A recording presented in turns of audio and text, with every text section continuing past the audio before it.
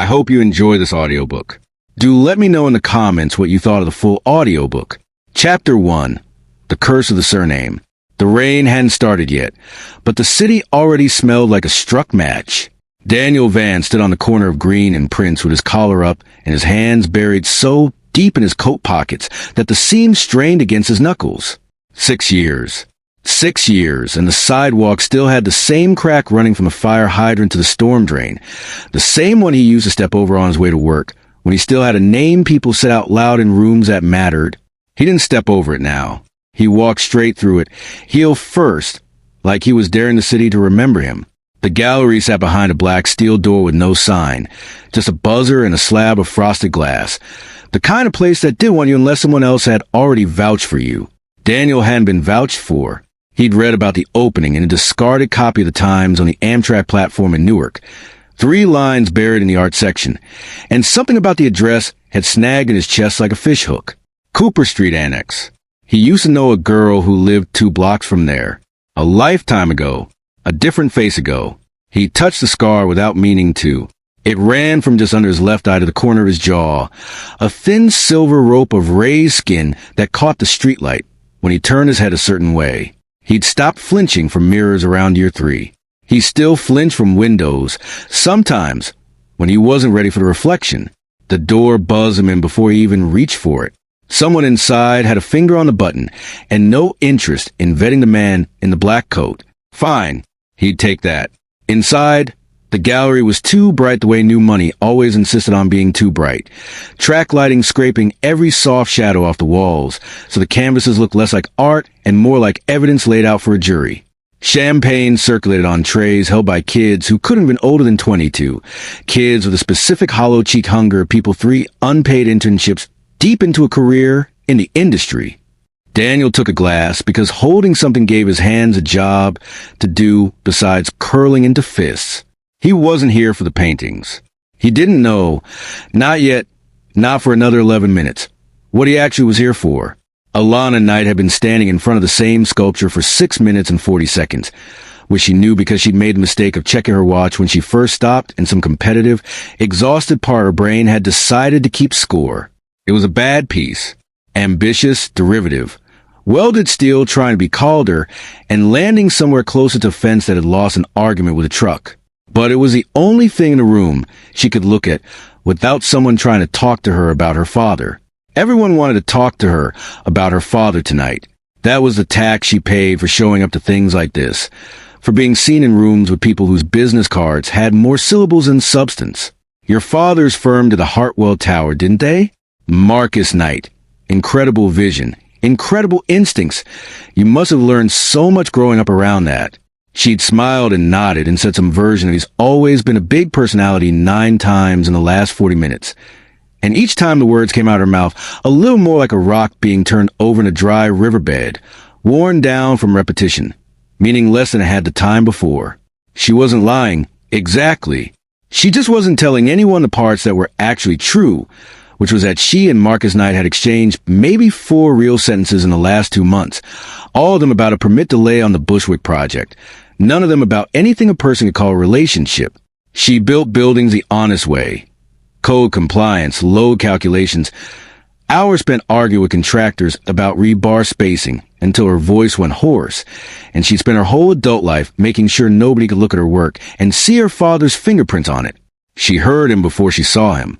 Not words, just the particular quality of quiet a person brings into a loud room, the way some people display silence instead of sound. She glanced sideways, the reflex glance you give anyone who stops walking near you, and her eyes caught on the line of his jaw before they caught on anything else. The scar. She looked away fast enough that it shouldn't have counted as staring. It counted anyway. She felt in her sternum, a small, stupid clench, the kind of thing that happened when you saw something you weren't supposed to look at twice, and your body did a 3rd time out of pure animal contrariness. He'd stopped in front of the sculpture, too. Not next to her. There was a good 3 feet of gallery floor between them, a distance that felt absurdly like it had been measured and cut to spec, but close enough that she was aware of him the way you're aware of a draft from a window that isn't quite shut. It's not very good, he said. Not to her. Or to her, but angled at the middle distance.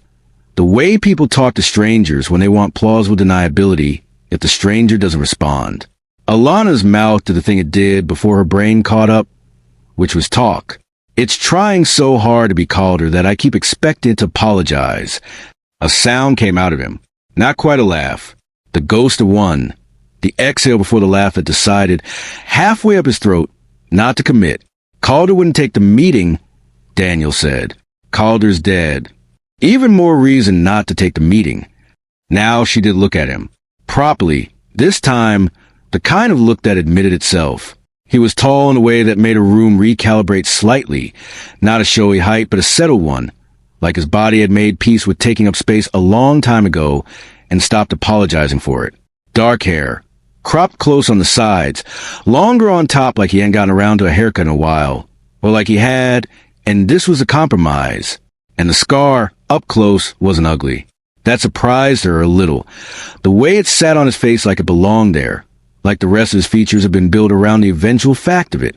He was looking back at her with the specific stillness of a man who trained himself not to react to things. She recognized that stillness. She'd spent a childhood around men who wore it like a suit. Alana, she said, and put her hand out before she'd fully decided to, because something about the silence stretching one more second felt worse than the risk of the gesture. He looked at her hand for a beat too long. Long enough that she almost pulled it back. Then he took it. His grip was dry and warm and firm without performing firmness, and there was a rough patch along the side of his index finger, callous, not manicure, and she found herself cataloging that detail with an attention she had no good excuse for. Daniel, he said. Neither of them offered a last name. Later, much later, on nights when she couldn't sleep and the whole evening replayed itself against the ceiling like a projector she couldn't switch off, she would understand that this omission was the entire architecture of what happened next.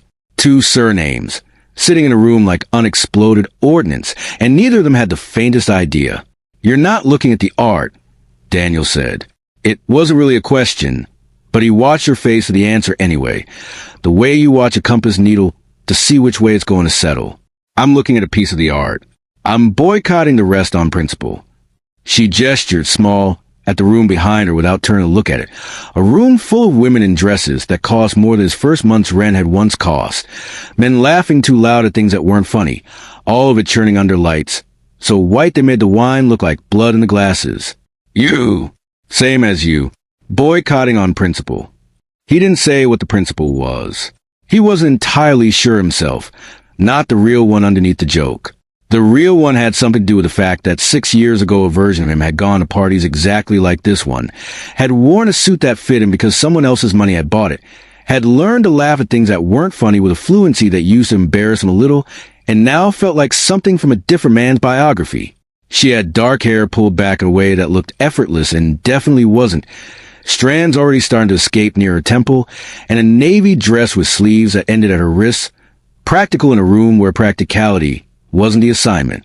Architect, he guessed, before she said anything else. There was something in the way she'd looked at the sculpture. Less like is this beautiful, and more like would this hold weight. A structural read instead of an emotional one. He filed the guess away without deciding whether he'd ever test it. What do you do, she asked, when you're not boycotting art on principle? His jaw did something small, a tightening that he caught and released before it could become a tell. Consulting, he said. Risk assessment. Mostly for people who should have assessed their risk a lot earlier than they did. That's either very boring or very interesting, and I can't tell which. Depends on the week. What kind of week is this one? He looked at her for a second too long before he answered. The kind of pause that in a different conversation would have read as rude, and in this one read as something else entirely. Something that made the back of her neck warm despite the gallery's aggressive air conditioning. Undetermined, he said finally. Ask me again in a month. I don't have your number. You could ask for it. I could. She didn't. Not yet. She picked her champagne back up off the little round table she'd set on 20 minutes ago and found it had gone flat and warm. And she drank it anyway because it gave her something to do with the sudden, embarrassing awareness of her own hands. A waiter drifted past with a fresh tray, and Daniel set his empty glass down and didn't take another. He was watching the door out of the corner of his eye, an old habit, the kind you don't unlearn even 6 years and one continent removed from the reasons you built it. He counted the exits when he came in. The front, the freight door in the back marked with an unlit exit sign, the fire stairs behind a velvet rope nobody was enforcing, and some low hum in his chest kept doing the math on all three, even while the rest of them stood here, in this pool of too bright light, talking to a woman whose name he'd have to ask twice, because he hadn't actually caught her surname, and some animal part of him had decided, apparently, that he didn't want to ask. "You keep looking at the door," Alana said. He hadn't expected her to notice. Most people didn't. Most people were too busy being watched themselves to watch anyone else. That was a whole ecosystem of a room like this. Everyone performing observation while actually just waiting to be seen. She wasn't performing it. She was doing it. "Occupational hazard," he said. "Risk assessment. I case rooms. It's involuntary at this point." "That sounds exhausting." "It is." "Do you ever turn it off?" "No." She didn't push. She just nodded, slow, like she was filing the answer somewhere for later use. And something about the lack of follow-up questions made him relax a half-degree he hadn't known he was holding. Outside, the sky finally made good on its threat. Alana heard it before she saw it. The first fat drops hitting the gallery's single-high window with a sound like knuckles on glass, and half the room turned toward the sound the way crowds do, a small collective flinch, before returning to their conversations like nothing had happened. Daniel didn't turn toward it. He'd clocked the barometric pressure drop on the walk over, the specific metallic smell that came before New York rain, ozone and wet asphalt, and the underground breath of the subway grates. And none of it surprised him. "You don't like storms," he said. He'd noticed her hand tighten slightly around her glass at the sound. "I like storms fine. I don't like storms in this dress." She glanced down at the navy silk, like it had personally betrayed her. "It's dry clean only, and I will absolutely walk home in this if the trains are running behind, and then I will absolutely regret it." "Where's home?" The question sat there a second too long before she answered it, and he noticed the hesitation the way he noticed everything. Filed it without comment. "Tribeca," she said. "You." "I'm between things." That's a very consultant answer. "I contain multitudes." A corner of his mouth moved, not quite a smile. More like the architecture one. Scaffolding without the building yet. She found herself staring at his mouth a half-second too long, and then made herself stop. Made herself look instead at the sculpture again. The bad called her knockoff. Safer territory. "Can I ask you something?" she said. "And you don't have to answer if it's..." "Ask." She nodded toward his face without quite pointing. A small, apologetic gesture. The scar. He didn't flinch. She'd half expected him to, the way people usually did when the question landed, that little full body wince of, "Oh, we're doing this now." He just held very still, the same stillness she clocked in him from the first 30 seconds, and something about the stillness told her more than an answer would have. "Work," he said. "A bad week." "That's it? A bad week." Some weeks are worse than others. His voice had gone very level, very smooth, the kind of smooth that isn't calm so much as it's controlled, a river running fast over something submerged.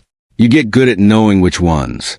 Eventually, she didn't push on it, though she wanted to, though something in her, some structural engineer part of her brain that couldn't leave a load-bearing question unasked, wanted to keep pulling at the thread until she found out what was actually holding up. She recognized the wanting as dangerous. She had a lifetime of experience not asking her own father the follow-up questions, and some reflex in her, honed over 29 years, knew the difference between a door someone was opening and a door someone was letting you glimpse through the crack before shutting again. She let it shut. "Fair enough," she said instead, and the words came out gentler than she expected them to. Something in his shoulders eased, a millimeter. Nothing anyone else in the room would have caught. She caught it. She was starting to realize she was cataloging an alarming number of small things about a man whose last name she still didn't have. The rain picked up in earnest, drumming hard enough now against a high window that it became a kind of white noise on the party, a bass line nobody else seemed to hear. Daniel felt it more than heard it, the way a change in pressure sits in your molars before it reaches your ears. He was aware. with an unease he didn't examine too closely, that he'd been standing in front of one mediocre sculpture for going on 25 minutes with a woman whose name he had, and whose everything else he didn't. And that's some part of him. The part that used to plan things for a living. The part that hadn't planned anything except one long, patient act of return for 6 straight years. Had gone very quiet in a way it hadn't gone quiet in longer than he wanted to admit. "I should let you get back to the room," he said, and didn't move. "You could. I'm not stopping you." She didn't move either. "You said you were boycotting the room." "I'm boycotting the room. I didn't say anything about you." That landed somewhere under his ribs and stayed there. A small stone dropped into still water, rings moving outward long after the stone itself had settled. He looked at her. Really looked. The kind of look he usually reserved for casing an exit or reading a mark. Except there was nothing to read here, nothing to plan around, just a woman in a navy dress with rain-damp air clinging to the loose strands of hair at her temple, looking back at him like she'd already decided something and was waiting to see if he'd catch up. "Alana," he said, testing the name out loud again, like he wanted to make sure it was real. "What's the last name?" The question sat in the air a beat too long. He watched something cross her face. Quick, there and gone, a shadow passing over water, before she answered. "Does it matter?" He should have said no. It was the easy answer, the charming answer, the kind of line that would have kept the whole evening light and frictionless and headed toward an exchange of numbers and nothing more complicated than that. He opened his mouth to say it. "Night," she said, before he got the chance, like she decided the delay itself had gotten too heavy to keep holding. "Alana, night." The gallery didn't go quiet. The party kept churning around them. Glasses clinking. Someone's laugh cutting sharp to the ambient noise. The rain hammering the window in its indifferent rhythm. But something in Daniel's chest did go quiet. A terrible, total silence. The specific silence of a room after a gunshot, before the ringing starts. "Night." He kept his face still. It was the one skill 6 years had sharpened past all his others, the ability to let something detonate behind his sternum and show nothing above the collarbone. He'd learned it in rooms much worse than this one. Learned it the hard way. The kind of way that left a silver line from cheekbone to jaw as a permanent transcript. "Vance," he said. His own voice sounded strange to him, arriving from somewhere very far away. "Daniel Vance." He watched her face for the recognition. It didn't come. Of course it didn't come. She had been a teenager, maybe younger, when the name still meant something in the circles her father moved in. And even then, Marcus Knight would have made very sure his daughter never heard the name Vance spoken aloud in his house. Not once, not ever. Not in any context that could be traced back to what had actually happened. She just smiled, a small, easy, unburdened smile. The smile of a woman who had said her father's surname 1,000 times tonight already, and had no idea this was the first time all evening it had actually cost anyone anything. "Nice to officially meet you, Daniel Vance," she said, and put her hand out a second time, like the first handshake didn't count now that they had names to go with it. He looked at her hand. Small, steady, a faint white line of a heel cut across one knuckle. The honest scar of someone who worked with her hands on something real. Not the manufactured kind he'd learned to read on men who wanted to seem harder than they were. 6 years of planning sat behind his sternum like a held breath. 6 years of a single name written on the inside of his skull in block letters. Night, night, night. Until the letters had stopped being a person and become an architecture all their own. A structure he intended to bring down floor by floor. He had not planned for a daughter. He had not planned for this. For a particular, specific weight of a woman's hand in his, warm and unaware, offered up without a flicker of the history sitting between them like a third person in the conversation. He had planned for boardrooms. For a confrontation with a name on a brass plaque. A face he'd hated in high resolution for 6 years running. He had not planned for rain on a high window and a bad call to knock off in the low, unhurried thrill of being looked at by someone who didn't yet know what he was. "The pleasure's mine," he said and took her hand, and it was the truth and it was the worst thing he'd said in 6 years, both at once, sitting side by side at his chest like they belonged there.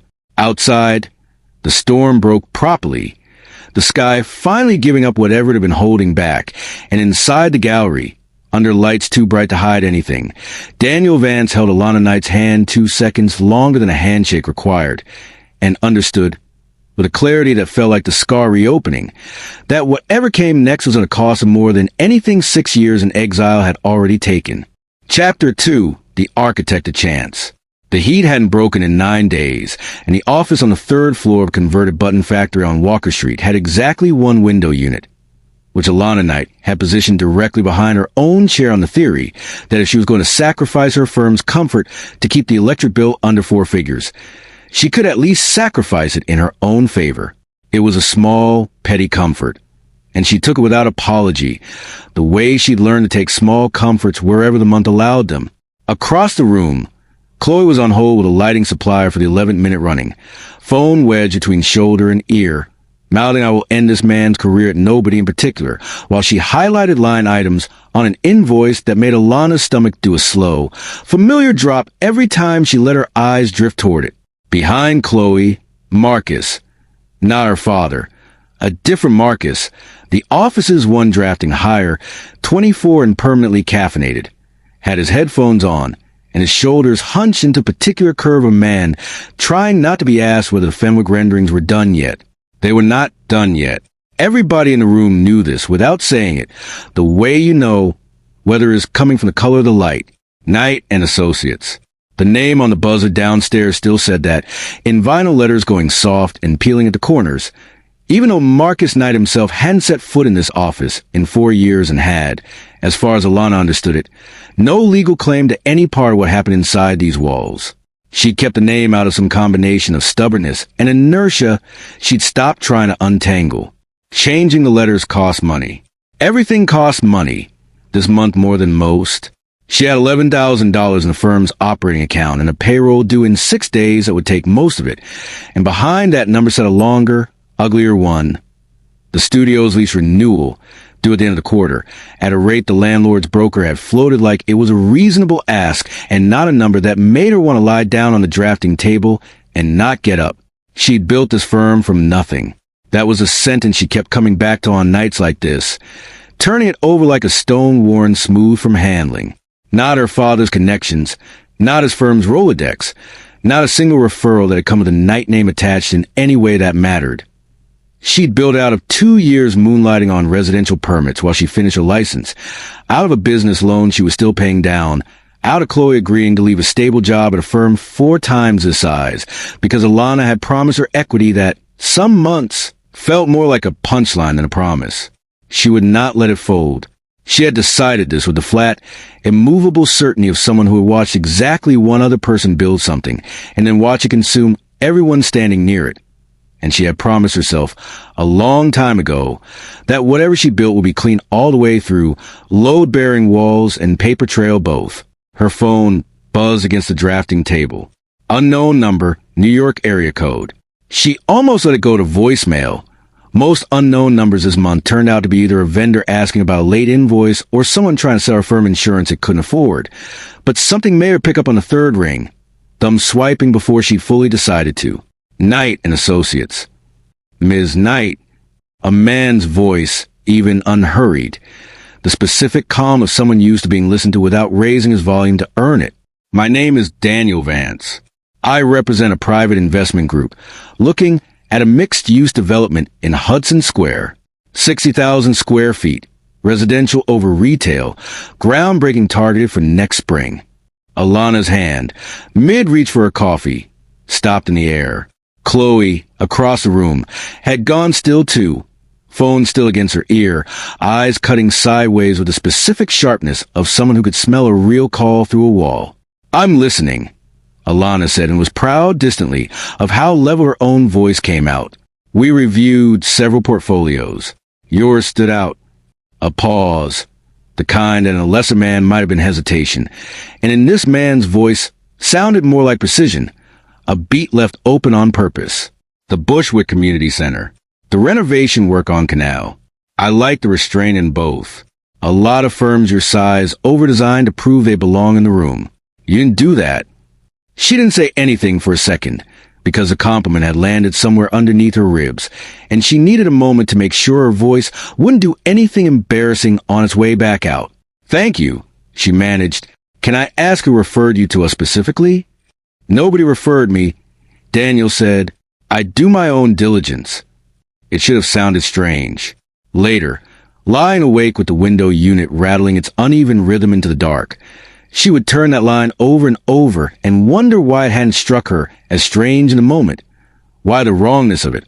A man with 60,000 square feet and, presumably, the money to hire any firm in the 5 boroughs, choosing to hunt down a struggling 4-person shop on Walker Street through his own diligence, had slid past her that afternoon like something perfectly ordinary. But in the moment, sitting in a 3rd-floor office with a payroll due in 6 days and $11,000 standing between her and the kind of decision she didn't want to have to make, the line sounded like exactly what she needed it to sound like. Luck. A door opening because she'd earned it opening, finally, after years of doors that mostly didn't. I'd want to walk the site, she said, before I say anything more concrete, and see a term sheet. Of course. Something in his voice shifted, warmed a half-degree. The specific pleasure of man hearing a woman ask the right questions instead of the eager ones. I can have my associate send the site package over today. I'd like to meet in person, though, before anything's signed. I find contracts go better when both sides have actually looked each other in the eye. She almost laughed. The echo of last week's conversation, the one that hadn't happened yet in his account and had very much already happened in hers, a gallery and a bad call to knock off and a scar-catching streetlight, sat right there on the tip of her tongue, and she bit it back only because some instinct, thin and reflexive, told her it would sound insane to say out loud to a stranger on the phone. We've met. I know your voice already. I think, though it sounds different without a room full of people around it. That works for me, she said instead. When? Thursday. I'll have my office send the time. The call ended. Alana set the phone down on the drafting table with a care that felt almost ceremonial, like the object itself had become fragile, and became aware, in the silence that followed, of Chloe standing directly behind her chair with both eyebrows somewhere near her hairline. Who? Chloe said. Was that? I don't actually know yet. Alana heard the strangeness in her own sentence a half-second after she said it and didn't correct it, because it was, somehow, exactly true. She told herself, walking home that night. She'd taken the subway 3 stops and walked the rest, an old habit from years with no cab budget that she'd never quite let go of even now, that a cab wouldn't have broken her, that she wasn't going to let herself hope too hard about it. Term sheets fell apart. Investors got cold feet or found a firm with a bigger name, or decided halfway through diligence that a mixed-use development in Hudson Square wasn't worth the headache after all. She'd watched enough deals evaporate in 4 years of running this firm to know better than to spend money she didn't have on a maybe, but some small, exhausted, hopeful part of her kept circling back to the sound of his voice on the phone, the specific weight he'd put on I like to restrain him both, like he'd actually understood what he was looking at instead of skimming a portfolio PDF between meetings. It had been a long time since anyone in her professional life had made her feel looked at instead of assessed. The rain from a few nights ago had washed the city into something briefly, uncharacteristically clean, and the evening light coming down Hudson Street had that particular gold slant that made even the scaffolding look intentional. She thought, not for the first time that week, about the man from the gallery. Daniel. No last name. She'd offered hers, and some flicker had crossed his face before he'd matched it. A flicker she hadn't examined too closely at the time because the rest of the evening had felt too good to interrogate. She'd looked for his number in her phone twice since then, out of habit, before remembering she'd never actually gotten it.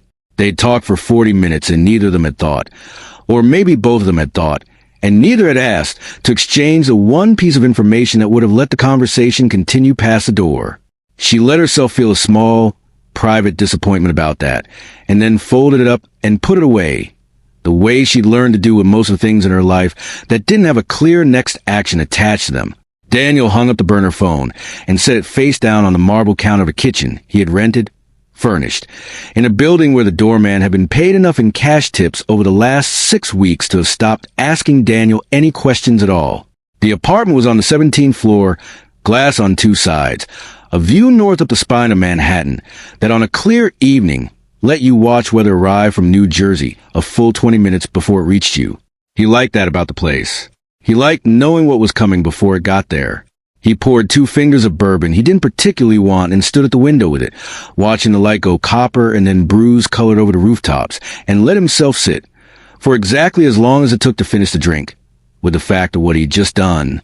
He had built the shell company 11 days ago, Meridian Cove Holdings, registered in Delaware, 3 layers removed from anything that could be traced back to the name Vance, and under a forensic accountant's full working week. He had funded it with money that had taken him 4 years and a set of relationships he still didn't love thinking about too hard to accumulate. Money clean enough to survive due diligence, dirty enough in its origin story that he'd rather it never got asked about at all. He had built the whole architecture of it with a single purpose in mind: get inside Marcus Knight's orbit, get access, get proximity to the paper trail that 6 years ago had put a knife through everything Daniel had built and left with a scar, and a name people used to say with respect, and now, if they said it all, said with a careful, pitying distance, like his story was a cautionary tale told at other people's dinner parties. He had not built it with Alana Knight in mind at all. That was the part sitting uneasily behind his sternum now.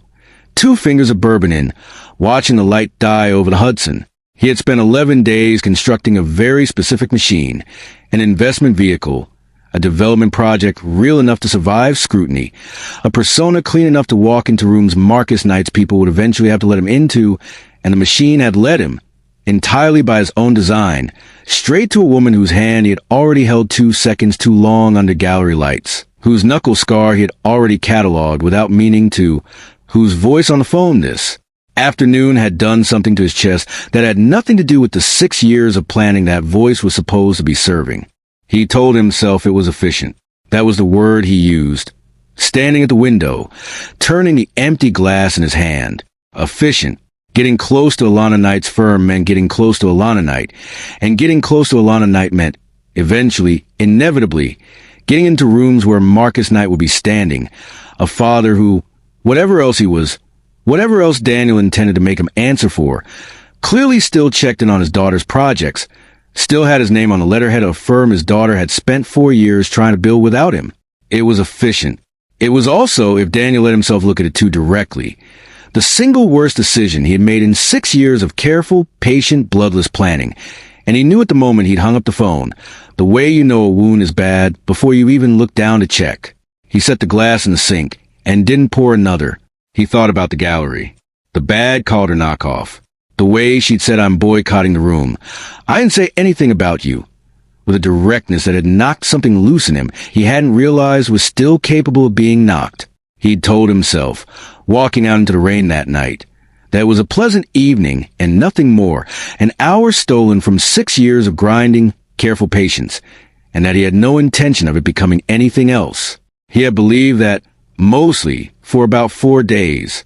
Then he'd found himself sitting across from his associate, a quiet, competent woman named Reyes who ran the operational side of Meridian Cove and asked no questions she didn't need answered, reviewing a short list of small architecture firms for the Hudson Square project, and Knight and Associates had been on the list before he'd consciously decided to put it there, his hand moving faster than the part of him that should have stopped it. He had known, looking at that name on the short list, exactly whose name it was. He'd run the ownership records on every firm his people had flagged, out of the same reflexive diligence that had kept him alive in rooms far worse than the gallery opening, and Knight and Associates had come back registered to one Alana Marie Knight, 30 years old, licensed architect, sole proprietor, no business relationship on record with any entity connected to Marcus Knight in the last 6 years. He had sat with that fact for a long moment, in his own quiet office at 2 a.m, and told himself several different versions of why it didn't matter, why the coincidence, if it even deserved that softer word, didn't change the calculus of the plan at all. It changed everything about the plan. He had known that even as he was arguing himself out of knowing it, the morning of the site walk, Alana arrived 20 minutes early, because she always arrived 20 minutes early to anything that might actually save her firm, and stood at the corner of the lot on Hudson Square with a hard hat she didn't need yet tucked under one arm, and a folder of preliminary sketches she'd stayed up until 1 a.m. finishing, on spec, on nothing but the hope that a stranger's voice on the phone had meant what it sounded like it meant. She saw him from half a block away and knew, with a lurch that went straight down through her stomach and into the soles of her shoes, exactly who he was before he'd said a word. He was wearing a different coat than the one from the gallery, charcoal instead of black, and his hair had been cut since, the longer pieces on top gone, everything cropped close and precise now, a different silhouette entirely, but the walk was the same, the particular unhurried economy of movement, the way he scanned the street without appearing to scan it, cataloging exits and angles out of some habit she clocked at the gallery and hadn't understood the shape of yet. And the scar. There was no mistaking the scar, silver in the flat morning light, running from cheekbone to jaw exactly where she remembered it. He stopped 3 feet from her, close enough now that she could see something move behind his eyes, quick, there and gone, the same flicker she remembered from the moment she'd said her own last name at the gallery, and he'd taken half a second too long to offer his. "Ms. Knight," he said, and his voice was exactly the voice on the phone, exactly the voice she'd been trying and failing not to think about for 3 days, and underneath it, unmistakably, the voice from the gallery too, the one that had said the pleasure is mine like he meant something else by it. "You," she said, and it came out on an exhale, half laugh, half something with more weight to it, disbelief and delight, and a third thing she didn't have a name for yet all braided together. "You're Daniel Vance. You're the This Is Your Project. It's my group's project." Something careful entered his voice, a precision she hadn't heard in it before, and she was too busy riding the surprise of the moment to register what that precision might mean. "I run diligence and site selection personally. I told you I like your restraint. I meant it before I knew your name matched the face I'd already met." It was, she would think much later, a technically true sentence, constructed with a specific, load-bearing precision of a man who built things that needed to hold weight under scrutiny.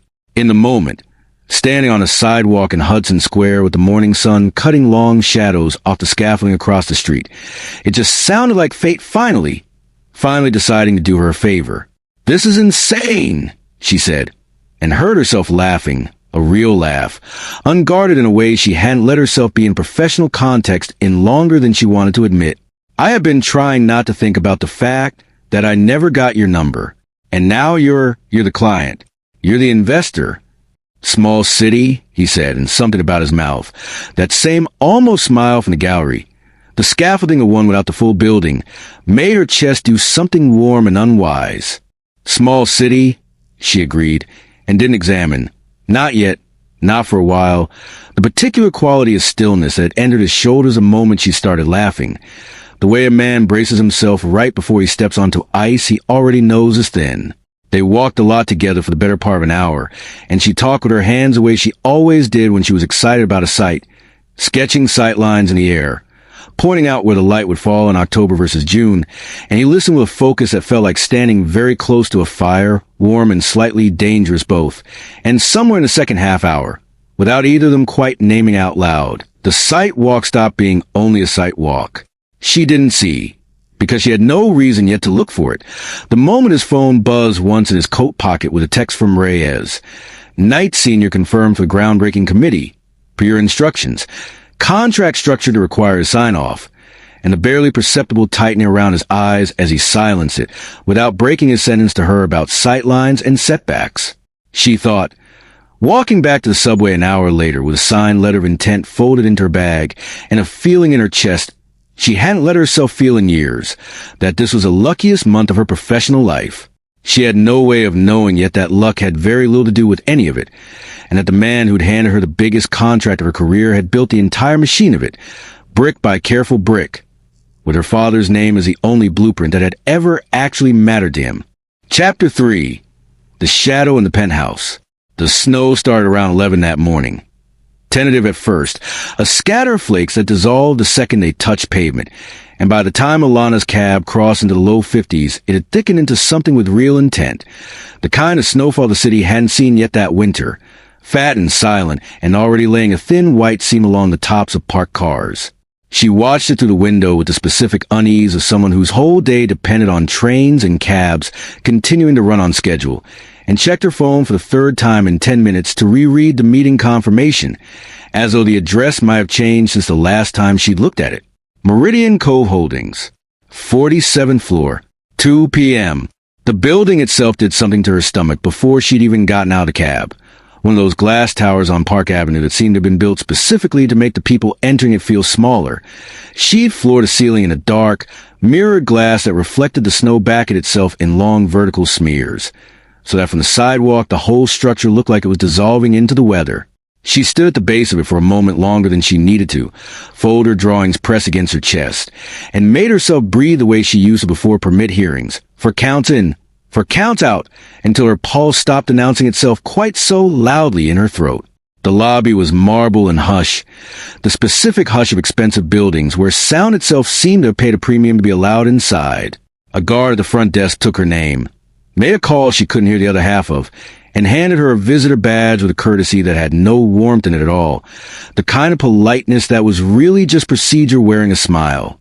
The elevator to the 47th floor was fast enough that her ears popped twice. She had told herself, on the ride up, several different versions of what today's meeting would be. She had pictured Daniel from the site walk, easy, watchful, the corner of his mouth doing that almost smile thing whenever she said something he found sharper than he expected. She had pictured, if she was honest with herself, something almost like anticipation, an unprofessional and entirely inconvenient flutter she spent the whole cab ride trying to talk herself out of. The man who stood up from behind the desk when she was shown into the corner office was not that man. He didn't come around the desk to meet her. He rose, buttoned his jacket with one hand in a motion so economical it looked rehearsed, and gestured the chair across from him with two fingers, a small, precise movement that managed to communicate sit without a single word attached to it. His shirt was white, pressed to a sharpness that made her own blazer feel, suddenly, like something she grabbed off a chair that morning instead of chosen. His face gave her nothing. Not cold. Exactly. Cold implied an absence, and this was something more active than absence, a wall constructed with intention, brick set on brick, mortar allowed to cure.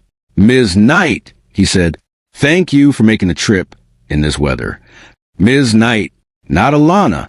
She registered the swap the way you register a sudden change in air pressure, a small pop somewhere behind the ears, and covered it by crossing the chair he'd indicated and setting her folder on the glass table between them with more precision than the gesture required. "Mr. Vance," she said back, testing the shape of the formality in her own mouth, and watched something flicker behind his eyes. There and gone. So fast she'd have missed it if she hadn't already learned at the gallery, at the site walk, to watch for exactly that flicker. "Let's start with a schematic package," he said, and slid a folder of his own across the glass without waiting for her to finish sitting, "and work through the deviations from the term sheet. I have some concerns about the residential unit mix on floors 12 through 18. There was no small talk, no mention of the site walk, of the sight line she'd sketched in the air with her hands, while he'd watched her with a focus she'd let herself misread, apparently, as something other than a man doing very careful reconnaissance. She opened her own folder and matched his tone as best she could, professional, clipped, and told herself the sudden coolness in the room had nothing to do with the temperature. "The unit mix follows the density bonus requirements for the affordable housing set aside," she said. "If we shift the ratio on 12 through 18 the way you're describing, we lose a bonus and the whole floor area calculation changes. I can walk you through the numbers, but functionally it costs you 3 additional floors of buildable area you'd have to make up somewhere else in the massing." "Show me." 2 words. No please, no softening. She looked up at him for a beat, checking.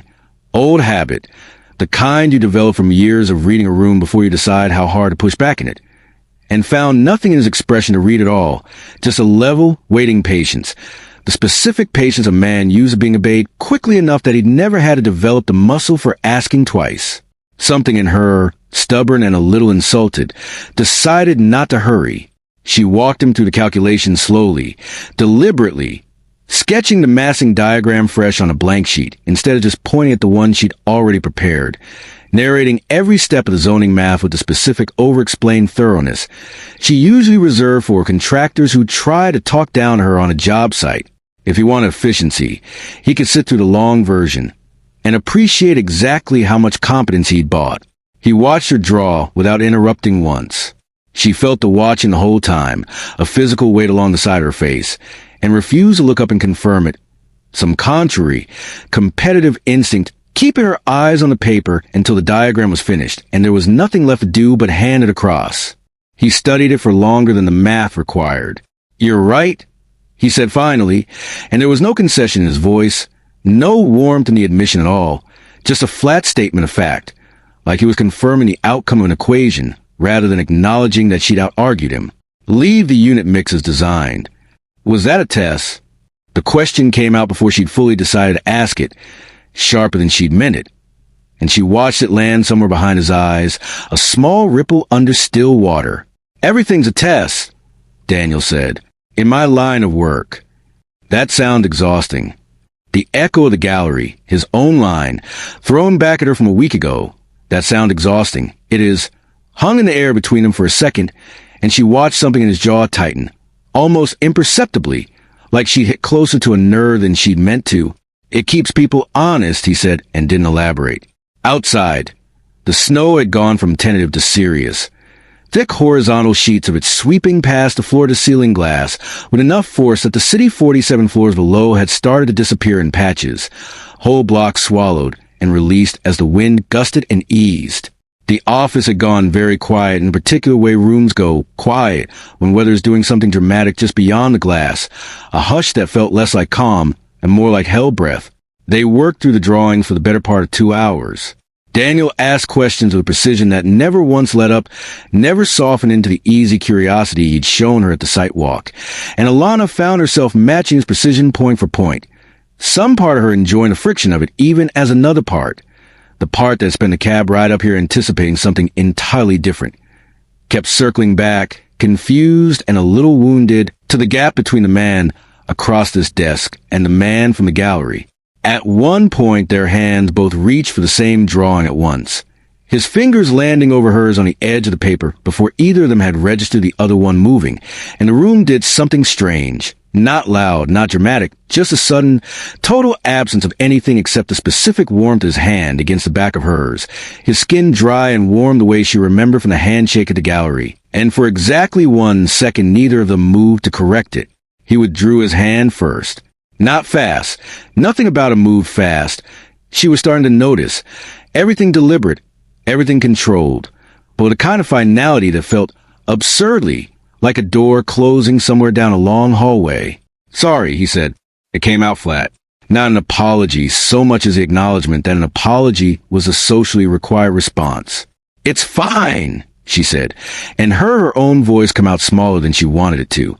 He didn't look at her for the next several minutes. She noticed that too, filed alongside every other small, contradictory data point she'd been collecting since she walked into this office. The coldness, the precision, the way his eyes had gone somewhere else entirely the moment their hands touched. Somewhere that looked, if she was reading it right, less like disinterest and more like a man actively fighting something he decided, for a reason she couldn't guess at, not to let win. Daniel had rehearsed this meeting in his head at least a dozen times before she walked in, standing at the window that morning watching the first flakes start to fall, running through the version of himself he needed to be in this room. Cold, exacting.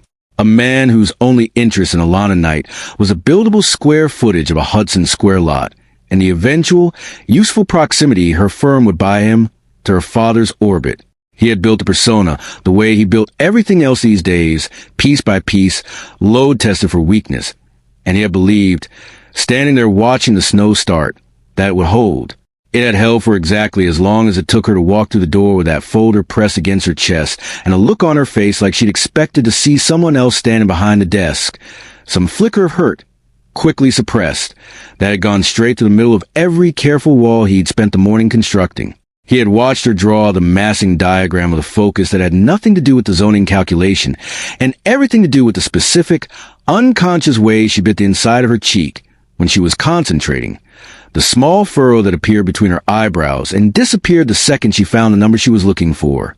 He had asked her questions with more edge than the questions required. Not because he needed the edge of the plan, but because he needed something to do with his hands that wasn't reaching across the desk, and interrogation was the only tool he had left in a room where every other instinct in him was pointed somewhere he'd promised himself 6 years ago, in a hospital bed with stitches still fresh along his jaw, that he would never let himself be pointed again, toward wanting something, toward a person instead of a plan, when their hands had touched over the drawing. Something in his chest had gone off like a struck bell, a single, clean, resonant note that took a long time to stop ringing, and he had pulled his hand back with a speed that surprised even him, because the alternative, leaving it there, letting the moment stretch the way it wanted to stretch, was a door he understood with total clarity that he could not afford to open. Not now. Not with her father's name sitting behind every clause of this contract, like a landmine buried under good soil. He made himself look back down at the drawings. Made himself ask the next question in the same flat, clipped register he'd been using all afternoon, even though some part of him, the part that stood in the gallery a week ago and told her the pleasure's mine and meant it more than he'd meant almost anything in 6 years, wanted very badly to say something else entirely. The lobby entrance, he said instead, walk me through the security sight lines. It was a strange question for an investor to ask about a mixed-use residential building, and he watched her clock the strangeness of it. A small crease appeared between her eyebrows before she answered anyway, professional to the last, sliding a new page across the glass to show him the ground floor plan. 2 entries, she said. Residential lobby faces west, retail entrance faces the avenue.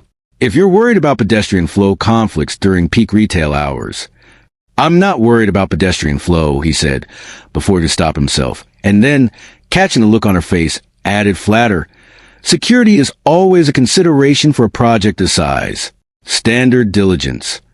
It was not, in fact, standard diligence for a $200 million mixed-use tower to have its lead investor personally interrogating the sight lines from the lobby desk to the elevator banks, and some careful, watchful part of Alana filed the question away without being able to name, yet why it snagged on her the way it had. She answered it anyway, because that was the job, and because some part of her, the part still trying to reconcile the man in his office with the man from the gallery, wanted badly to keep giving him reasons to keep looking at her the way he'd looked at her over the sculpture, even if right now all she was getting back was a wall. By 4:30, the snow outside had become something close to a whiteout, the avenue below reduced to a smear of taillights crawling at a walking pace, and Alana's phone buzzed with 3 separate alerts in a row. Subway delays, a citywide travel advisory, a text from Chloe asking, with more concern than the message strictly needed, whether she was planning to try to get home in this.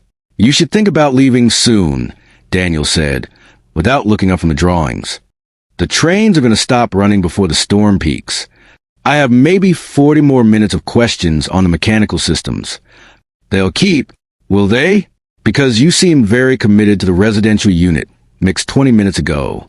He looked up at that, the first time in nearly an hour that his eyes had actually held hers instead of sliding past, professional and careful, towards some safer point on the page between them, and something in his expression cracked, just slightly, just enough that she caught a flash of the man from the gallery underneath all this careful, cold architecture, there and gone so fast she'd have doubted she'd seen it at all if the warmth hadn't stayed behind her sternum for a full minute after.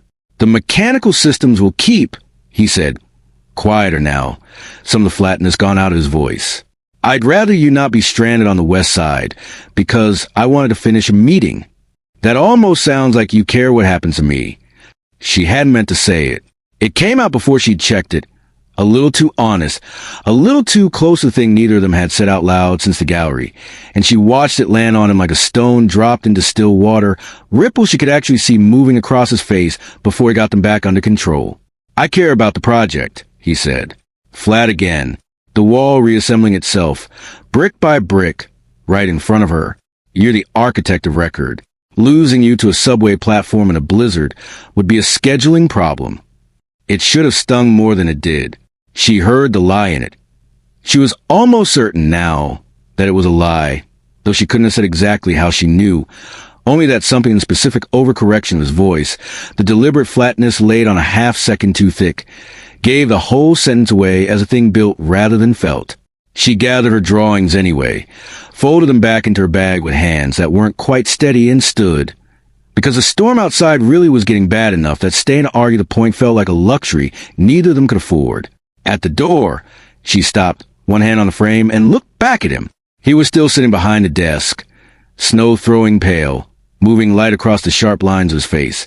And for a second, just a second, The careful, cold construction he'd worn all afternoon slipped again, and what was underneath looked less like a man protecting a business deal and more like a man standing very still at the edge of something he badly wanted to fall into and had decided, for reasons of his own, that he could not afford to. "Get home safe, Ms. Knight," he said.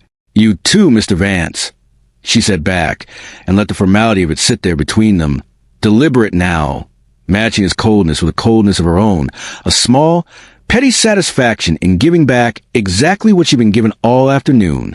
She rode the elevator down through 47 floors of silence, watching the numbers count backward, and did not let herself think, until she was 3 blocks from the subway with snow already soaking through her boots, about the particular way his voice had cracked on "I'd rather you not be stranded," or about the fact that a man who had spent an entire afternoon treating her like a vendor to be managed had also, somehow, without her quite catching the moment it happened, made absolutely certain she wasn't going to be trapped in his building's lobby by a storm he could see coming from 47 floors up before she ever could.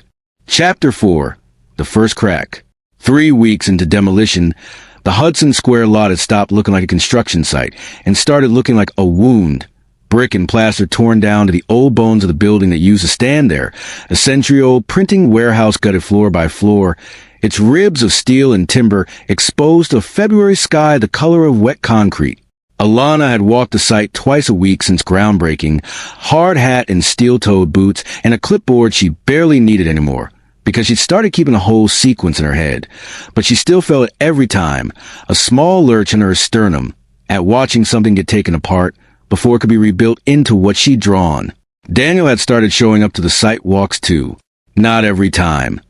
Enough times that it stopped being coincidence and started being a pattern neither of them commented on out loud, a silent agreement to let the strangeness of it go unexamined. He stood at the edges during the contractor briefings, hands in the pockets of a coat too well cut for a construction site, and watched the crew work with an attention that had nothing to do with square footage. She'd catch him sometimes not looking at the structure at all, but at her. The particular way she moved through a site like she already knew where every hazard was going to be before it announced itself. And she'd learned, over the last 3 weeks, to let the look sit there a beat longer than professional distance strictly allowed before she made herself look away first. Since the snowstorm, something between them had shifted register, without either of them naming the shift. He was still cold in meetings, clipped, exacting, the wall reassembling itself the second a conversation drifted anywhere close to personal. But the coldness had started to feel less like distance and more like a rope pulled taut, the kind of tension that came from 2 things straining against each other rather than 2 things simply apart. She'd catch herself, some nights, replaying the crack in his voice at the office door. "I'd rather you not be stranded." Turning it over the way you turn over a stone looking for what's underneath, and getting nowhere, and going back to it anyway the next night regardless. Today the crew was pulling the last of the 4th floor joists, a section of the old warehouse ceiling that had been flagged twice in inspection reports for water damage nobody had gotten around to fully assessing before demo started, because the schedule, as always, was tighter than anybody's comfort level. Alana stood near the base of the north stairwell with the site foreman, a broad, unhurried man named Ruiz who'd built half of Red Hook over 30 years, and had exactly 0 patience for architects who didn't listen when he told them where to stand, going over a change order for the elevator core when the first sound came. It wasn't loud. That was the part that stayed with her longest afterward, in the weeks that followed, whenever she let herself replay it. How quiet it was at first, just a groan of old timber under new stress, a sound so ordinary on a demolition site that for half a second nobody around her reacted to it at all. Ruiz reacted a half second before she did. "Move," he said, sharp, already grabbing her by the shoulder, and she took 1 step back on pure instinct, the wrong direction, toward the stairwell instead of away from the joist line, and that was when the sound stopped being ordinary. The groan became a crack, sharp and total, with giving way all at once instead of gradually, and above her, she looked up before she could stop herself. The single worst thing to do and the only thing her body let her do, a section of the old ceiling joist let go from its bracket in a shower of plastered dust and rust and splintered timber, 12 feet of century-old lumber, coming down at an angle that put on a direct line for the exact stretch of exposed subfloor she was standing on. She had time to register the shape of it, falling and not enough time to move. Daniel moved. She didn't see him cross the distance.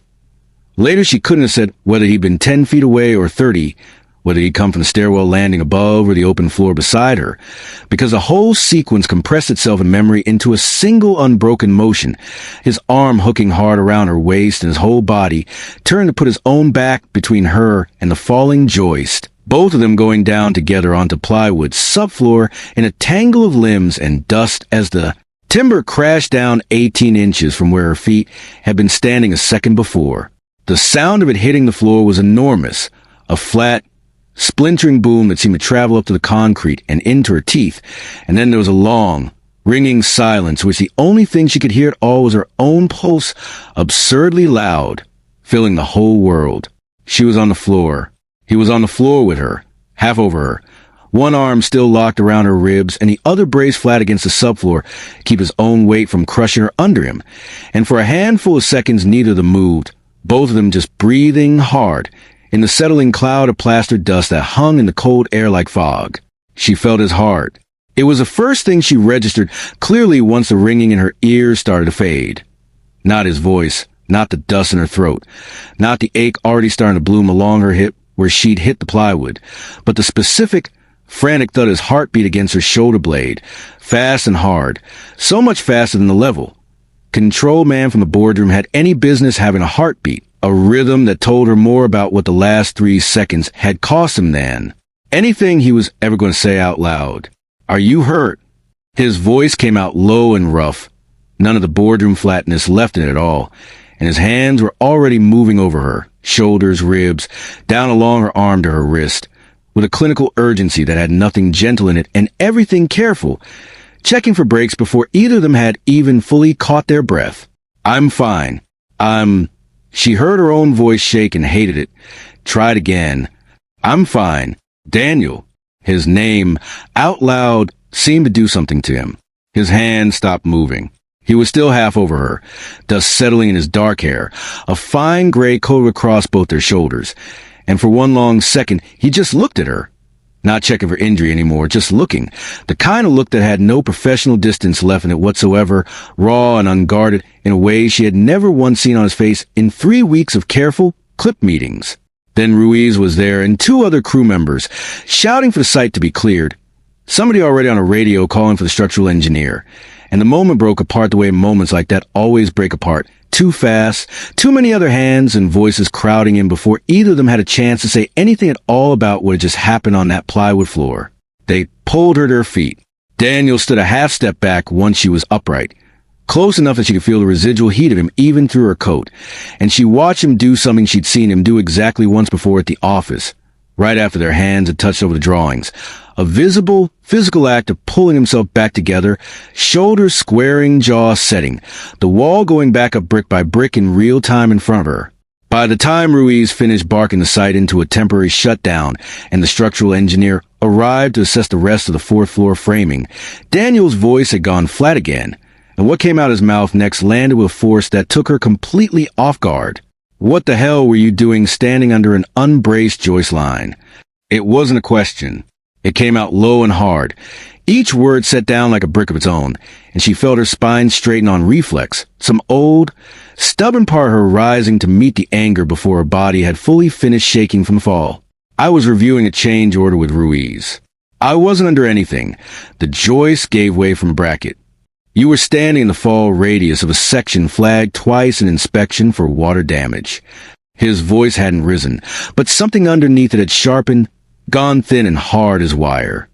You walk the site every week for a month. You know where the flag sections are.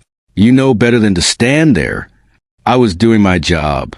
Your job does include getting crushed by a joist because you were focused on a change order instead of the ceiling. You don't get to talk to me like that. The words came out before she measured them, heat rising fast up her throat. Some part of her dimly aware that the anger felt good, felt like solid ground after 30 seconds of ground that hadn't been solid at all.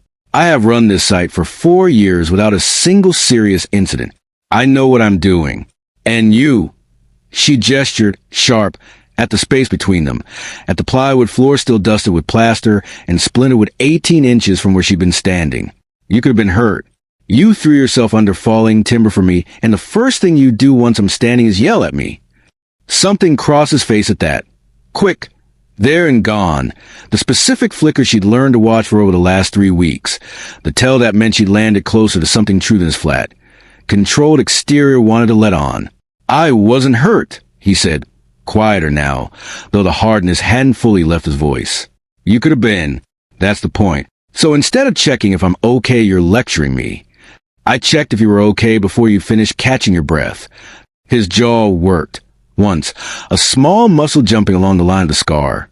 I'm telling you now because you need to hear it while it's still fresh enough to actually stick. Adrenaline fades. In an hour, you'll have convinced yourself it wasn't that close. It was that close, Alana. Her name, not Ms. Knight. The sound of it in his mouth, rough-edged and low, standing in the cold ruin of a 4th floor with plaster dust still settling around both of them, did something to the anger in her chest that she wasn't prepared for at all. Didn't dissolve it, exactly, but softened its edges, turned it into something closer to the thing that had been sitting underneath the anger the whole time, which was fear, plain and simple, the delayed kind that arrives once the body finally believes it's safe enough to. Feel it. Her hands, she realized, were shaking. Not from cold. Daniel saw it too. She watched him see it. Watched the hard line of his shoulders ease. Watched something in his face shift from the controlled fury of 30 seconds ago into something that looked, for one unguarded moment, almost like pain of his own. Hey, he said, and his voice had lost all its edge now. Gone low and careful. The voice she remembered from the gallery. From the 2 seconds his hand had held hers a beat too long over champagne and bad art. Hey, you're okay. You're standing right here. You're okay. I know. Her voice cracked on the second word. Humiliatingly. And she hated it. Hated the shaking in her hands more. Hated that the whole careful professional distance she'd been maintaining for 3 weeks was dissolving in real time on a demolition site in front of a work crew and a structural engineer in Ruiz, who had the decency, at least, to have wandered discreet 20 feet away and started a very loud, very unnecessary conversation with one of the framers about bracing specifications. Daniel reached out and closed his hand around her wrist, not the clinical, checking for injury grip from a minute ago, but something else, something that held on a beat longer than it needed to, his thumb moving once small along the inside of her wrist where her pulse was still going too fast. Come sit down, he said, away from the open floor. You don't have to be fine right this second.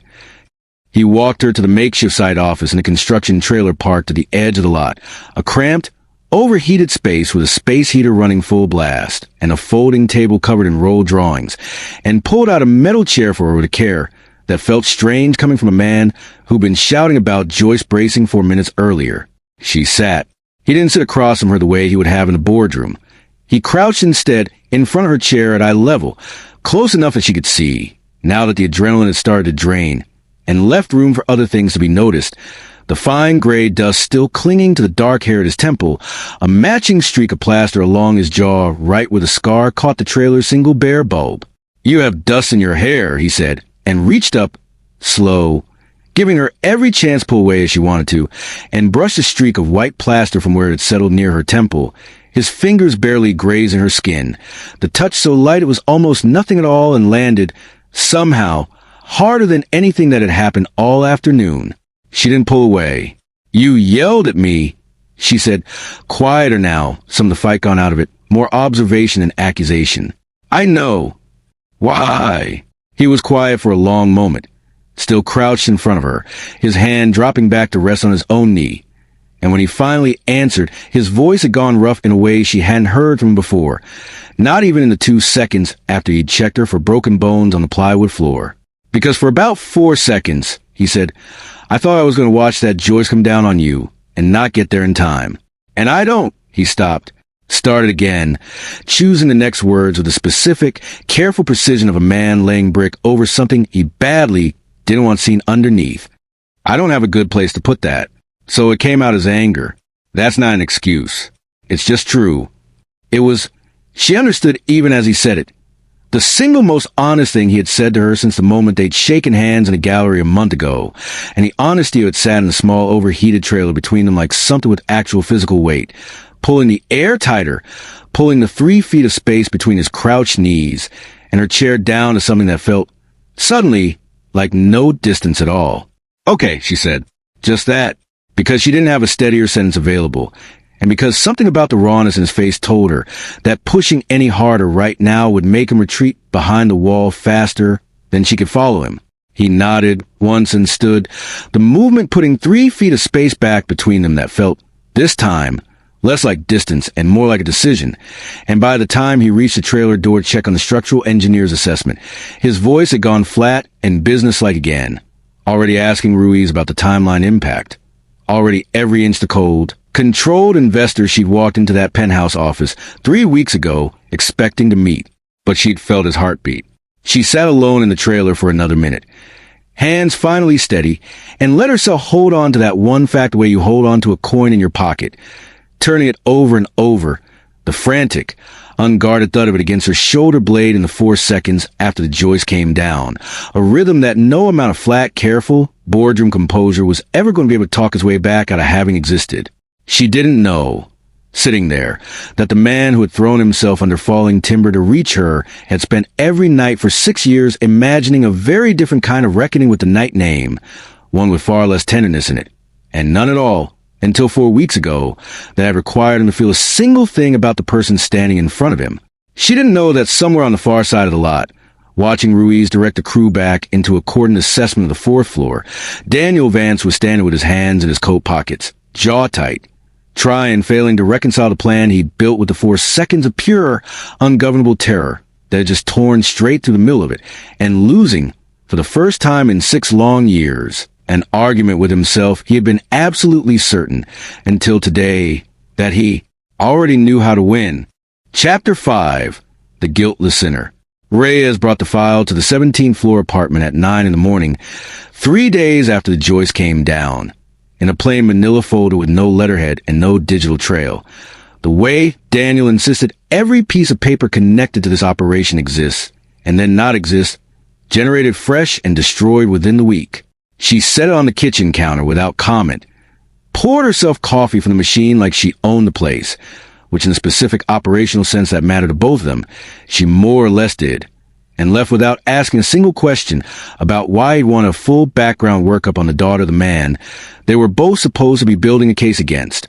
He didn't open it right away. He stood at the window instead, the way he stood at that window most mornings now, watching the East River catch the flat gray light of a February that refused to commit to either winter or spring, and told himself several versions of why this particular piece of diligence was necessary rather than what it actually was, which was a man looking for a reason not to feel the thing he'd started. For days ago on a plywood subfloor, feeling anyway, he had told himself, at the very beginning, 11 days before the gallery, that Alana Knight would be exactly like her father. That was the operating assumption the whole plan had been built on, back when the plan had still been clean and theoretical, a diagram in his head, instead of a woman with dust in her hair, and a pulse he could still feel against his palm 4 days later. Marcus Knight was a man who had built an empire on other people's blueprints, other people's labor, other people's silence, bought at whatever price kept the silence convenient. And men like that, in Daniel's 6 years of hard-won experience, did not raise children who came out clean. The rot went down through a family, the way water damage went down through a building, invisible from the outside, until the day a joist gave way under a weight it should have carried without complaint. He opened the folder. Alana Marie Knight, 30 years old, licensed architect, state of New York, 2019, B.Arch, Cornell, graduated summa cum laude. Senior thesis on adaptive reuse of industrial waterfront sites. The actual thesis was attached. 40 pages Daniel had not expected to read in full, and read in full anyway, twice, sitting at his kitchen counter with the coffee going cold beside him. He had expected a resume built on her father's connections. What he found instead was a woman who had gone out of her way, at every turn the file documented, to build a career that couldn't be traced back to the Knight name in any way that mattered. She'd interned during architecture school at a small nonprofit firm doing affordable housing work in the Bronx, unpaid, the summer after her father's firm had, according to a line item buried 3 pages deep in a business, filing Daniel recognized instantly because he spent 6 years memorizing every filing with Marcus Knight's signature on it. Closed a deal that should have gone to a competitor with a cleaner bid. She hadn't taken a single project connected to Knight Development in 4 years of running her own firm. She'd taken out a business loan under her own name, at her own risk, rather than accept. The file included an email thread Reyes had pulled from somewhere Daniel didn't ask about, 3 separate offers from her father to fund the firm's startup costs. All 3 declined. The last one declined in a tone so flat and final that even reading it secondhand, years later, Daniel had felt something shift in his chest that he hadn't expected to feel reading a stranger's business correspondence. "I want this to be mine," she'd written in the last email of the thread. "If it fails, I want it to fail because of something I did, not something you gave me that I couldn't hold on to." He read that line 4 times. He had spent 6 years building a very specific portrait of the Knight family in his head, a portrait with exactly one register. Cold, calculating, self-serving, willing to let other people absorb the cost of decisions made in rooms they were never invited into. He had watched that portrait get confirmed 100 different ways over 6 years of careful, patient research.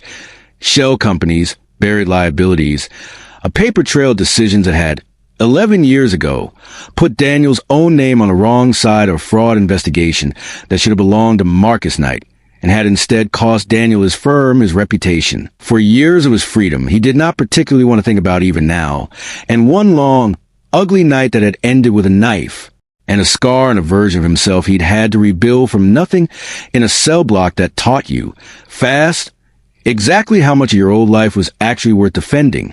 Marcus Knight had walked away from all of it clean, had built a bigger empire on the wreckage, had, as far as Daniel's research could determine, never once lost a single night of sleep over what his silence had cost a man standing on the other side of it.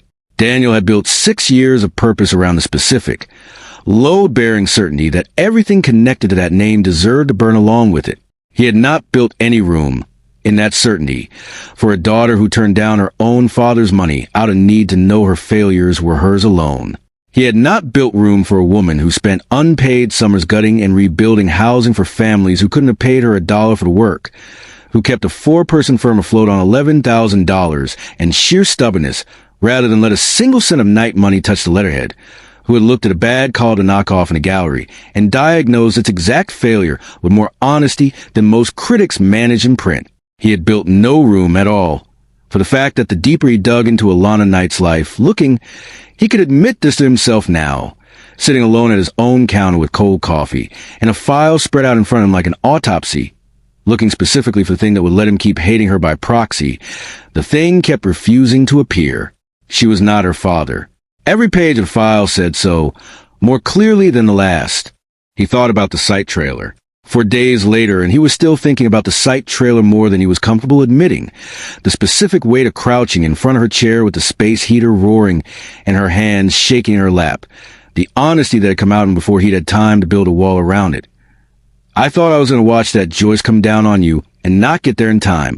A sentence he had not planned to say, had not rehearsed, had not built into any version of the persona. He'd spent 11 days constructing before the gallery. It had simply arrived, unedited, straight from whatever part of him still existed underneath 6 years of careful architecture, and he watched her face soften in response to it with an expression that had nothing calculated in it at all. That was the thing he kept circling back to. She didn't calculate.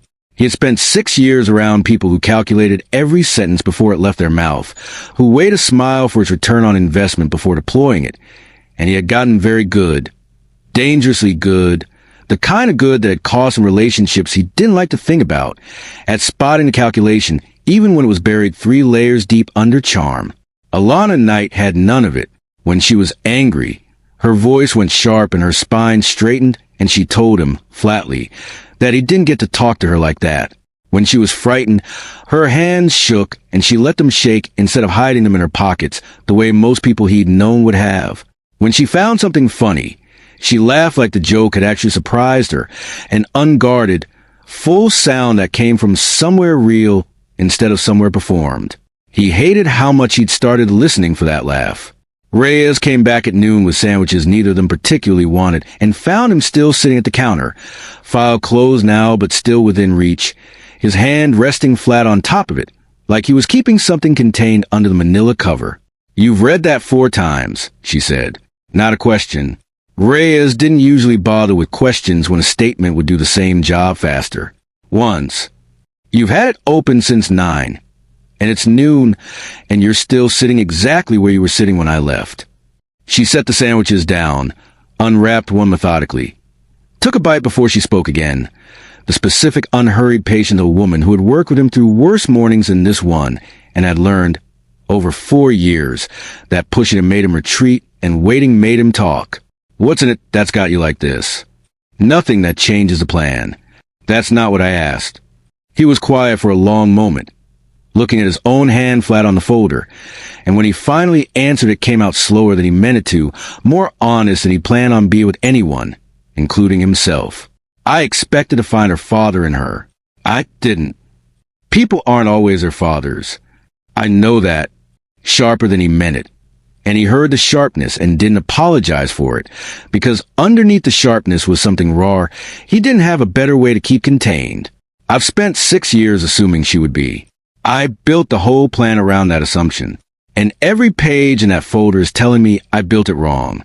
Reyes chewed for a while before she answered, watching him with a particular flat attention she reserved for moments she considered actually important. As opposed to the daily operational noise she usually let wash past her without comment. Doesn't change what he did, she said finally. Doesn't change what he owes. If she's clean, that's a fact about her. It's not a fact about him. I know that too. He pushed the folder an inch away from himself. A small, useless gesture, like distance on a countertop, could do anything about the distance he actually needed. I keep telling myself it's two separate things. The plan, and her. And every day it gets harder to keep them in separate rooms in my head. Because you like her, he didn't answer that. The silence did the answering for him. Long enough that Reyes finally set the rest of her sandwich down, wiped her hands, and looked at him with an expression that had gone from flat professional attention to something that, on a woman as guarded as Reyes, passed for genuine concern. Daniel. She used his real name, which she almost never did inside the operation. Always Mr. Vance, or nothing at all, when there was any chance of being overheard, and the sound of it now, in his own kitchen, at his own counter, landed with a weight that made him finally look up at her. I've watched you build this for 6 years. I've watched what it cost you to build it. The contacts, the money, the 4 years you don't talk about. I'm not going to tell you what to feel about her, but I'm going to tell you that if you let this get complicated in the wrong direction, it doesn't just cost you the plan. It costs her. She doesn't know what she's standing in the middle of. That's not a small thing to be careless with. It landed exactly where she'd meant it to land. A clean hit, precise as everything else about Reyes, and Daniel sat with it for a long moment. The file still under his hand, the cold coffee still sitting untouched beside him, and thought about Alana's email. I want this to be mine. If it fails, I want it to fail because of something I did. And thought about the specific, honest shake in her hands in the site trailer, and thought, with a clarity that felt less like relief and more like the sharp, clean pain of a bone being reset, that Reyes was right, and that he had absolutely no idea, sitting here at his own counter on a gray February morning, how he was supposed to want two things as badly that could not both survive the same plan. He saw Alana again 3 days later, at a walkthrough for the retail-level build-out, and something in him had shifted since the folder. Some wall reconstructed slightly differently than the one that had stood before, and he wasn't sure yet, walking into the site trailer, where she was already spreading drawings across the folding table, whether the new version of the wall was going to hold any better than the old one had. You're staring, she said, without looking up from the drawings, a small, knowing note in her voice that told him she clocked it the second he walked in. Occupational hazard, he said, echoing his own line from the gallery without fully meaning to, and watch her mouth curve, just slightly, in recognition of the echo. Right. Risk assessment. You case rooms. Something like that. She looked up at him then, properly, and something crossed her face. Not suspicion. Exactly. Nothing that guarded. Just a kind of open curiosity that made his chest do the thing it had been doing more and more often lately. A slow, unwelcome warmth spreading somewhere under his ribs that had nothing to do with any plan he'd ever drawn up. You've been different since the accident, she said. Quieter. I don't know if that's a good different or a bad one. I've been thinking, he said, which was true, and left it there, because the rest of the sentence, about you, about how badly I built this whole plan without accounting for the possibility that you might be exactly what you appear to be, about how much easier all of this would be if you were the thing I needed you to be instead of the thing you actually are, was not a sentence he had any intention of finishing out loud. Not today, maybe not ever, not while her father's name still sat behind. Every clause of the contract between them, like a landmine he had personally buried. Thinking about the project, she said. Not quite a question. Some of it, he said, which was the truest thing he'd managed to say to her in days, and watched her decide, visibly, not to push any further, the same instinct she'd shown him at the gallery when she let the question about his scar go unanswered rather than force a door he wasn't ready to open. They worked through the retail build-out for the next hour, and the whole time, underneath the professional register of storefront glazing specs and tenant fit-out allowances, Daniel sat with the quiet, unresolved war Reyes had named out loud that morning. The plan on one side, 6 years deep and paid for in blood and time he couldn't get back, and on the other side a woman who bit the inside of her cheek when she concentrated and turned down her own father's money out of stubborn, uncalculated need to build something honestly, and who had absolutely no idea that the man sitting across the folding table from her had spent 6 years constructing an elaborate machine whose entire purpose was to walk straight through the middle of her life and burn down everything standing behind it. He did not know yet which side of that war was going to win. He only knew, watching her trace a fingertip along a storefront elevation with the same unconscious focus she brought to everything, that for the first time in 6 years, the outcome actually felt like it was in doubt. Chapter 6. The Invitation. The wind off the East River had teeth in it that afternoon. The particular late February cold that didn't just cut, but worked its way into the seams of a coat and sat there, patient, refusing to be shrugged off, and Daniel stood at the window of the 17th floor apartment with a cream envelope in his hand and let the cold radiating off the glass settle into his knuckles instead of moving away from it. The heat was on. He'd turned it up twice already that morning.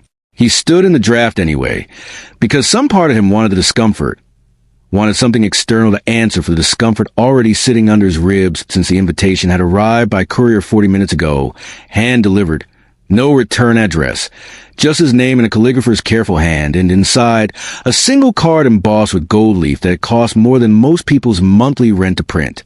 The Knight Foundation cordially invites you to its annual winter gala, benefiting the Children's Health Initiative of New York. Black tie, the Pierre, March 4th, 7 o'clock. He had known this invitation was coming. He had, in fact, engineered his arrival with the same patient, load-bearing precision he'd engineered everything else over the last 6 weeks.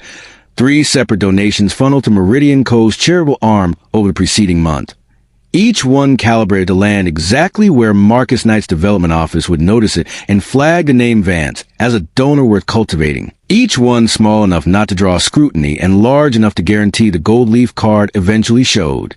Up at his door, he had built this moment the way he built everything, brick by careful brick, and holding the actual envelope in his hand now, the cardstock heavy and cold between his fingers. He understood with a clarity that sat in his stomach like swallowed ice that he had spent 6 years wanting exactly this, a door into the same room as Marcus Knight. And now that the door had swung open, he felt nothing like triumph at all. He felt Alana's name sitting behind his teeth, and he didn't want to say it out loud yet, because saying out loud meant admitting what he needed her for tonight, and admitting what he needed her for meant looking directly at the shape of what he was about to ask a woman who trusted him, who had started, over the last 6 weeks, in small unguarded increments he'd watched happen and hadn't been able to stop, to actually trust him, to walk into. He thought about her hands shaking in the sight trailer. He thought about the email in Reyes's file. I want this to be mine. He thought about the specific, unrehearsed honesty in her voice every time she disagreed with him across a conference table. No performance in it, no angle. Just a woman who said what she believed and let the consequences land where they landed. And then he thought about Marcus Knight's face. He had photographs, dozens of them, collected over 6 years, a man aging comfortably into his 60s with a full head of silver hair and a smile that had never once, in Daniel's exhaustive research, looked like it cost him anything, and felt the old cold purpose reassert itself underneath the newer, more complicated things sitting on top of it. The two feelings occupying the same chest like tenants who hated each other and refused to move out. He picked up his phone before he could talk himself out of it, and called her. Alana was standing in the middle of the Walker Street office with a roll of drawings under one arm and a client on hold on her cell phone wedged against her shoulder when her other phone, The burner simple one she'd started keeping in her coat pocket, specifically for Meridian Code business, at Daniel's request. A request that had struck her as mildly strange at the time, and that she'd stopped questioning weeks ago, along with several other mildly strange things about how he ran his end of the project, buzzed against her hip with his name on the screen. She put the client on hold with an apology and picked up, "Hey!" She heard the small, involuntary warmth in her own voice and didn't try to hide it. Not from him anymore. Not after 6 weeks of site walks and drawing reviews and one afternoon in a construction trailer that had rearranged something in her chest she still hadn't fully mapped the new shape of. Please tell me this is good news. Because Chloe is currently threatening to quit over a lighting fixture supplier, and I need one thing today to go well. Depends how you define good news.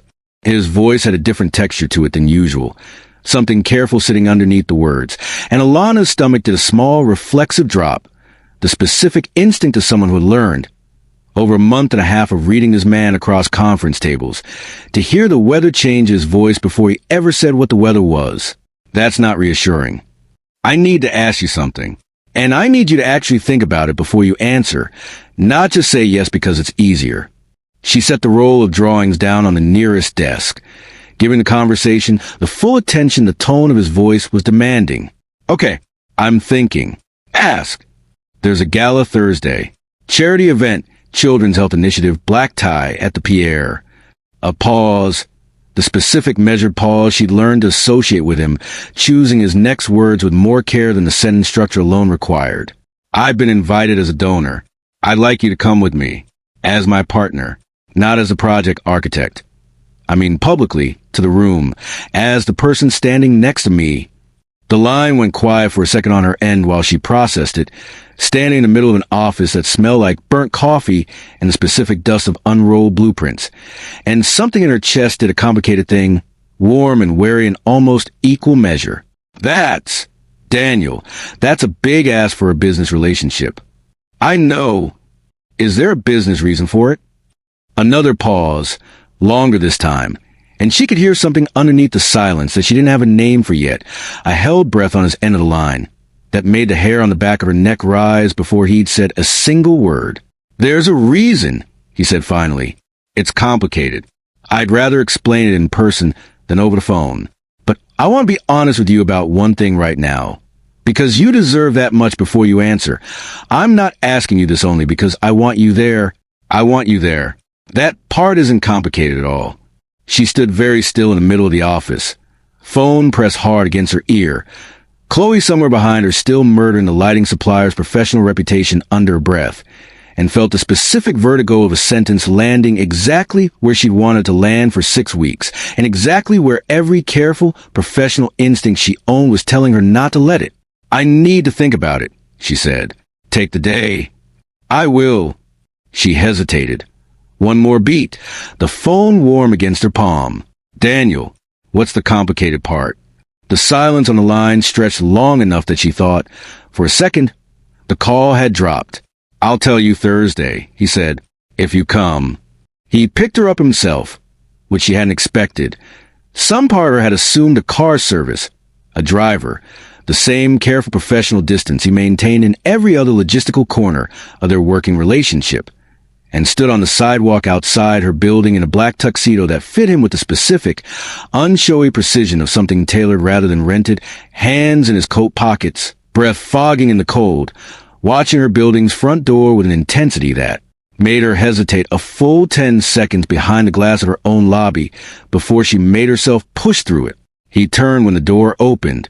Whatever he'd been about to say, whatever careful, businesslike opening line he prepared on the walk over, she could see, in the half-second before his face changed, that he had prepared something, some flat, professional sentence meant to keep the evening's temperature manageable, died somewhere behind his teeth the moment he actually looked at her. She'd worn dark green, a color she'd chosen specifically because it wasn't the navy from a gallery, because some superstitious part of her hadn't wanted to walk into whatever tonight was going to be wearing the same dress she'd been wearing the first time he'd looked at her like this.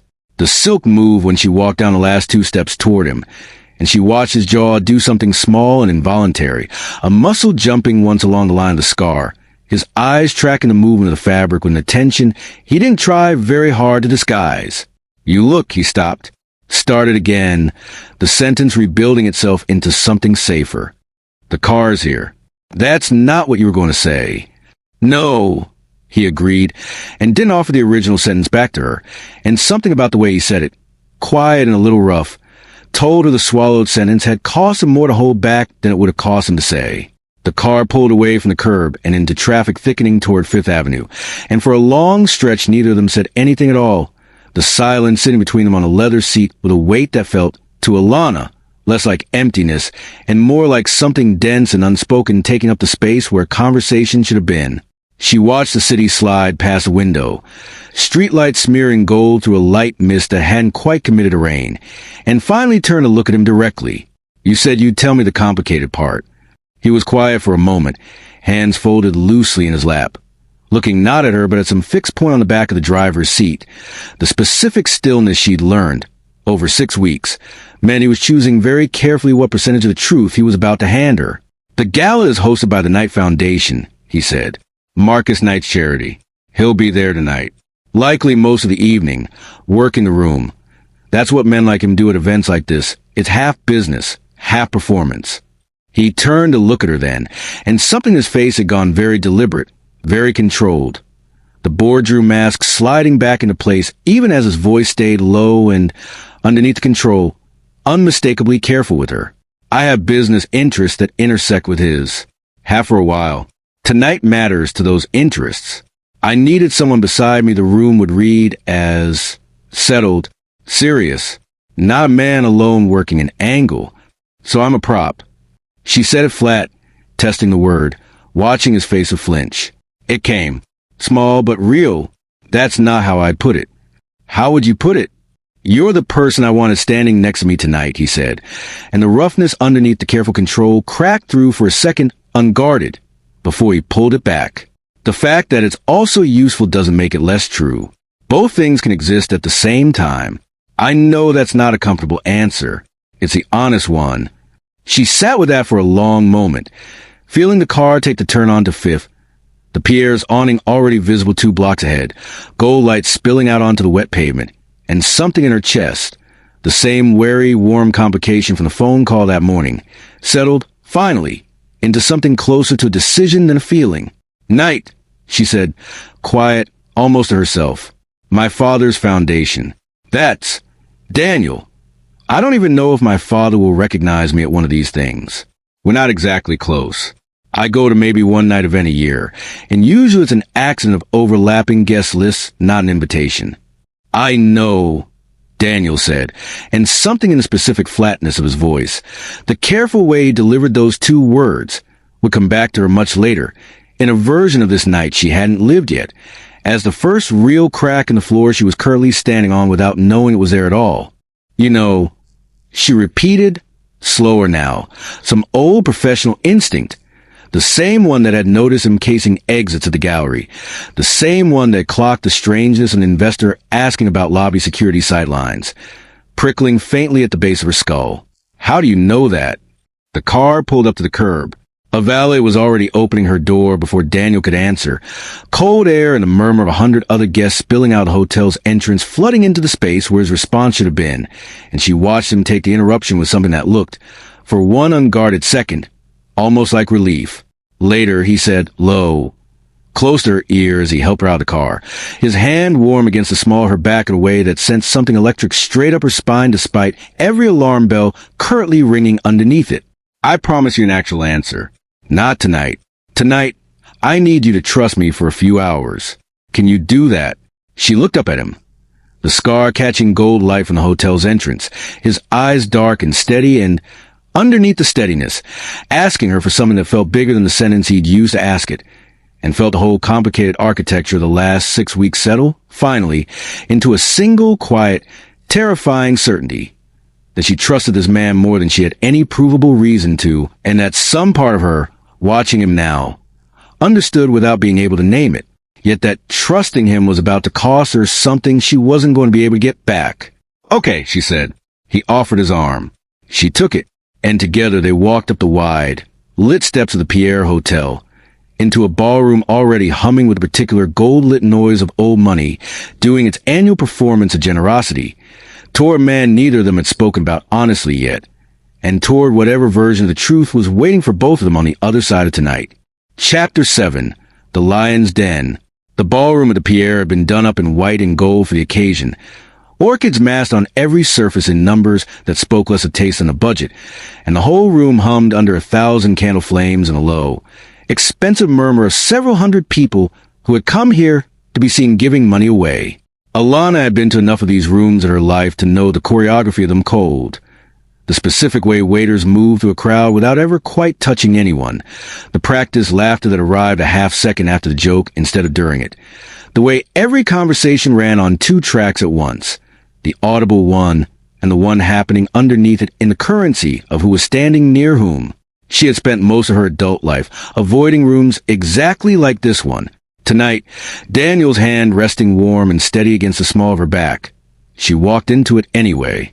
He didn't let go of her once they were inside. That was the first thing she noticed, distinct from everything else the room was throwing at her senses. The smell of orchid and candle wax, and underneath it, the sharp mineral by the champagne being poured faster than anyone could drink it. The particular, deliberate way his hand stayed where it was, guiding rather than steering, a silent, physical anchor. She found herself grateful for the moment the crowd's attention began to turn, in slow, curious increments, toward the 2 of them. She felt it before she understood it. A current running under the room's surface noise, heads turning a beat too casually. Conversations that paused for half a second longer than politeness required as they passed. She had assumed, walking in, that the attention was general. New faces in a room like this always drew a look, but there was something more specific in it. Something aimed, and she felt Daniel's hand tighten fractionally against her back in response to it. A small pressure that told her he clocked it too, and clocked it faster than she had. "Everyone's staring," she said, low, close to his ear, more observation than complaint. "Let them." "That's not an answer. It's the only one I've got tonight." His voice had gone flat again, the boardroom register sliding back over him like a second tuxedo jacket, and she felt the shift in his whole body, a subtle recalibration. Shoulders squaring, jaw setting, the easy warmth of the car ride folding itself away somewhere she couldn't reach anymore. She told herself it was the room doing that to him. Some old, unexamined instinct in her, the one that had spent a childhood learning to read exactly this kind of transformation in men who moved through rooms like this, told her it was something else entirely, and she filed the instinct away the way she filed away a dozen other small strangenesses over the last 6 weeks, unwilling, still, to look directly at what they might add up to. Marcus Knight was standing near the center of the room when he saw them. He'd been mid-sentence with a city council member's wife. The specific practice charm he deployed at these events running on autopilot, while some other, more useful part of his attention swept the room the way it always did, cataloging who had arrived, who had brought whom, which donations had shown up in which increments over the last quarter, and what that said about who was flush and who was posturing. He had a mental ledger for every person in this ballroom, updated in real time, a habit 30 years in business had carved so deep into him it no longer felt like effort at all. He saw his daughter first. That register fired warm and automatic. The specific paternal pleasure of catching sight of Alana across a crowded room, dressed well, standing straight, a woman he was, in whatever complicated, imperfect way he allowed himself to feel it. Proud of, even if the 2 of them had managed more than a handful of real conversations in longer than either of them would admit out loud. Then he saw the hand at her back, and the man attached to it, and something in his chest did something he hadn't felt happen to his own body in longer than he could remember. A full, physical drop, the specific vertiginous lurch of a floor giving way beneath a foot that had trusted the floor completely. The scar registered first, then the eyes above it, dark and level and fixed on Marcus's face with an intensity that had nothing social in it at all, nothing performed for the room's benefit. Just a raw, unblinking recognition that traveled the length of the ballroom like a current finding ground. Vance, the city council member's wife, was still talking. Marcus heard none of it. His hand, holding a champagne flute he'd been nursing for the better part of an hour, went very still, the liquid inside it catching candlelight in a way that would have looked, to anyone watching closely enough, like a man trying very hard not to let his own hand shake. He knew that face. He had spent 6 years telling himself he would never have to see it again. Had built, with the specific, expensive thoroughness of a man who understood exactly how much a problem was worth erasing, a version of events 6 years old that had put Daniel Vance somewhere very far away, disgraced, discredited, buried under a fraud case that had, if Marcus was honest with a version of himself that only came out at 3 a.m. on the night sleep wouldn't come, buried the wrong name. And now that name was standing in the middle of his own charity gala, in a tuxedo that cost more than most men in this room made in a month, with Alana, his daughter, his own blood, the one thing in 30 years of careful, ruthless business that he had never once let get anywhere near the parts of his life that wouldn't survive daylight. Standing beside him with that man's hand resting against her back like it belonged there. Marcus. The council member's wife had finally noticed the silence. Marcus, are you all right? You've gone quite pale. I'm fine, he said, and heard his own voice come out steadier than he had any right to expect. 30 years of practice holding the line even now, even with his own pulse hammering somewhere up near his throat. Excuse me, I need to greet some guests. He crossed the ballroom with the specific, unhurried gait of a man who had never once in his adult life let a room see him rush toward anything, and arrive in front of them with a smile already assembled, warm and public. The smile of a father delighted to find his daughter at his own event. Alana. He kissed her cheek, and she returned it with the slightly stiff, practiced warmth of a daughter who had learned, over many years, exactly how much of herself to offer her father in public and how much to keep held back. I didn't know you were coming tonight. You should have told me. I have made sure you were seated at the good table. It was a last-minute decision. She smiled, and Marcus watched her glance sideways at the man beside her, a small, unguarded softening in her expression that hit him harder than anything else that evening had managed yet. Dad, this is Daniel Vance. He's a lead investor on the Hudson Square project my firm is designing. Marcus turned to look at Daniel directly, and for a long, taut second the two men simply held each other's gaze, the ballroom's noise continuing to churn around them, oblivious, while something far older and far uglier than a gala passed silently between them. Mr. Vance, Marcus said. His voice had gone very smooth, very controlled. The specific smoothness he cultivated over 30 years of boardrooms, the tone he used on men he was about to destroy and men he was about to hire, indistinguishable from one another until the moment the distinction mattered. What an unexpected pleasure. Mr. Knight. Daniel's voice matched him note for note, and Alana, standing between them with no idea what she was standing inside of, felt only the pleasant, ordinary warmth of watching two men who mattered to her exchange a polite greeting, entirely blind to the fact that the air around all three of them had gone thin enough to choke on. I've admired your foundation's work for a long time. It's an honor to finally be in the room. Have you? Marcus's smile didn't move, didn't flicker. 30 years of discipline holding it perfectly in place even as something behind his eyes had gone cold and hard and very, very awake.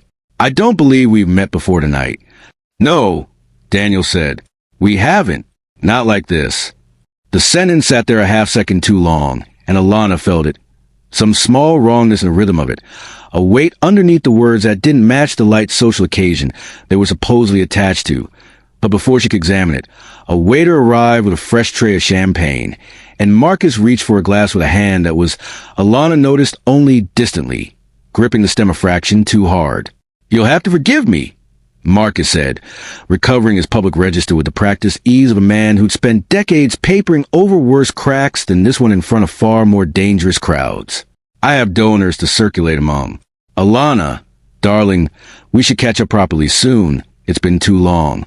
He kissed her cheek again, and this time Alana caught something in the gesture, a specific, held too tight quality to his hand on her shoulder that she had filed away as nothing at all on any other night, and filed away as nothing at all tonight too, because she had no reason yet to look for anything else. I'd like that, she said. Marcus turned to go, and then, as if the thought had only just occurred to him, turned back and extended his hand to Daniel, the smile back in place, warm and social and entirely expertly false. Mr. Vance, a word, if you have a moment. Business matters. I promise to return your date before the first course. Daniel's eyes flicked briefly.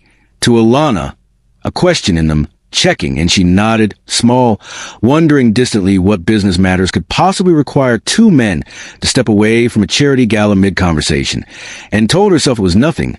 Told herself the same thing she'd been telling herself about a dozen small strangenesses for 6 weeks running. Marcus led him to a service corridor just off the main ballroom, a narrow space between the kitchen doors and a bank of coat closets, the noise of the party dropping instantly to a muffled hum the second the door swung shut behind them, and the temperature of the moment changed as fast and as totally as weather turning. "You have exactly 60 seconds, Marcus said, and the smooth public voice was gone entirely now, replaced by something low and hard. 30 years of controlled fury compressed into a register barely above a whisper. "To explain what the hell you think you're doing in my ballroom with my daughter's hand under your arm. I'm attending your charity gala." Daniel's voice had gone very still, very level, and underneath the stillness Marcus could see, and he looked closely enough, and he was looking very closely, something that had been building for 6 years, finally arriving at the door it had spent all that time walking toward. As a donor, and as her partner. Both are true. Don't insult me. Marcus's jaw worked, a muscle jumping hard along the line of it. "I know exactly who you are. I know what happened 6 years ago. I made sure it stayed handled." "You made sure I stayed handled," Daniel said, and something in his voice had dropped, gone quiet and cold a way that was somehow more frightening than anger would have been, a stillness with a blade underneath it. "There's a difference. I stopped being handled the day I walked out of that facility with nothing left to lose, and 6 years to spend figuring out exactly how you built the case that put me there instead of you." Marcus's face had gone very white under the corridor's dim light, the public smile a distant memory now. Nothing left of it but the bare architecture, a man doing rapid, desperate math. "Whatever you think you know." "I don't think," Daniel said. "I know every filing, every shell entity, every signature you had someone else put on paper, so your own name never had to touch it. 6 years, Marcus. I've had a great deal of time." "If this is about revenge," Marcus started, and Daniel leaned in, close enough now that his voice dropped to something barely above a whisper, close enough that the words landed directly against the older man's ear with a precision Marcus would remember later as the single most frightening moment in his adult life. "It's not about revenge," Daniel said, soft, almost gentle, the gentleness somehow worse than any shout could have been. "Revenge is what happens to a company. What's happening to you is a great deal more personal than that." A pause. Just long enough to let the words settle, to let Marcus feel the specific weight of what was coming before it arrived. "Your daughter trusts me, Marcus. Completely. She has for weeks. Everything you spent 30 years protecting. Every wall you built to keep this exact conversation from ever happening. I'm already standing on the other side of it. The most valuable thing you have left in this world is currently on my arm in that ballroom, and she has absolutely no idea what she's standing in the middle of. Neither will you, until I decide it's time for her to know." Marcus's hand, Daniel noticed with cold, distant satisfaction he did not particularly enjoy feeling, had started to shake. "You leave her out of this," Marcus said, and his voice, for the first time in the conversation, had lost every trace of its polished control, gone raw and low and underneath the fury, something that sounded almost like genuine fear. "Whatever you think I owe you, whatever's between us, she has nothing to do with it. She's clean, Daniel. She's the one thing in my life that has nothing to do with any of it." "I know," Daniel said, and for a second, just a second, something moved behind his own eyes that looked less like triumph and more like a man standing at the edge of something he was no longer entirely certain he wanted to jump into. "I've known that for weeks now. It doesn't change anything." He turned and walked back toward the ballroom doors before Marcus could find another sentence, straightening his jacket with one economical motion, rebuilding the public composure he'd need for the next 4 hours in the space of a single hallway, and left Marcus Knight standing alone in the narrow service corridor with his champagne glass forgotten on a nearby ledge, his hands still not quite steady, staring at the closed door and understanding, for the first time in 6 years, that the ghost he'd paid so much to bury had not only survived, he had found the one door into Marcus's life that had never once, in 30 years of careful defenses, needed a lock, because Marcus had never imagined anyone would be cruel enough or patient enough to walk through it. Alana found Daniel again near the dessert table 20 minutes later, and something about his face when she approached, a tightness around the eyes that hadn't been there before he disappeared with her father, a stillness that felt, for the first time all evening, less like control and more like something being actively held together by force, made her slow her steps before she reached him. "Everything okay?" she asked. "You and my dad were gone a while." "Business," he said, and the word came out smooth, practiced. Exactly the kind of answer she'd have accepted without question 6 weeks ago. Tonight, standing in a ballroom full of orchids and gold light with her father strange, held too tight, goodbyes still sitting oddly in her memory. Something in her didn't quite let it go. What kind of business needs a private hallway at a charity gala? He looked at her for a long moment, the noise of the party swelling and receding around them, candlelight catching the silver line of the scar along his jaw, and for just a second, brief enough that she'd spend the rest of the night wondering if she'd imagined it. Something moved behind his eyes that looked almost like grief. "The kind I'll explain to you soon," he said. "I promise you that. Just not tonight." She wanted to push. Some old, careful instinct in her. The same one that had noticed him casing the gallery's exits on the night they met. The same one currently prickling at the base of her skull with persistence she was running out of ways to ignore. Told her that Sue was doing a great deal of work in that sentence. More work than she was entirely comfortable with. But his hand found the small of her back again, warm and steady, and the orchestra somewhere across the ballroom shifted into something slow, and he asked her, quiet, close to her ear, if she wanted to dance. And whatever question she'd been about to ask dissolved, for now, into the easier, warmer pull of his hand guiding her toward the floor.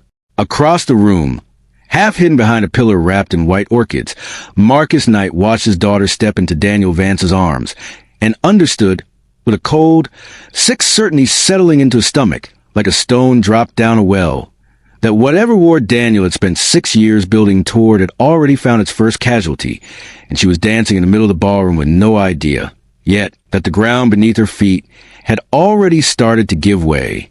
Chapter 8. The Trap Opens.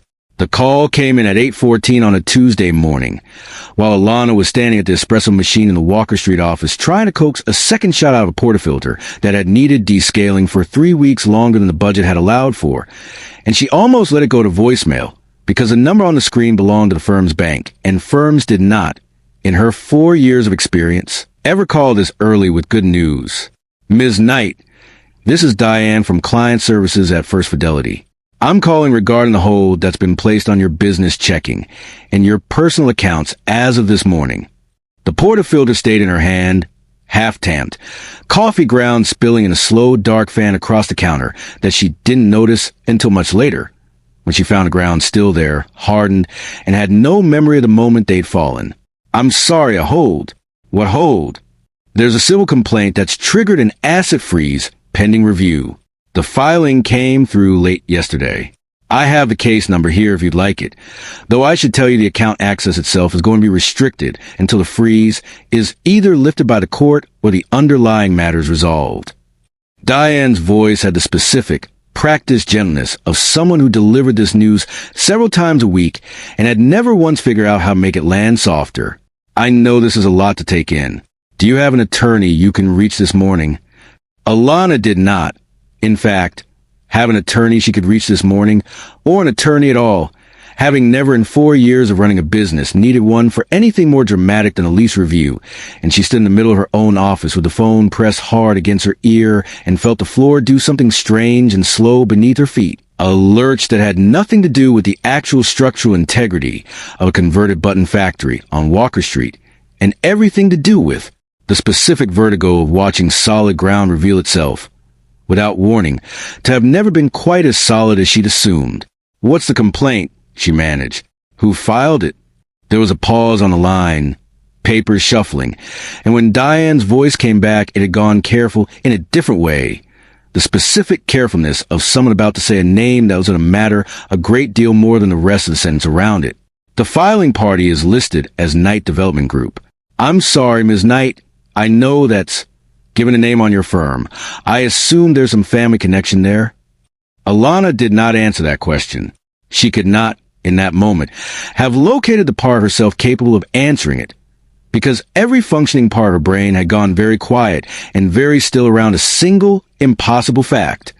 Her father filed a legal complaint against her, frozen every account her firm depended on to make payroll in 4 days, and had done it without so much as a phone call, a warning, a single word passed between them since the gala 3 nights ago where he'd kissed her cheek and told her it had been too long and asked her to catch up soon. Chloe found her 20 minutes later still standing at the espresso machine, phone now sitting dark and forgotten on the counter beside the spill grounds, staring at nothing with an expression Chloe had seen on her exactly once before, for years ago. The week the business loan almost didn't come through, and Alana had spent 3 days convinced the whole firm was about to collapse before it had properly started. Alana. Chloe's voice was careful, the tone you use on someone standing very close to an edge. What happened? My accounts are frozen. Alana's own voice came out strange to her own ears, flat and distant, like she was describing something that had happened to somebody else. Business and personal both. My father filed something. A civil complaint. Chloe, I don't even know what he's claiming. Nobody's told me what I'm supposed to have done. Your father did this? Apparently. The word came out on something close to a laugh, though nothing about it felt like humor. More like the body's last available response when every other response had been exhausted. We haven't had a real conversation in months, and the first thing he does when we finally spend an evening in the same room is have his lawyers freeze every dollar I have. Chloe was quiet for a moment, and Alana watched her doing the same math everyone in the office was already doing within the hour. Once the news made its way around the small, tightly wound circle of people whose paychecks depended on Knight and associates surviving the next 4 days. Payroll's due Friday, Chloe said gently, not an accusation, just a fact sitting there, because somebody had to say it out loud. I know. Do you have? Is there anything in reserve that isn't frozen? A personal card, anything? Everything's frozen, Chloe. That's what a freeze means. The sharpness in her own voice surprised her, and she pressed the heel of her hand against her eyes hard, forcing the breath into her nose and out slow through her mouth. The old permit hearing trick that had gotten her through worse rooms than this one and was, this morning, doing almost nothing at all against a specific, cold panic climbing up through her chest. I'm sorry. I'm sorry that wasn't fair. I need to think. I need to call someone. She thought, standing there with coffee grounds dry on the counter and 4 employees' livelihoods suddenly balanced on a legal complaint she didn't understand, of exactly one person whose voice, right now, felt like the only solid thing left standing in a morning that had otherwise come apart in her hands. Daniel picked up on the first ring, which she would think about later, in a version of the story she hadn't lived yet, as a detail that should have told her something all by itself. A man whose phone was already in his hand, already waiting, before she'd finished dialing. Alana, his voice had an edge of alertness in it immediately. Some instinct in him picking up on the specific timbre of her voice before she'd said more than his name. What's wrong? My accounts are frozen. All of them. My father filed a civil complaint. I don't even know what it says. Diane at the bank couldn't tell me the details. Just that Knight Development is the filing party, and everything's on hold until it's resolved. She heard her own voice start to shake and hated it. The same helpless, humiliating shake from the site trailer weeks ago. Her body betraying the composure she was working so hard to hold on to. Payroll's due Friday. I have 4 people who depend on this firm, and I have no idea how I'm going to make this right by Friday. I don't even understand what I'm being accused of. Breathe. His voice had gone low and steady, the specific register she'd learned. Over the last weeks, many stopped performing calm and started actually generating it.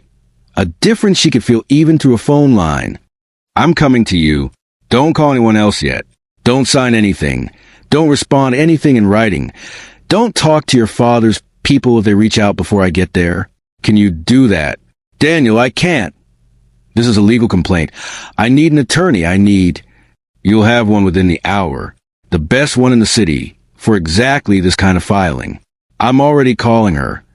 A pause and something in his voice, underneath the steadiness, tightened in a way she couldn't place, a hardness that hadn't been there a second ago. Alana, listen to me.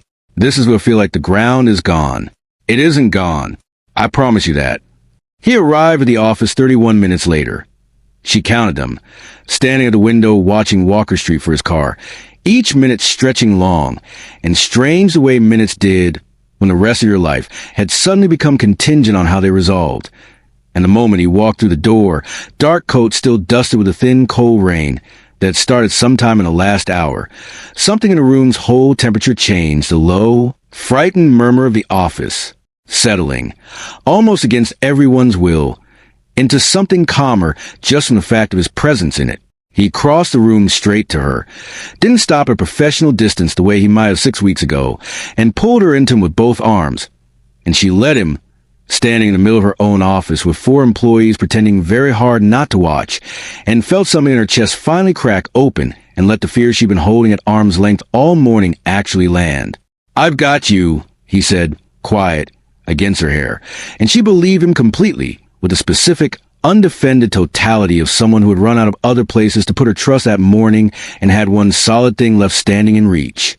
What he did not tell her, what he would not tell her for a long time yet, holding her in the middle of that office with his own pulse, as she'd been paying attention to anything besides her own panic, running faster than it had any business running for a crisis he was, in the most literal sense available, watching unfold exactly on the schedule he had planned, was that he had known this morning was coming 3 days before it arrived. He had watched Marcus Knight's face in the service corridor at the Pierre and understood, with the cold, exact clarity of a man who had spent 6 years learning exactly how the specific opponent thought under pressure, that Marcus would not sit quietly with the threat Daniel had delivered against his ear. Men like Marcus Knight did not absorb a threat and wait. They moved first, fast, with whatever resources were fastest to deploy, and an asset freeze filed through a captive shell entity was... Daniel had calculated with something close to surgical precision 3 nights ago, standing alone in his own apartment, replaying the corridor conversation over and over, exactly the move Marcus's particular breed of controlled panic would reach for first. He had let it happen. Had, if he was honest with a version of himself that only surfaced at 3 in the morning, wanted it to happen, because a woman with her accounts frozen, and her father suddenly, inexplicably turned against her, was a woman with nowhere solid left to stand. And a woman with nowhere solid left to stand was, by the exact mechanics of the plan he'd built over 6 years, a woman who would need somewhere to land. He had a spare bedroom in the 17th floor apartment that had never once been used for anything but storage. "You should stay with me," he said. Once the worst of the shaking had eased out of her. Once she'd pulled back enough to look up at him with her eyes red-rimmed and her composure visibly working to reassemble itself. "Just until this is resolved. You shouldn't be alone in your apartment with your accounts frozen, and no idea what your father's people might try next.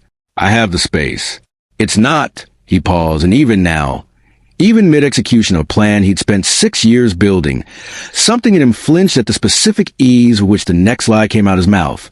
"It's not a complicated offer. I want you somewhere safe while we sort this out." She looked at him for a long moment, and he watched her run the calculation, watched the specific mixture of exhaustion and gratitude and something warmer underneath both of those things move across her face, and felt, underneath the cold satisfaction of a plan executing exactly on schedule, something that tasted a great deal more like guilt than triumph had any business tasting like. "That's, Daniel, that's a lot. That's a very big offer for her." "It's not a big offer. It's a guest room and a door that locks from your side." He reached up, brushed a strand of hair back from her face with a gentleness that had nothing performed in it at all. The gentleness, the one part of this entire moment he could not have manufactured even if he'd tried. "I'm not asking you to move in with me forever, Alana. I'm asking you not to spend tonight alone in an apartment, wondering what your father's lawyers are going to do next. Let me give you that much." She was quiet for a long moment, and around in the office had gone very still. Chloe and Marcus the drafter and the rest of the small, worried staff pretending with visible effort to be absorbed in their own work. And finally, in a voice smaller and more tired than Daniel had ever heard from her, she said the word that would end up costing her more than either of them yet understood. "Okay."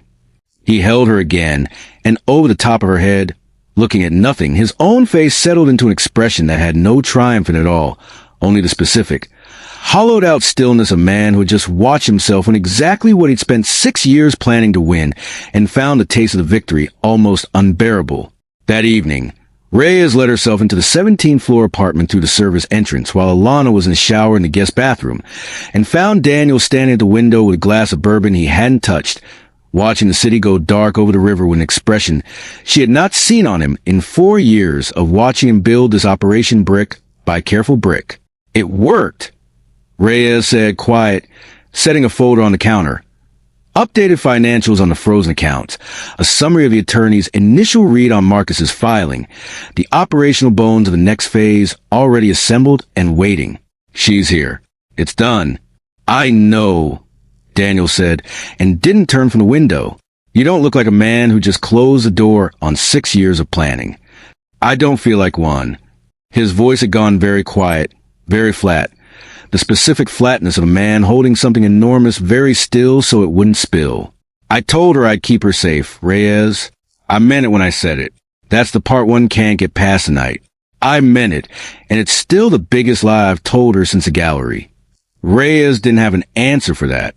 She poured herself a drink instead, and the two of them stood together at the window in silence, the city's lights coming up gold against the dark water, while down the hall the shower shut off, and somewhere behind a closed door a woman who trusted him completely began, without knowing it, the first night of living inside a trap that had been built, patiently, brick by careful brick, for exactly this purpose and for her alone.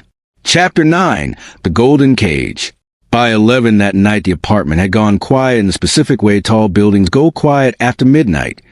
Not silence exactly, but a hush layered over a low, continuous hum, the building's own circulatory system working somewhere behind the walls, elevators moving in their shafts, water moving in its pipes, the whole structure breathing around the two people awake inside it while the rest of the 17th floor slept. Alana sat curled into the corner of a couch too large for one person, wrapped in a cardigan she found in a guest closet that smelled faintly of cedar and nothing like her, a mug of tea gone cold in her hands, and watched the city do its slow, glittering work outside the floor-to-ceiling windows, 1,000 other lit windows across the skyline, holding 1,000 other lives she had no access to, and, tonight, found herself faintly, uselessly jealous of, because none of those lives, as far as she knew, had woken up that morning to find their own father had frozen them out of their own bank account. She had cried once, briefly, in the shower, where the sound of water gave her permission to let it out without an audience, and had come out afterward with her face scrubbed and her composure stitched back together well enough to sit at Daniel's kitchen counter and eat half a plate of pasta he'd made without asking whether she wanted it, which she had, more than she expected to, both the food and the not being asked. Now the plate sat rinsed in the sink, and the apartment had settled into the particular late, unstructured hour where the day's crisis had nowhere left to go, and the two of them were simply, quietly, occupying the same space with no more urgent task between them than getting through the night. Daniel came out of the kitchen with 2 glasses of water. Not wine, not the bourbon she'd noticed, in passing, sitting untouched on the counter earlier, and set one down on the low table in front of her, without asking if she wanted it either, the same unasked, unhesitating care he'd shown with the pasta, and lowered himself onto the far end of the couch, close enough that she was aware of the specific warmth radiating off him even across the 3 feet of cushion between them. Far enough that the distance still read, technically as respectful. "You don't have to sit up with me," she said. "I know it's late. I'm not tired." It was true and it wasn't. He was exhausted in a particular way that had nothing to do with hours slept, a bone-deep tiredness that came from holding a shape for 6 weeks that no longer fit the way it used to. But sleep, tonight, with her 20 feet down the hall behind a door he had personally checked to make sure locked properly from her side, was not something he expected to find easily even if he tried. "I keep running the numbers," she said, quiet, mostly to the window rather than to him. "Payroll's due Friday. Even if the attorney gets the freeze lifted by Thursday," which he said was optimistic, not likely. "I don't know how I make it work without dipping into whatever's left of my own savings. And I don't even know if my own savings are frozen too, or if it's just a business." She stopped herself, pressed the back of her wrist against her eyes, hard, a gesture he recognized now, had learned over 6 weeks to recognize as a specific physical shape of her trying not to cry in front of someone. "I'm sorry. You don't need to hear the spreadsheet version of my night. I want to hear it." He meant it, and heard himself mean it. And something in the meaning sat uneasily against everything else true about tonight. The operational reality of a plan clicking forward exactly as designed, running in parallel underneath a genuine, unwanted ache at watching her do math against the wall he himself had helped build. Whatever the number ends up being, for payroll, I can cover it. Quietly. No strings. No paper trail back to you. You don't have to carry that piece alone. I can't let you do that. You're not letting me do anything. I'm telling you it's already handled, if you wanted to be. His voice had gone low, careful, and he watched her turn to look at him properly for the first time since he'd sat down, her eyes catching the low lamplight in a way that did something complicated and unhelpful to his chest. You spent 4 years making sure nobody could say your firm ran on anyone else's money. I understand why that matters to you. I'm not asking you to give that up. I'm asking you to survive Friday. There's a difference. She was quiet for a long moment, turning the mug in her hands. And when she spoke again, her voice had gone smaller, rawer, stripped of the careful composure she'd been wearing all evening like armor 2 sizes too tight. Why are you doing all of this? The apartment, the offer to cover payroll. You barely know me, Daniel. 6 weeks. That's not. People don't usually do this much for 6 weeks. The question landed exactly where he'd known. Eventually, it was going to land, and he felt the whole careful architecture of the evening tilt under it. Every rehearsed answer he might have given feeling, in the actual moment, or asking, suddenly and completely inadequate.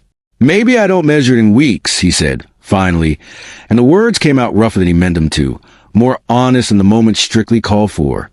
Maybe some things don't need 6 weeks to become the thing they're going to become. I don't have a better answer than that tonight. I wish I did. The silence that followed wasn't uncomfortable. That was the strange part, she thought. 6 hours ago, her whole life had come apart in her hands, and now she was sitting on a couch in an apartment that wasn't hers, wrapped in a cardigan that wasn't hers, held together by a man whose reasons for helping her she couldn't fully name, and the silence between them felt less like the absence of conversation, and more like a conversation happening at a register neither of them had words for yet. She was tired in the specific way that made her body stop performing its usual vigilance. The small daily calibrations of posture and distance she kept without noticing she kept them, and she let herself lean just slightly into the arm of the couch, her head tilting sideways in a way that brought her a few inches closer to him than she'd been a minute ago, close enough that when he shifted, reaching for his own water glass, his knee brushed against hers, and neither of them moved away from the contact. "Can I tell you something?" she said, quiet, eyes on the window rather than on him. "That I haven't told anyone, not even Priya." "Yes. I used to think, when I was younger, maybe 22, 23, right after I finished school, I used to think if I just built something good enough, honest enough, eventually my dad would look at it and actually see me. Not see the night name attached to a project. See me, specifically, the thing I'd made with my own hands." She laughed, short and without much humor in it, a sound that had more exhaustion in it than amusement. It took a long time to understand that wasn't ever going to happen, that the version of him that could see that isn't the version that exists, and I made peace with it, mostly. I built the firm anyway, just for myself, in the end, not for him. Her voice cracked, small on the last few words. "And this morning he froze my accounts without even a phone call, without one word of explanation. And some stupid 22-year-old part of me that I thought I'd buried a long time ago woke up this morning and just broke. All over again, like no time had passed at all." Daniel sat very still beside her, listening, and felt something in his own chest crack open in a way he hadn't braced for, a specific unwelcome recognition. He knew this particular ache intimately, had spent 6 years building an entire life's purpose out of a version of it. A man denied the acknowledgement he'd earned by someone who owed it to him and never once considered the debt worth paying. He had assumed for 6 years that this ache belonged only to him and the small handful of other people Marcus Knight had left in his wake. He had not expected to find it sitting, raw and undefended. And the daughter, he told himself, over and over, was simply a useful proximity to the man he actually wanted. "He doesn't deserve the years you spent trying," Daniel said low, and meant it with completeness that startled him. "Maybe not." She turned her head then, looking at him properly. Close enough now that he could see the small, tired shine of unshed tears in her eyes. Close enough that the 3 feet of respectful distance from the start of the evening had somehow, without either of them tracking exactly, when close is something under 1. You never talk about your family. In 6 weeks, I've told you more about mine tonight than you've ever told me about yours. There isn't much to tell. That's what people say right before there's actually a great deal to tell. He almost smiled at that, the accuracy of it landing somewhere between amusement and discomfort, and reached up before he'd fully decided to, and tucked a loose strand of hair back behind her ear, his fingers grazing the shell of it, lingering a half-second longer than the gesture required. Close enough now that he could feel the warmth radiating off her skin, could see the small, involuntary catch in her breath at the contact, her eyes going soft and wide and fixed on his in a way that undid. Something in his chest he had spent 6 years keeping carefully bolted shut. His hand moved, without his full permission, from her ear into the loose dark fall of her hair, fingers threading through it slow, and she let him, tilting her head very slightly into the touch the way a person leans into warmth without deciding to, her eyes half closing, her lips parting on a breath that had nothing to do with the cold night outside the glass. He thought, in that half-second, of nothing at all. That was a terrifying part. The part he would replay later lying awake with his own pulse too loud in his ears. For one clean, unbroken half-second, there was no plan in his head, no 6 years of careful architecture, no Marcus Knight's face swimming up out of memory to remind him what all of this was actually for. There was only the specific, overwhelming fact of her, warm and close and undefended in the lamplight, leaning into his hand like she trusted it completely. Because she did. Then the memory arrived anyway, uninvited, the way it always eventually did. Not Marcus's face this time, but his own, 6 years younger, standing in a courtroom listening to a verdict that wasn't his to carry, and underneath it, quieter, crueler, the specific whispered promise he'd made himself in a cell that had taught him more about patience than any 6 years of freedom ever could, whatever it costs. Whoever it costs. He had built his whole remaining life around that promise. He had never once, until this exact second, understood how literally the second half of it might come to apply to the woman currently leaning her head into his palm with her eyes closed, entirely unaware that his hand in her hair was attached to the same man who had, 3 nights ago, whispered a threat into her father's ear with her own name sitting at the center of it. He pulled his hand back, not slowly, not gently, a sharp, sudden withdrawal that landed in the quiet room like something breaking, and he watched her eyes open, confused, hurt flickering across her face before she could smooth it away, watched her sit up straighter, putting the 3 feet of distance back between them with a hand that had gone, visibly, a little unsteady. "I'm sorry," he said, and the words came out rough, low, more honest in their roughness than anything else he'd said all night. "That wasn't. I shouldn't have. It's fine." She said it too fast. The specific too fast as someone covering something that wasn't fine at all, and pulled the borrowed cardigan tighter around herself, a small, defensive gesture that hit him harder than any accusation could have. "It's not that I didn't want to," he said, and heard himself say it before he decided whether it was wise. Some part of him unwilling to let her sit with the wrong conclusion, even as every other part of him understood he had no right to give her the true one either. "I did. I do." That's exactly the problem. Alana, I want it more than I know what to do with.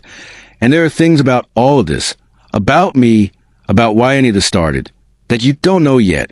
And until you do, I don't have a right to let myself have what I just almost took. She sat very still, watching him, something sharp and searching moving behind her eyes, the same instinct that prickled at the base of her skull in the car outside the Pierre finally rising close enough to the surface that she couldn't quite push it back down this time. "You keep saying that," she said quiet. "Things I don't know yet. You said it in the car. You're saying it now. Daniel, what is it? What am I standing in the middle of?"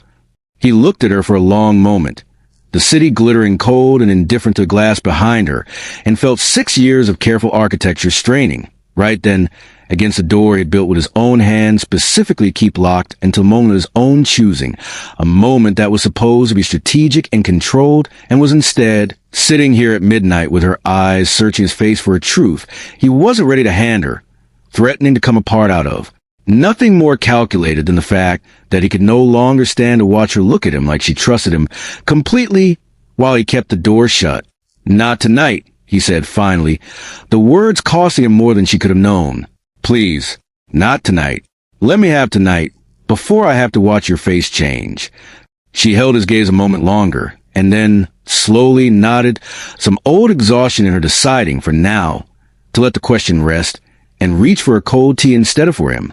And the two of them sat there in the humming quiet of the 17th floor for a long while afterward, close but no longer touching, both of them aware, in their own separate and unequal ways, that whatever door had almost opened between them tonight was going to have to open eventually, and that when it finally did, neither the couch nor the apartment, nor anything else about the careful, golden cage he'd built around her was going to feel like safety anymore.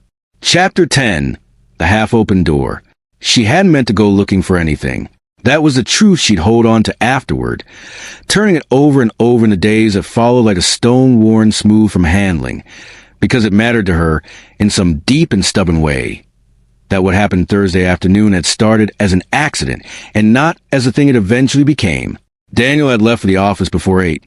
Some early call with the Hudson Square general contractor about a delayed steel shipment, and Alana had spent the morning at the kitchen counter with her laptop, doing the small, unglamorous administrative triage that came with a firm whose accounts were still, for days later, frozen, drafting emails she couldn't send yet, building a spreadsheet of exactly how far a personal loan from her aunt in Connecticut might stretch if the freeze wasn't lifted by Monday. Try and make the numbers behave in ways numbers rarely agreed to behave in when you needed them to. By 1 in the afternoon, the apartment had gone very quiet, the specific too quiet of a large space built for a life that wasn't quite being lived in it yet, and she'd gotten up to make tea and found, on her way back in the kitchen, that she needed a phone charger, hers having died somewhere around noon, and remembered Daniel mentioning days ago that there were spares in the study. The study door was unlocked. She hadn't expected it to be anything else. Nothing in the apartment had struck her, in 4 days of living in it, as particularly guarded. No locked drawers, no hidden safe she'd stumbled across, nothing that had ever made the careful, watchful part of her brain flare into real suspicion rather than the low background hum it had been running since the gallery. She pushed the door open, expecting an office. She found one, a wide desk, a wall of bookshelves, a window looking north over rooftop she'd started, in 4 days, to know the shapes of, and on the desk, beside a closed laptop, a cardboard file box she hadn't seen before, lid slightly askew, as though someone had gone into it that morning in a hurry, and hadn't quite gotten a lid to sit flush again before leaving for work. She found the charger in the second drawer she checked. She should have left then. She told herself that too, afterward, with the same stubborn insistence, that there had been a natural stopping point, a clean moment where the accident could have stayed an accident, and that what came next had been a choice, however small, however understandable, and she owed herself the honesty of admitting that. The corner of a manila folder was sticking out from under file box's lid, and on it, in handwriting she didn't recognize, not Daniel's, something older, more official, the kind of label court clerk or a paralegal might generate rather than a person writing for their own reference, a name that stopped her hand halfway to closing the drawer. Knight versus Vance. Superior Court, docket number 6142, CV. She stood very still for a long moment, charger cable dangling forgotten from one hand, and read the label again, certain, in the specific way you're certain you've misread something important, that her eyes had simply put the wrong letters together. They hadn't. The label sat there, plain and official and utterly unambiguous. Her own father's surname printed above the surname of the man whose apartment she was currently living in, connected by the small, cold word versus. The word that meant two parties standing on opposite sides of a courtroom. She opened the folder before she'd fully decided to. The papers inside were old, the edges soft with handling, a case file that had clearly been read many times over many years rather than filed once and forgotten. A civil complaint, 6 years old by the date stamped at the top. Financial disclosures with numbers redacted and unredacted in different colored ink. Like someone had gone to the same document at different stages of understanding what it actually meant. A deposition transcript, dozens of pages, her father's name appearing again and again in the questioning. Sometimes as a witness, sometimes simply as Mr. Knight, the language of lawyers stripped of anything that might have told her, reading it cold, what any of it had actually been about. And then, Near the bottom of the folder, a photograph. Old enough that the color had started to shift toward yellow at the edges. A man in his early 30s standing outside a courthouse in a suit that didn't quite fit him the way expensive suits usually did. His face unlined, unscarred. Achingly, unmistakably familiar despite the 6 years and the silver line along his jaw that this younger version of the face didn't yet carry. Daniel. She sat down slowly in the desk chair, the photograph in one hand and the deposition transcript in the other, and began with a growing cold understanding that felt like watching ice spread across a lake in real time, to piece together what 4 days, 6 weeks, if she counted from the gallery, had actually been. The case had involved a real estate fraud allegation, a joint development deal between Knight Development and a smaller firm, Vance Holdings, the name appearing over and over in the transcript's dry, procedural language that had, according to complaint, gone catastrophically wrong, millions of dollars unaccounted for, signatures on documents that one side claimed were forged and the other side claimed were legitimate. She read fast, skimming, her hands starting to shake in a way that made the pages tremble audibly in the quiet study, piecing together, from the fragments the file allowed her, a shape she didn't want to see and couldn't stop seeing anyway. Her father's company had filed a fraud complaint. Daniel Vance, the son. She understood now, reading his father's name attached to Vance Holdings in the earliest documents, of the man who'd actually signed the disputed contracts, had gone to prison for it, for years, according to a sentencing memo near the back of the folder, for financial fraud he had, in a handwritten note clipped to the memo in ink that had clearly been added much more recently than the rest of the file. Always maintained he hadn't committed. The handwritten note was in Daniel's hand. She recognized it now. The same economical, precise script she'd seen on drawing markups for 6 weeks. 3 words, underlined twice, hard enough that the pen had nearly torn to the paper. He knew. Always. She heard the front door open at 2:40, and she was still sitting in the study when Daniel found her. The folder open on the desk in front of her. The photograph of his younger, unscarred face resting on top of the deposition transcript like an accusation she hadn't meant to level but couldn't now take back. He stopped in the doorway. She watched his face do something she'd never once seen it do in 6 weeks. Not the careful, cold boardroom mask, not the raw, unguarded warmth from the gallery, but something between a total, frozen stillness that looked, more than anything else, like a man watching a structure he'd spent years reinforcing finally give way at the exact seam he'd always known was weakest. "You went through my things," he said. His voice had gone very flat, very quiet, and underneath the flatness, she heard something else entirely, something that sounded, terrifyingly, like relief. "I was looking for a charger." Her own voice came out shaking, and she hated it, hated that even now, sitting on the wrong side of what she now understood, her body still betrayed her the same way it had in the site trailer, in the bank's phone call, every time the ground disappeared out from under her, without warning. "The file was open, Daniel. Your name was on it. My father's name was on it. What was I supposed to do? Not look? You weren't supposed to find out this way." He crossed the room, slow, and reached for the folder, and she pulled it back before he could take it.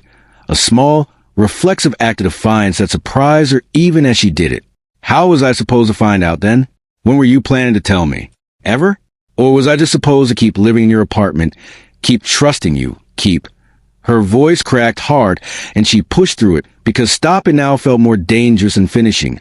"Keep letting you touch my hair at midnight, like it meant something, while this whole time you knew exactly who my father was, exactly what happened between your family and mine, and you never said one word." "I was going to tell you." His jaw was tight, a muscle jumping hard along the scar, and his hand, she noticed, had curled into fists at his sides, not with anger at her. She understood distantly, but with a specific, controlled effort of a man holding something enormous very still. "I told you Thursday night. There were things you didn't know yet. I was building up to it. I wanted to tell you on my own terms, not like this. Right. Convenient." The word came out bitter, sharper than she meant it, and she watched it land on him like a slap. "Was any of it real, Daniel? The gallery, the contract, the joist. You pulled me out from under falling timber. Was that even an accident, or was that part of some—" "Don't." His voice cracked, Finally, the flatness breaking apart into something raw and furious in equal measure. Don't you dare put that on the same list as everything your father's done. I have spent 6 years building a case against a man who destroyed my life and let an innocent person carry the weight of it. And I have spent 6 weeks watching everything I thought I understood about how this was supposed to go come apart because of you. Because you turn out to be exactly the opposite of everything I expected to find. And I have been trying every single day to figure out how to tell you the truth without losing the one thing in 6 years that has actually felt like it. Mattered more than the plan. So this whole thing was a plan.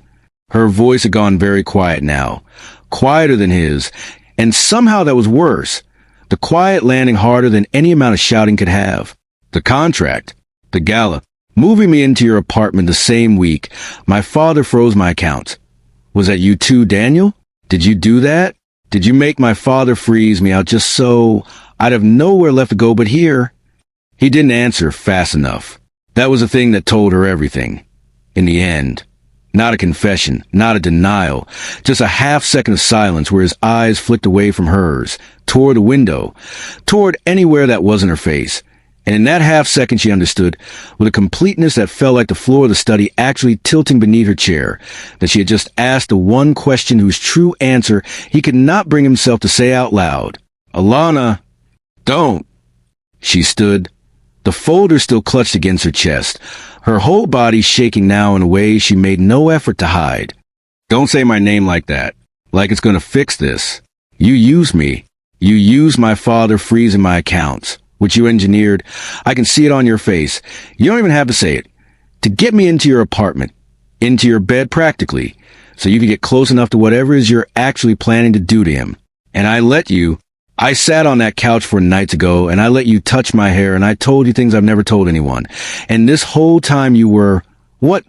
Gathering intelligence, building your case. It stopped being about the case. His voice had gone rough, almost pleading, a register she had never once heard from him in 6 weeks of careful control. Somewhere in the last 6 weeks, it stopped being only about the case. I need you to believe that much is true, even if you don't believe anything else. Why would I believe anything you say ever again? The question hung in the study's quiet air, unanswerable, and Daniel stood there with his fists still curled at his sides, watching 6 years of careful, load-bearing architecture come apart in real time in front of a woman whose trust he had built with his own 2 hands, specifically in order to break it, and finding, now that the breaking had actually arrived, that it felt nothing like the victory he had spent 6 years telling himself it would. I need you to leave, Alana said.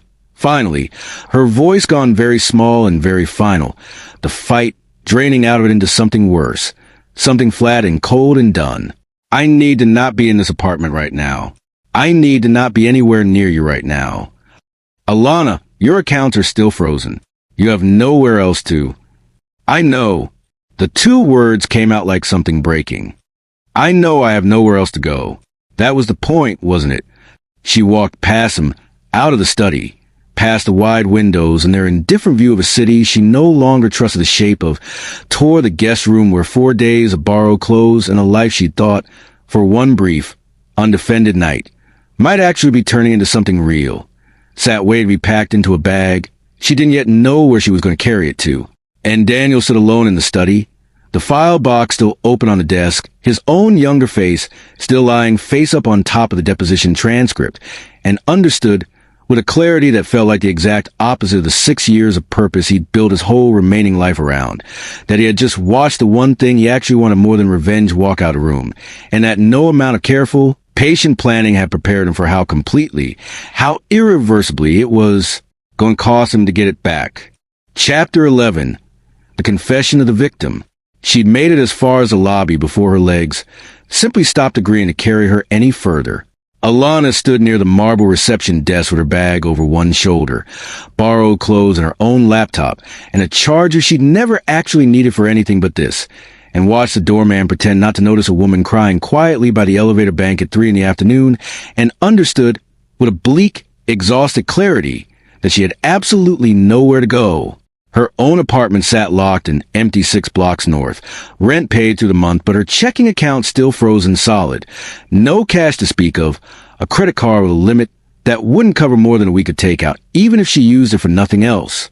Priya's studio in Bushwick had a couch, technically, and a roommate who worked nights and slept days, and Colin asked me and explaining why.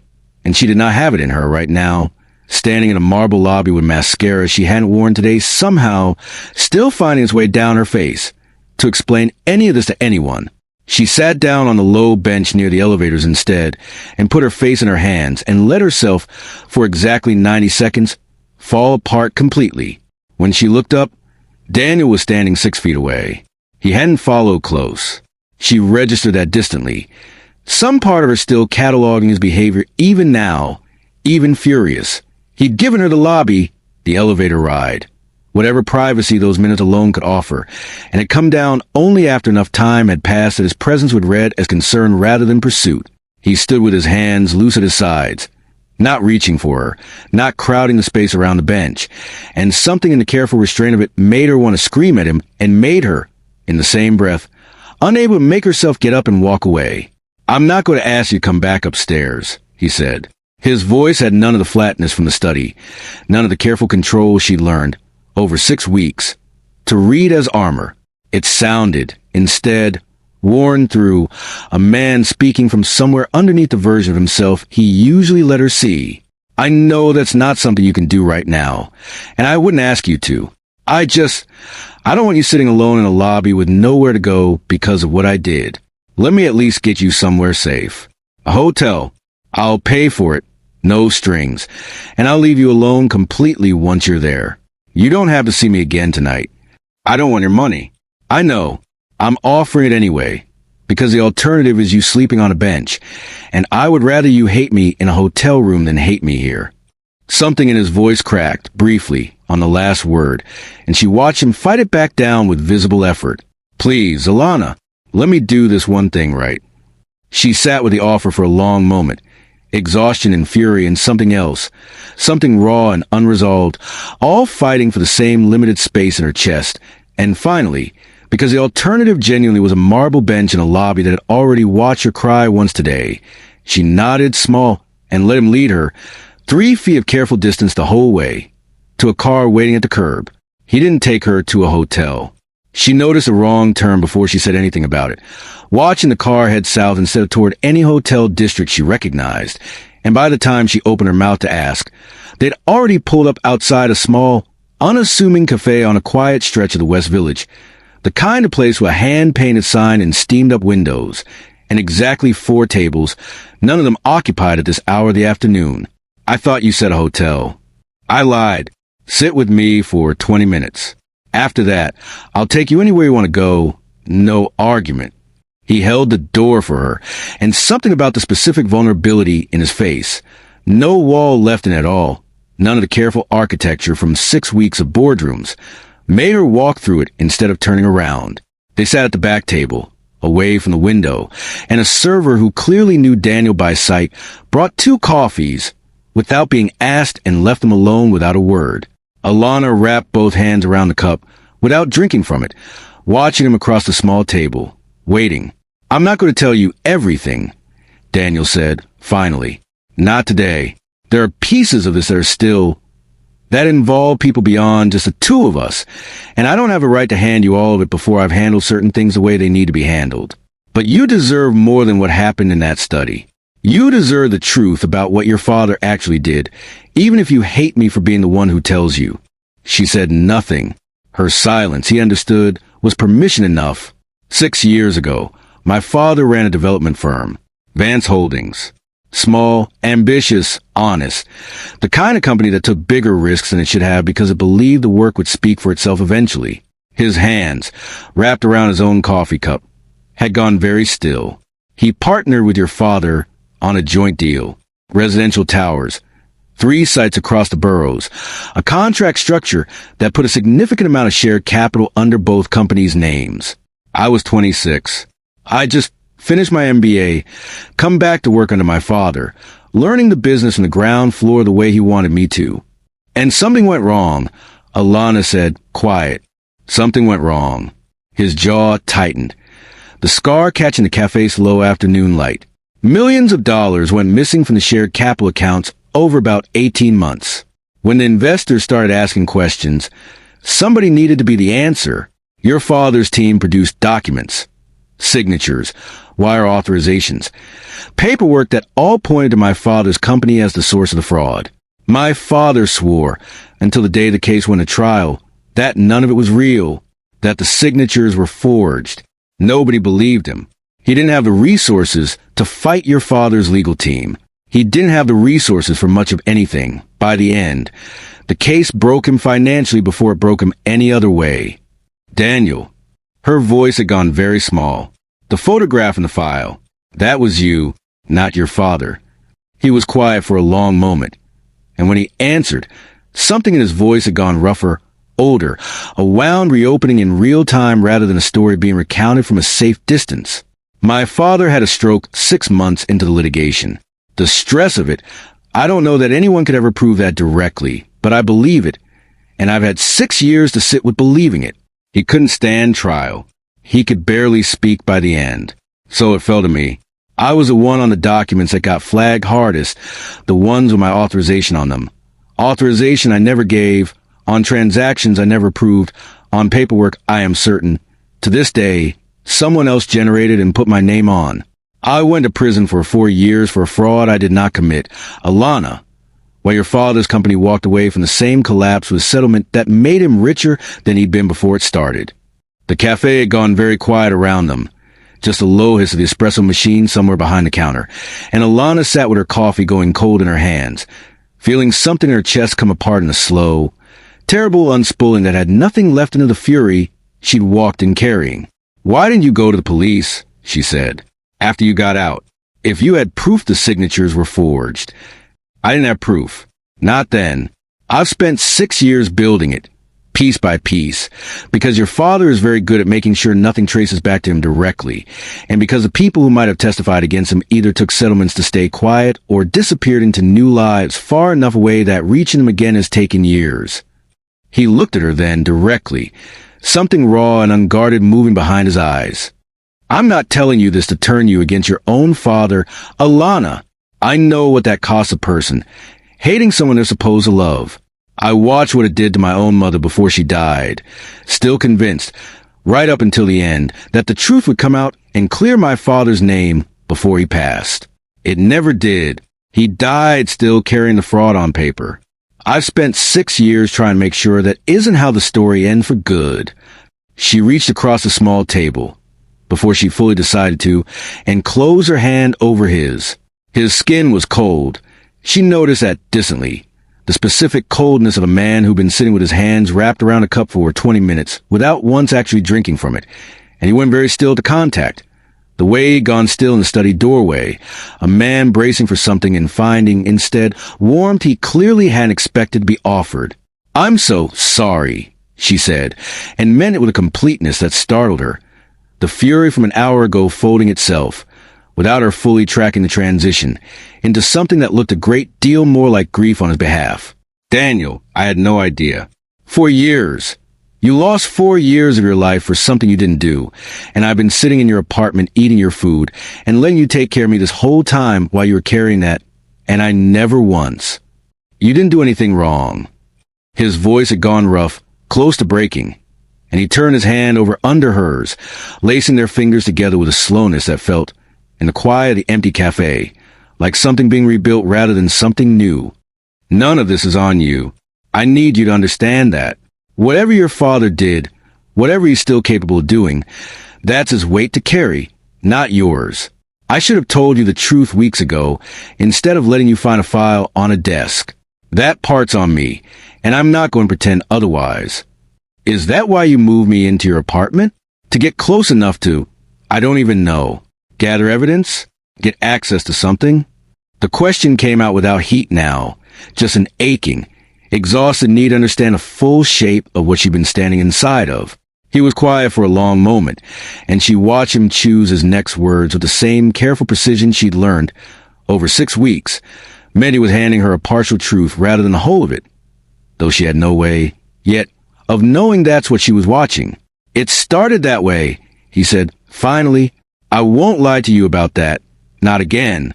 I needed proximity to your father's world, and your firm's contract gave me a legitimate way to build it. But somewhere in the last 6 weeks, Alana, and I know how this is going to sound, I know I have no right to expect you to believe it after today, it stopped being only about proximity.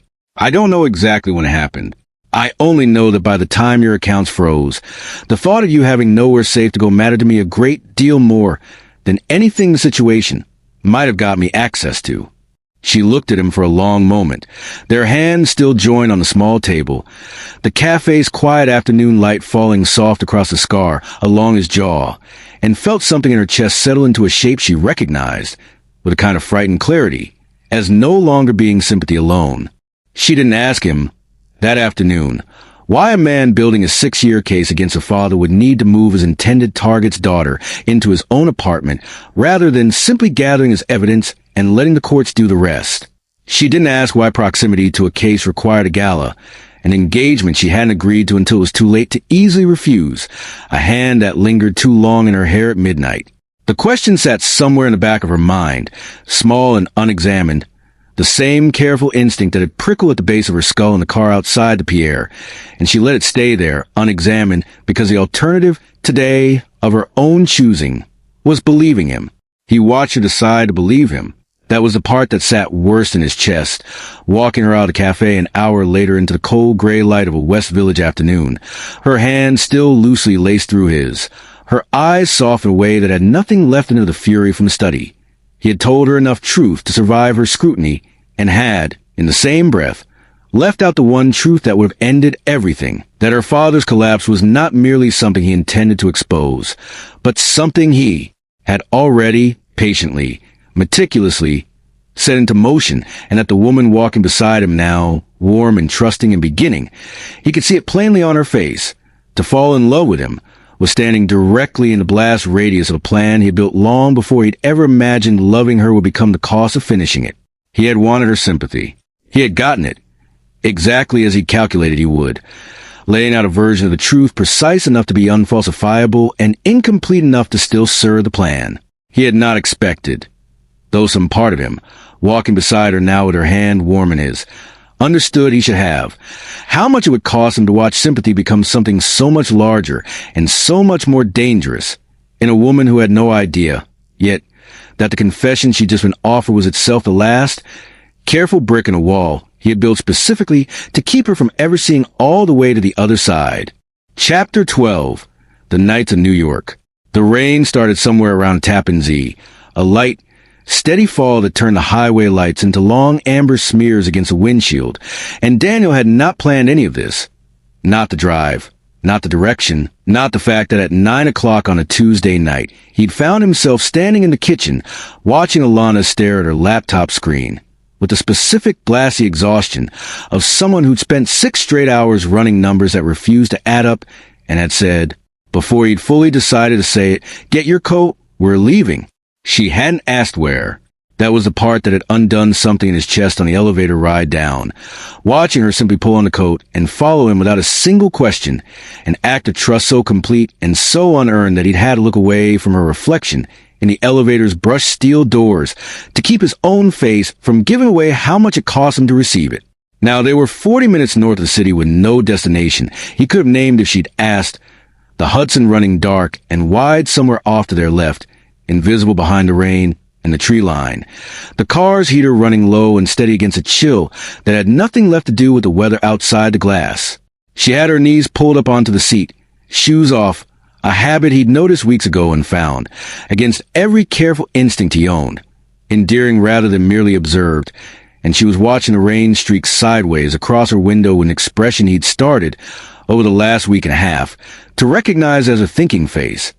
The small furrow between her eyebrows, the slight worry of her bottom lip between her teeth, present whether she was solving a zoning calculation, or as now, something with no drawings attached to it at all. "Where are we going?" she said, finally, not with any real urgency, more like she was testing whether the question mattered to the answer. "Nowhere in particular. I needed to drive." "You looked like you needed to stop looking at that laptop before you put your fist through it." "That's fair." A small, tired laugh, Real enough that he felt it land somewhere under his ribs the way her laughter always did now. A warmth he'd stopped being able to pretend was purely observational. The freeze still isn't lifted. My attorney says Thursday, maybe, if the judge doesn't get bogged down on something else first. Priya's holding the office together on fumes and sheer spite at this point. I keep doing the math, and it keeps coming out the same, which is that I don't actually have a version of this where everyone still has a job in 2 weeks, unless something changes. Something will change. He said it with more certainty than he had any right to claim, and heard the certainty land oddly in his own ears, because of something he was privately counting on to change things was not a court date or a judge's ruling, but a plan 6 years in the making that was, even now, even on this quiet, rain-soaked highway with her feet tucked up on a passenger seat, still grinding forward on a track he had not yet found a way to step off of. You say that like you know something I don't. I know a great many things you don't, he said, and let it land as a joke it was mostly meant to be, watching her roll her eyes and settle back against the headrest, and felt, underneath the easy banner, the specific low ache of a sentence that was, if she'd only pulled on the thread a little harder, entirely true and entirely damning. They pulled off the highway, somewhere past a town whose name neither of them caught, into a gravel overlook above the river, empty this late and this wet, rain drumming steady against the roof of the car in a rhythm that filled the silence in a way that felt, to both of them, less like emptiness and more like a held breath finally allowed to release. Daniel cut the engine but left the heater running, and for a long moment neither of them said anything at all, just watched the rain move across the black water below. Streetlights on the far bank smudged into long gold threads by the wet glass. "Can I ask you something?" Alana said, eventually, her voice gone quieter in the enclosed hush of the car, and I want an actual answer, not a boardroom answer. "Okay. What are you actually afraid of? Not the case. Not my father. You, specifically. The thing that keeps you up at 3 in the morning when none of the rest of it is in the room." He was quiet for a long time, long enough that she almost took the question back. And when he finally answered, his voice had dropped into a register she'd only heard from him twice before, once in the site trailer, once in the study doorway, the register that meant the wall had actually come down rather than merely shifted. "I'm afraid of becoming exactly what I set out to destroy," he said. 6 years, Alana. 6 years of building a case. Building a fortune I don't particularly enjoy having. Building a version of myself hard enough and patient enough to survive what it took to get here. And some nights I lie awake, and I can't tell anymore where the man doing the building ends and the plan itself begins. My father spent his whole life believing that decency was its own kind of currency, that if you built something honest, eventually the world would recognize it as honest and reward it accordingly. He was wrong. It cost him everything, believing that. And I promised myself, in a cell 6 years ago, that I would never make his mistake, that I would become whatever the fight required me to become. He looked at her, then, something raw and unguarded moving behind his eyes in the dim green light of the dashboard. Some nights, I'm afraid, I already have, that there's no version of me left underneath all of it that would still recognize my father's face, if he were somehow still here to see what I turned into to avenge him. She reached over and took his hand where it rested on the gear shift, lacing her fingers through his without needing to be asked, and he let her, his grip tightening around hers with a pressure that told her more than his voice had managed. "You're not what you're afraid of," she said, quiet. "I've spent 6 weeks watching you. The man who pulled me out from under a falling joist without thinking twice. The man who sat up with me on a couch until midnight, because he didn't want me alone with a frozen bank account. That's not a man who's become nothing but the plan. That man's still there, Daniel. I see him. I'm looking right at him." Something in his chest cracked open at that, wide and sudden, and he had to look away from her, out at the rain-streaked river, to keep the full weight of what she just said from showing on his face in a way he wasn't ready for her to see. "Your turn," he said, rougher than he meant it to come out. "What's your 3 in the morning fear?" She was quiet for a while, watching her own breath fog faintly against the cold glass, before she answered, "That I'll spend my whole life building things, good, honest, solid things, and it will never once be enough to make my father actually see me. I told you that already a little that night on the couch, but there's a part one didn't say. The part where some nights I wonder if the reason I've never let myself really need anyone is because I learned a long time ago watching him. That needing people is how you end up disappointed by them. And then I think about you and how much I've let myself need you in 6 weeks, more than I've let myself need anyone in years. And it terrifies me, Daniel, not because I think you'll hurt me on purpose, because I don't know how to survive being disappointed again, not after everything with him. And some nights that fear is loud enough that I almost regret letting myself feel any of this at all. The confession landed in the quiet car with a weight that made something in Daniel's chest go very still, a stillness that had nothing to do with control and everything to do with a man finally, fully understanding the size of what he stood to break. I don't want to be another disappointment in that list, he said, low. Then don't be. It was such a simple sentence. 3 words, and it sat in the car between them with a force that felt, to Daniel, like the entire architecture of 6 years of planning suddenly balanced on a single, narrow beam that was not going to hold the weight of both things he wanted at once. Not the plan, not her, not both, not anymore. He looked at her, rain light moving soft across her face, her eyes open and unguarded and full of a trust she had absolutely no idea she was misplacing, and felt, for the first time in 6 years, the cold, patient certainty that had carried him through every single day of the plan waver. Not break, not yet, but waver, genuinely, all the way down to whatever foundation had been built on. Alana, her name came out rough, barely above the sound of the rain.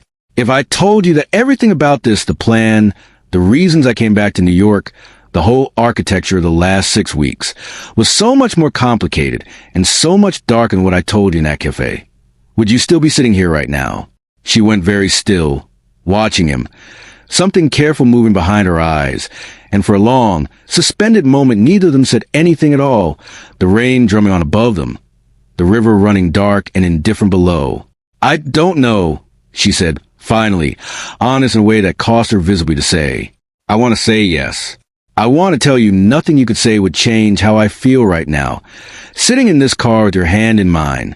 But I don't actually know, Daniel, and I think you're asking me a question you already know the real answer to, or you wouldn't be asking it wrapped in a hypothetical instead of just telling me the truth outright.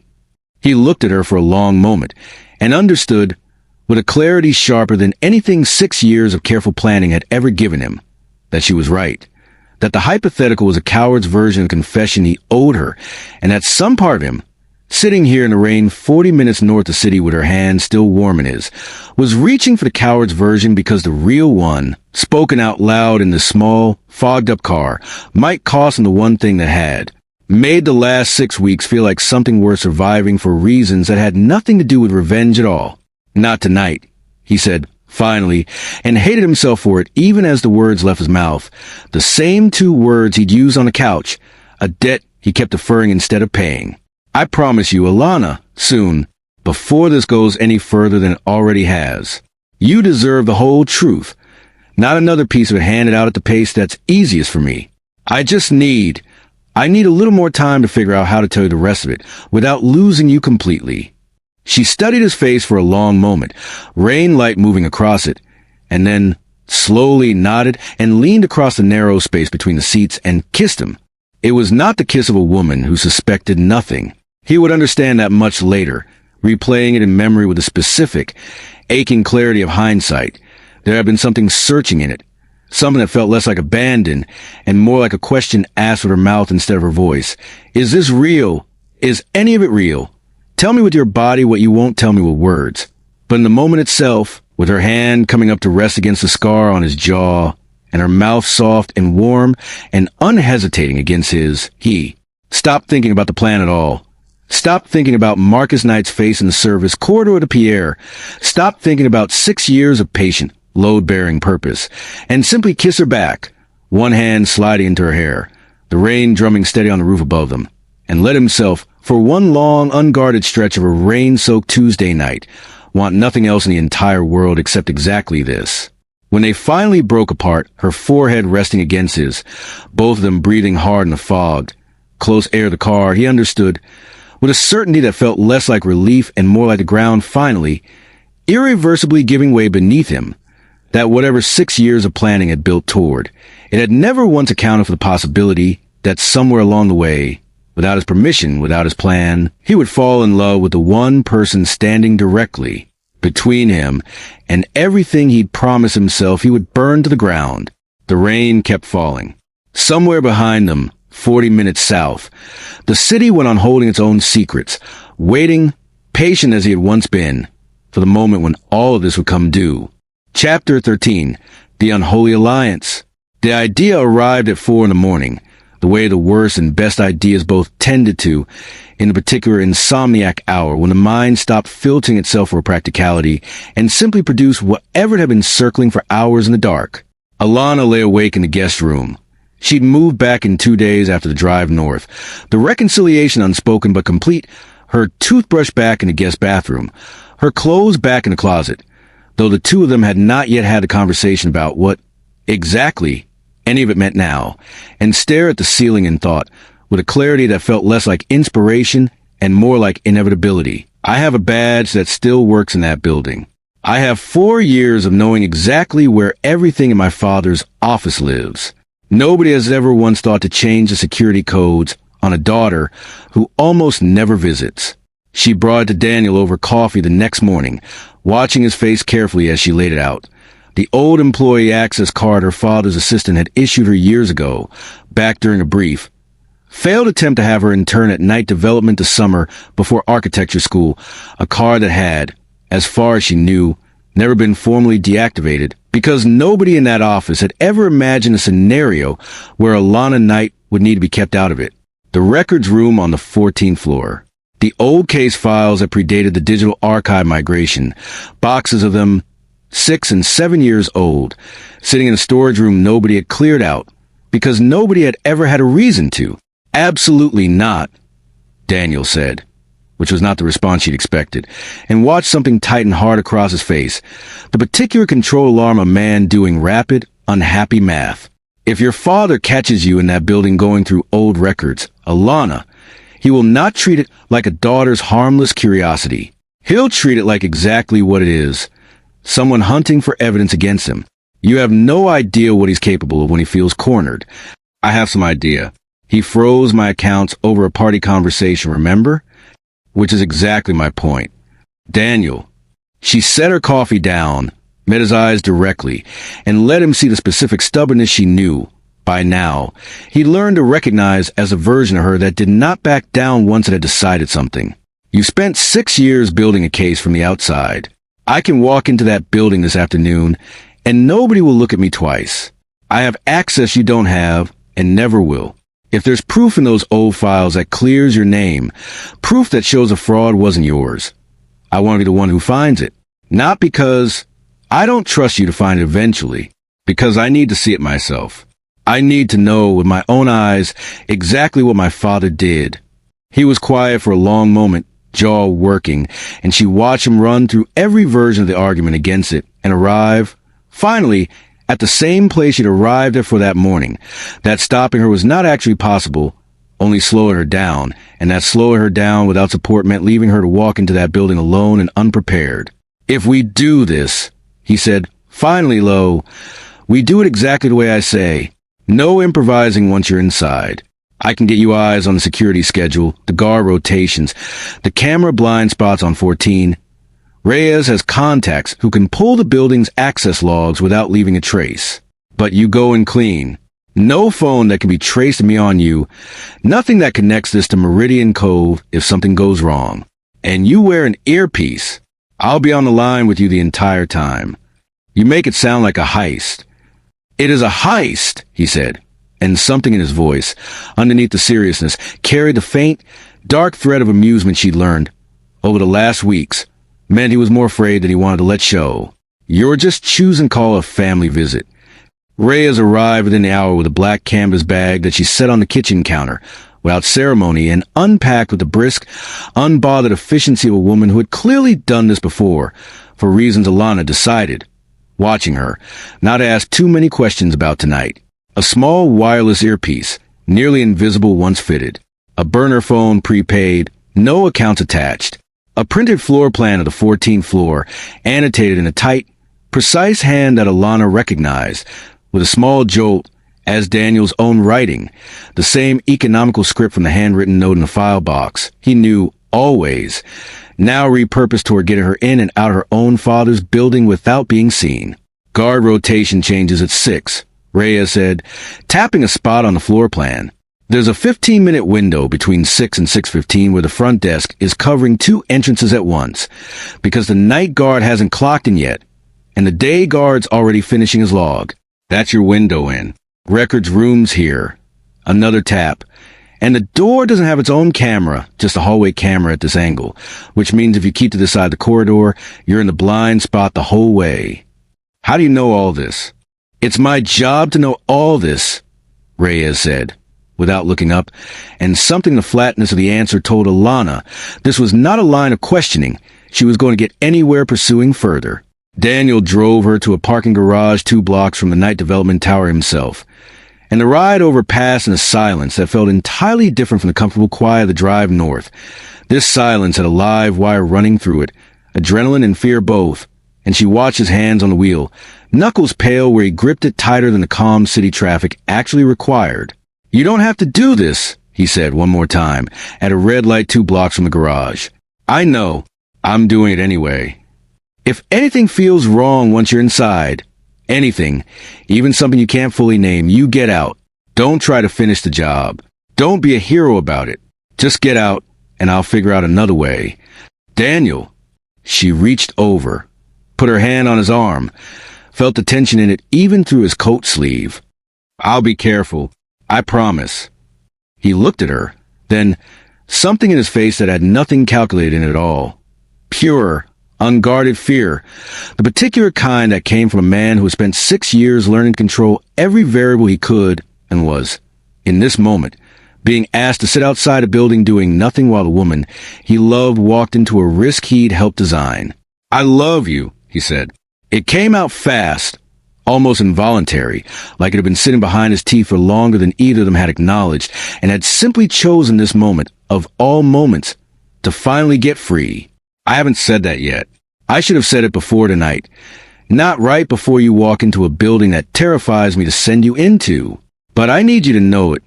Going in, I love you, and I need you to come back out of that building in one piece, and then we're going to have a much longer conversation about everything else." She stared at him, the light still red, the city's evening noise going on indifferent around a stopped car, and felt something in her chest crack wide open, warm and terrified in equal measure.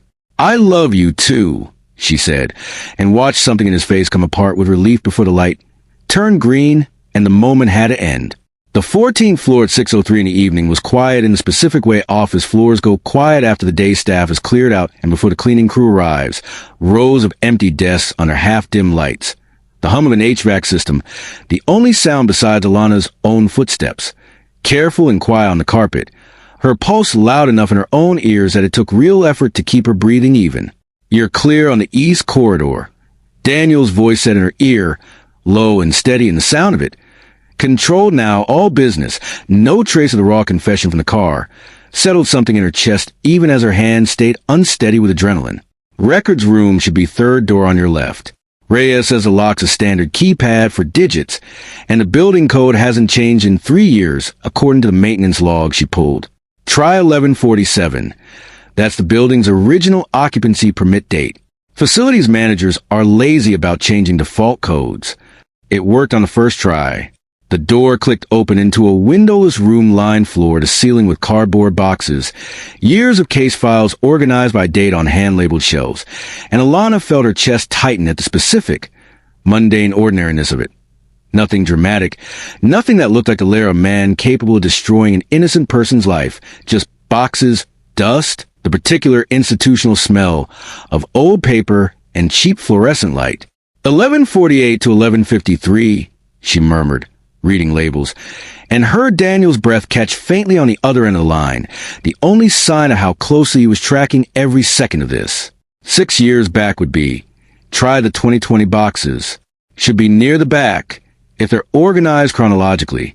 She found the box marked 2020 litigation, development partnerships 11 minutes later, her hands shaking as she pulled it down off the shelf and dropped to her knees on the records room floor to go through it, phone flashlight held between her teeth. So both hands stayed free to sort through folder after folder of old contracts, wire authorizations, correspondence between lawyers she didn't recognize.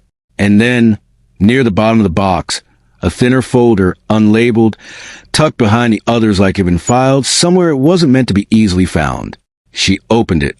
Inside, a set of internal memos between her father and a name she did recognize. The company's former head of finance, a man who had, according to the dates on the memos, left Night Development abruptly 2 months after the fraud case settled, with a severance package that, based on the attached compensation letter, was almost 3 times what his contract should have entitled him to. And beneath the memos, a single handwritten note in her father's own script, dated 8 months before the case had even gone to trial. Vance's signatures. Need clean copies before filing. He handles it quietly. Her whole body went cold. Daniel, she whispered, her voice shaking now in a way that had nothing to do with fear of being caught. I found something. I need you to see this. Photograph it. Every page. Now, Alana, before anyone comes.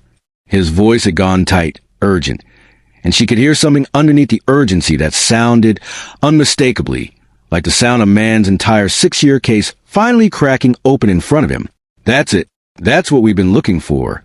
She photographed the memos with shaking hands, page after page, and had just closed the folder and started sliding the box back onto its shelf when the sound came. A door opening somewhere down the corridor, footsteps, unhurried, familiar in a way that made every hair on her arms rise before her conscious mind had even finished identifying the walk. Someone's coming. Daniel's voice said in her ear, sharp now, all the careful calm gone out of it. Alana, get out. Now. There's a service there at the end of the corridor, past the records room door opened. Her father stood in the doorway, one hand still on the knob, his face registering shock, and then, in the space of a single breath, something colder and far more dangerous, his eyes moving from his daughter's face-to-phone in her hand to the open box of files at her feet. And Alana understood, standing frozen in the middle of her own father's records room with 6 years of buried evidence photographed and glowing on the screen in her hand, that whatever came next was not going to end quietly, and that the earpiece still warm against her ear was the only thread connecting her, right now, to the one person in the world who might actually know how to get her safely out the other side of what was about to happen. Chapter 14, The Kiss of Betrayal. Marcus didn't move for a long 3 seconds, his hand still on the doorknob, his eyes fixed on his daughter kneeling in the middle of his own records room with an open box of 6-year-old files at her feet and a phone glowing in her hand. And in those 3 seconds, Alana watched something in his face do a complicated, painful thing. Shock giving way, briefly, to something that looked almost like grief before the whole expression closed over into a flat, controlled mask she recognized from the ballroom at the Pierre. Get out, Daniel's voice said in her ear, low and urgent. Alana, whatever he says, do not engage. Get up, get past him if you can, get to the stairwell. I'm 3 minutes out. I'm already moving. Alana, Marcus's voice, when it finally came, had none of the fury she'd braced for. It came out instead low and strange, almost pleading, a register she had never once heard from her father in 30 years of knowing him. What are you doing in here? I think you know exactly what I'm doing in here. Her own voice shook, but she made herself stand, made herself hold the phone a little tighter, the memo's photograph still glowing on the screen between them like something with actual physical weight. Vance's signatures. Need clean copies before filing. Your handwriting, Dad, 8 months before the case ever went to trial. You always knew Daniel was innocent, and you let him go to prison for something you did. Marcus's face went very white, and for a moment he said nothing at all, and in the silence Alana heard distantly the sound of an elevator arriving somewhere down the hall, and understood, without needing to be told, that it was Daniel. You don't understand what you're holding, Marcus said, finally quiet, and something in his voice had gone raw in a way she'd never heard from him. Not once. Not in 30 years. That memo is what you think it is. There are things about that case, about the whole partnership with Vance Holdings, that are more complicated than one piece of paper can tell you. Then explain it to me. Right now. Because I'm done, Dad. I'm done accepting silence from you as an answer to everything that matters. He opened his mouth, and whatever he'd been about to say died there, because Daniel appeared in the doorway behind him, breathing hard from the stairs, his eyes going immediately to Alana, checking her and then hardening to Marcus. Don't, Daniel said, low, dangerous, stepping into the room with stillness that had nothing common at all. Don't you dare try to explain your way out of this in front of her. Marcus looked between the two of them, his daughter, pale and shaking, holding proof of his own guilt in her hand, and the man he had spent 6 years believing safely buried, standing now in his own building with an intimacy toward his daughter that told him everything he needed to know about how completely his careful, 30-year fortress had already been breached, and something in his shoulders sagged, the fight visibly draining out of him in real time. Not here, Marcus said, quiet, defeated in a way Alana had never once seen from him. Not like this in a storage room with, Alana, please, give me time. I'll tell you everything. Not tonight. I need time to figure out how to say it. You've had 6 years, Daniel said, flat. And you had 6 years to plan exactly this moment. Marcus shot back, some of his old fire returning. So don't stand there and lecture me about time, Vance. We'll talk, both of you, but not tonight. He looked at his daughter one more time, something in his face that she would spend a long time afterward trying to name. Not quite an apology, not quite a confession. Something caught painfully between the two, and then he turned and walked out of the records room without another word, leaving the door standing open behind him. They didn't speak much on the drive back to the apartment. Alana sat with her knees pulled up against her chest in the passenger seat, the adrenaline finally draining out of her in long, shaking waves, and Daniel drove with one hand reaching over every few blocks to rest against her knee, not saying anything, just letting the contact be enough. And by the time they reached the 17th floor of the city outside, had gone fully dark, a hard, clear February night with a kind of cold that made the skyline's lights look sharper than usual, cut glass, instead of soft glow. She found him on the balcony an hour later, after she'd showered and changed into something warm, and sat for a long while on the couch not really watching whatever was playing on the television, her mind circling and circling the memo, her father's face, the strange, broken quality of his voice. She'd gone looking for Daniel and found the balcony door standing open a few inches, cold air seeping into the living room, and stepped out to find him standing at the railing with his hands braced against the cold metal, looking north over the dark spread of the city, like he was searching it for something he already knew he wasn't going to find. You should be inside, she said, wrapping her own arms around herself against the cold. It's freezing. I needed the air. His voice came out low, rough, and he didn't turn to look at her right away, his profile lit by the ambient glow of the city, the scar along his jaw catching a hard, silver edge in the cold light. I keep replaying it, watching you in that room. I've spent 6 years being careful, Alana. 6 years making sure nothing I did could ever put anyone else at risk the way I was put at risk. And tonight, I sent you into a building to steal evidence from a man who has already shown he's willing to freeze your accounts and threaten legal action just to send a message. If something had gone differently in that room. But it didn't.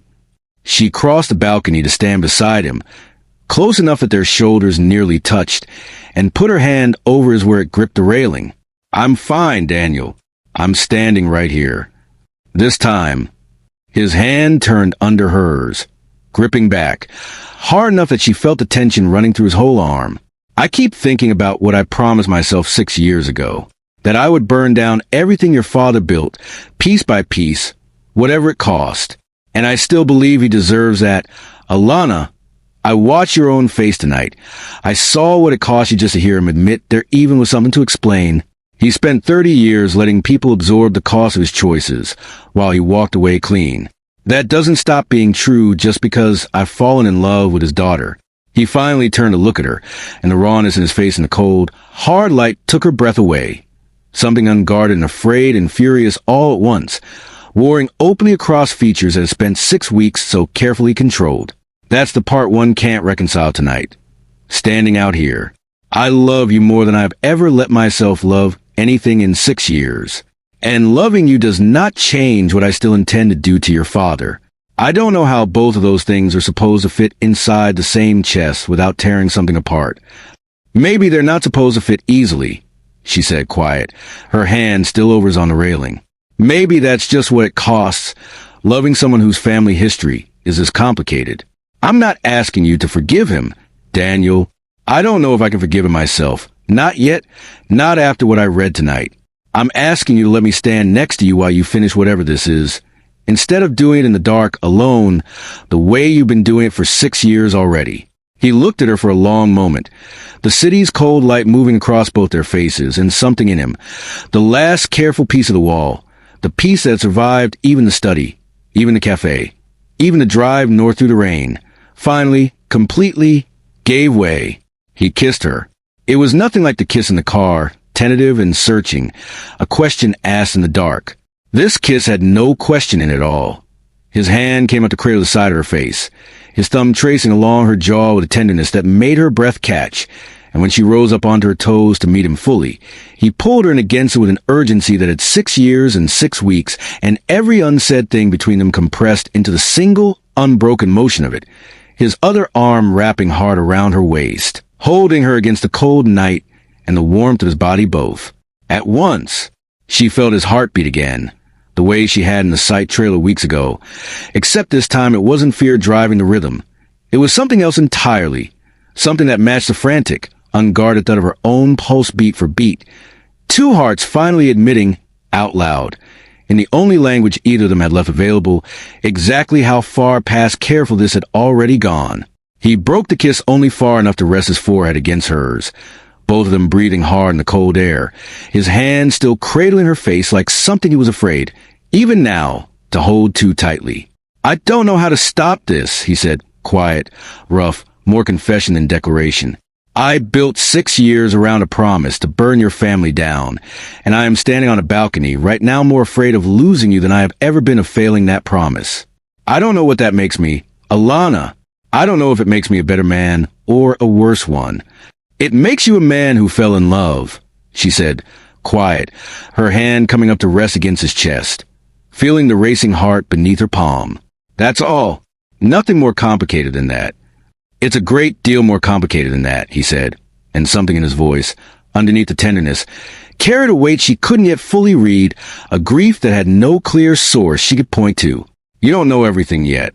I keep telling myself I'll find the right moment.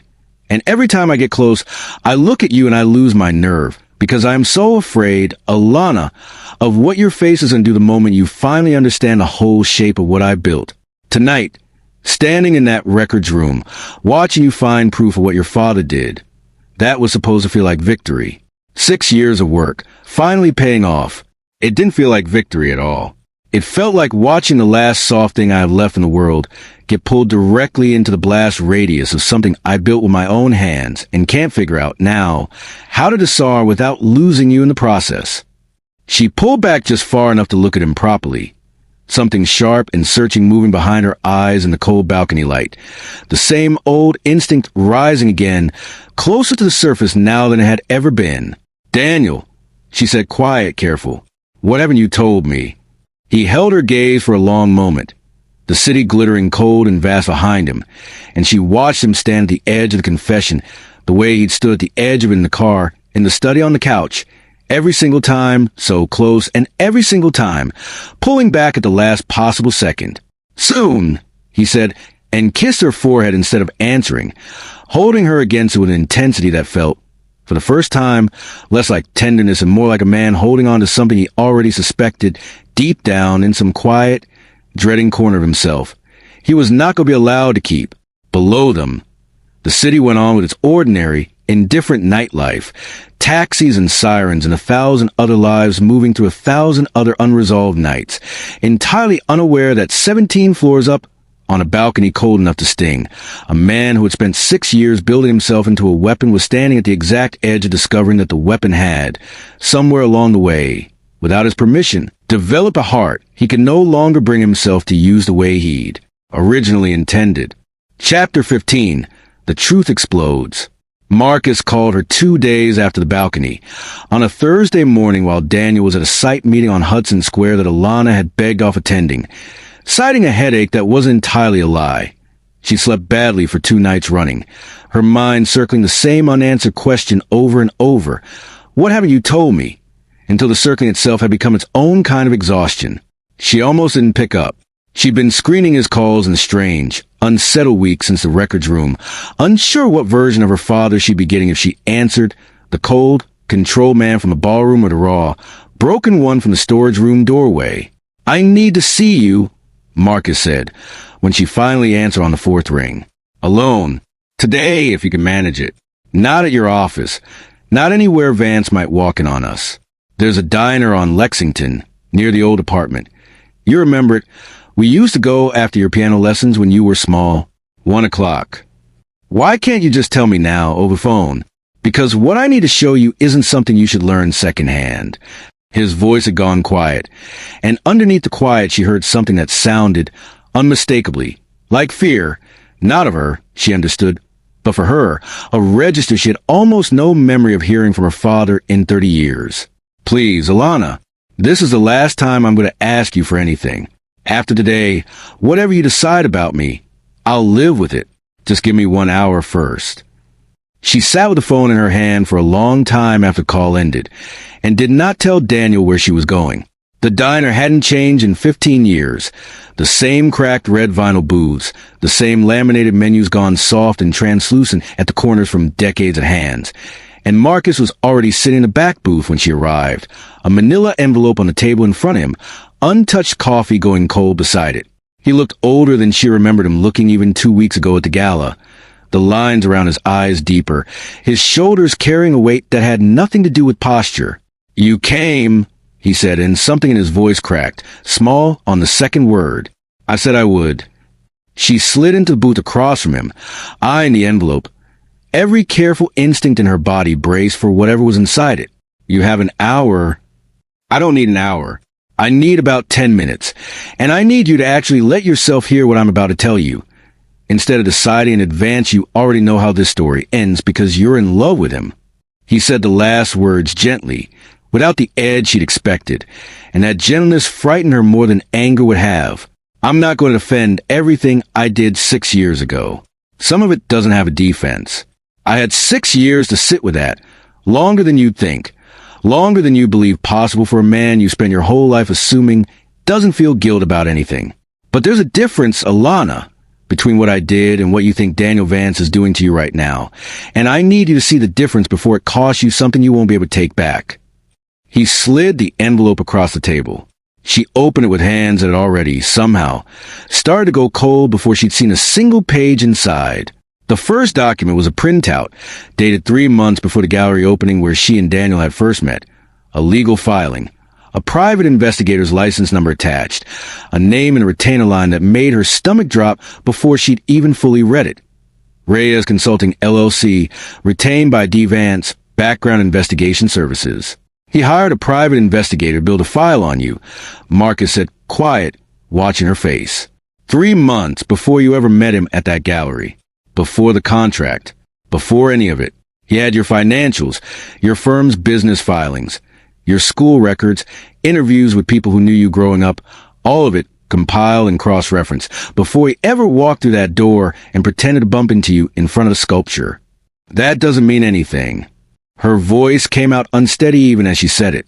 He told me himself he did diligence before offering the contract. Read the date again, Alana. The investigation predates the gallery. It predates any contract. He didn't research you because he was interested in your firm for a legitimate deal. He researched you first and built the deal and the gallery meeting and everything that came after around the person he already knew you were going to be. She turned to the next page. A printed email thread, internal, between Daniel and someone identified only by initials, R, dated the week before the gala invitation had arrived at the 17th floor apartment. The foundation gala is confirmed for the 4th. Donations processed in Meridian Cove's charitable arm, structured to guarantee an invite lands in front of Vance personally. Recommend bringing Knight's daughter as his date. Puts him inside the room as a settled, credible presence rather than a lone operator working an angle. Will also put maximum pressure on MK in the most personal register available. Alana read the line twice, 3 times, the words rearranging themselves in front of her eyes into a shape she didn't want them to make and couldn't stop them from making anyway. Maximum pressure on MK in the most personal register available. Her, she understood, with a cold, sick lurch that traveled the length of her whole body. She was the most personal register available. Keep going, Marcus said, quiet, and something in his voice now had gone almost gentle. The voice of a man delivering a wound he knew was necessary and hated delivering anyway. The next document was longer, a full operational memo. Dated the week the accounts froze, and Alana's hands had started to shake badly enough that the pages rattled audibly as she read. Contingency in place if MK moves against the daughter's assets, which our analysis suggests is likely given the pattern established at the gala. If a freeze occurs, recommend offering the apartment as sanctuary, removes her remaining points of independent leverage, and creates maximum daily proximity for the next operational phase. Emotional dependency accelerates trust-building timeline significantly. Target: full access to MK's inner circle and legal vulnerabilities within 8 weeks of initial contact. Emotional dependency accelerates trust-building timeline. She set the page down on the table with a hand that had gone entirely numb, and looked up at her father, and found that she could not, for a long moment, locate a single word in her whole body capable of expressing what was happening inside her chest. He planned all of it, she said, finally, her voice coming out flat, hollow, a register she didn't recognize as her own. The gallery, the contract, the gala, even the accounts. He said, he didn't do that. He looked me in the eye in the study, and I asked him directly if he'd done that. And he didn't answer, and I let myself believe that meant something other than what it actually meant. I believe he loves you, Marcus said, and the words landed strangely, coming from him, a concession she hadn't expected and didn't know how to hold. I want to be honest with you about that much, because I think it matters, and because I think it's the only piece of this that might actually be true rather than calculated. But loving you doesn't erase the plan. Alana, it doesn't erase that the plan came first, that you were a target before you were ever a person to him, and that everything that's happened between the two of you since the apartment, the drive north, whatever happened on that balcony 2 nights ago, that I don't need the details of. All of it is built on top of a foundation he laid specifically to use you against me. She sat very still in the cracked vinyl booth, the diner's ordinary lunchtime noise going on around her, oblivious, and felt something in her chest come apart in a way that had none of the clean, sharp pain of the study doorway 2 weeks ago. This was worse. This was slower and deeper, and it took the ground out from under every single thing she let herself believe in 6 weeks of choosing, again and again, to trust a man whose hand in her hair had felt like the only solid thing left in a world that kept giving way beneath her. Why? She said, finally, her voice barely audible over the clatter of dishes somewhere behind the counter. Why does he hate you enough to do all this? Marcus was quiet for a long moment, and something in his face shifted, the careful, controlled mask finally cracking to reveal something underneath it that looked, for the first time in her adult memory, like actual shame. Because 6 years ago, he said slowly, each word costing him visibly, I let his father take the fall for something I did. Not entirely. There was fraud on both sides of that partnership, more complicated than either version either of you has heard so far. But I had the resources to fight it, and he didn't. And when the case started going badly for both companies, I made choices that protected mine at the expense of his. I'm not going to sit here and tell you I'm innocent. Alana, I'm not. What I am telling you is that the man you fell in love with built his entire relationship with you as a weapon aimed at me.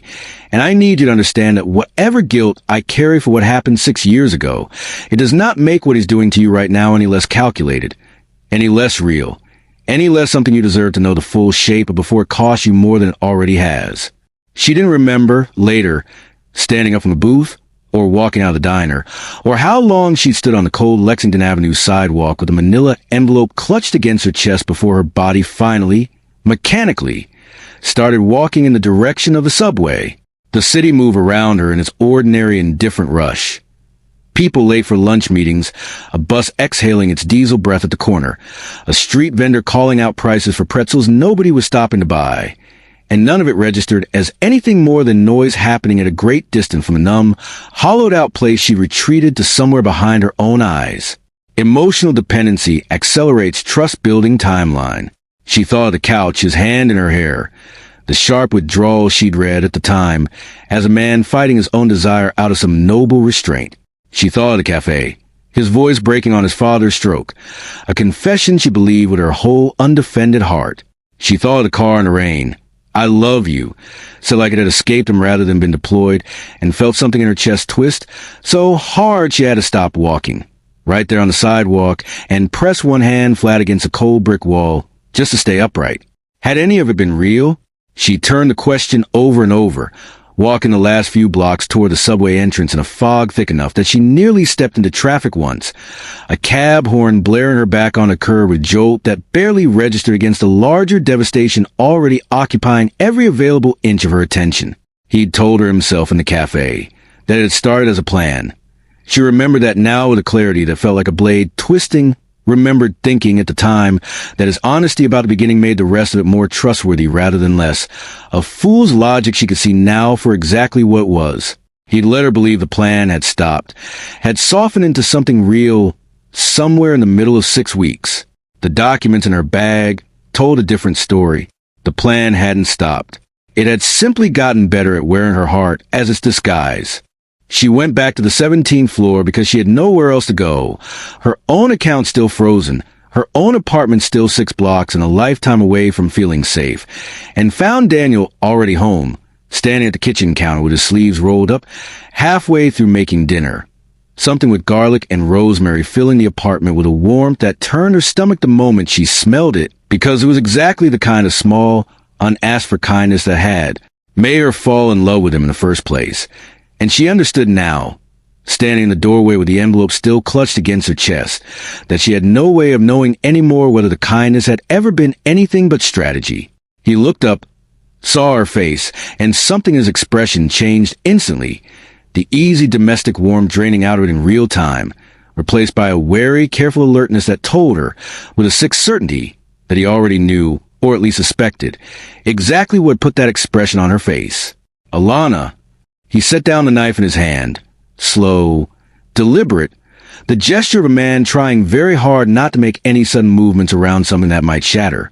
"What happened?" She said nothing. She simply set the envelope down on the kitchen counter between them and watched him look at it, and watched something in his face go very still and very pale as he recognized, without needing to open it, exactly what it contained. "I met with my father today," she said, and her voice came out flat, stripped of everything except the bare, exhausted facts. "He showed me a private investigator's report on me, Daniel, dated 3 months before the gallery.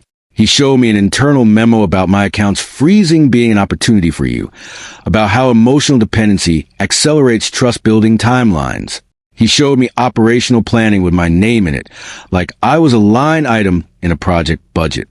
Her voice cracked. Finally, all the way through, 3 weeks of careful composure finally giving out entirely. "Tell me it's not true. Tell me my father forged all of it. Tell me it's some elaborate lie designed to turn me against you, and I will believe you. Daniel, God help me, I will believe you even now, because that's how far gone I already am. Just tell me it's not true." He stood very still on the other side of the counter, the knife forgotten beside a cutting board of half-chopped rosemary, and she watched him open his mouth and close it and open it again, searching for the sentence that would fix this, and finding, in the end, nothing at all, because there was nothing to find, because every single word in the envelope had been true from the very first line to the last, and both of them, standing in the warm, rosemary-scented kitchen with an entire relationship's worth of careful, patient construction finally coming apart between them, understood in exactly the same silent, devastating instant. "Alana," he said finally, his voice barely above a whisper, "I can explain." "Don't." The word came out of her like something torn loose. "Don't you dare explain it to me like there's a version of this that makes it okay. You built a file on me before you ever said a single word to me in that gallery. You planned the gala. You planned." Her voice broke completely now, the last of her composure gone, tears finally spilling over that she made no effort to stop or hide. "You planned my father freezing my accounts, didn't you? You said you didn't.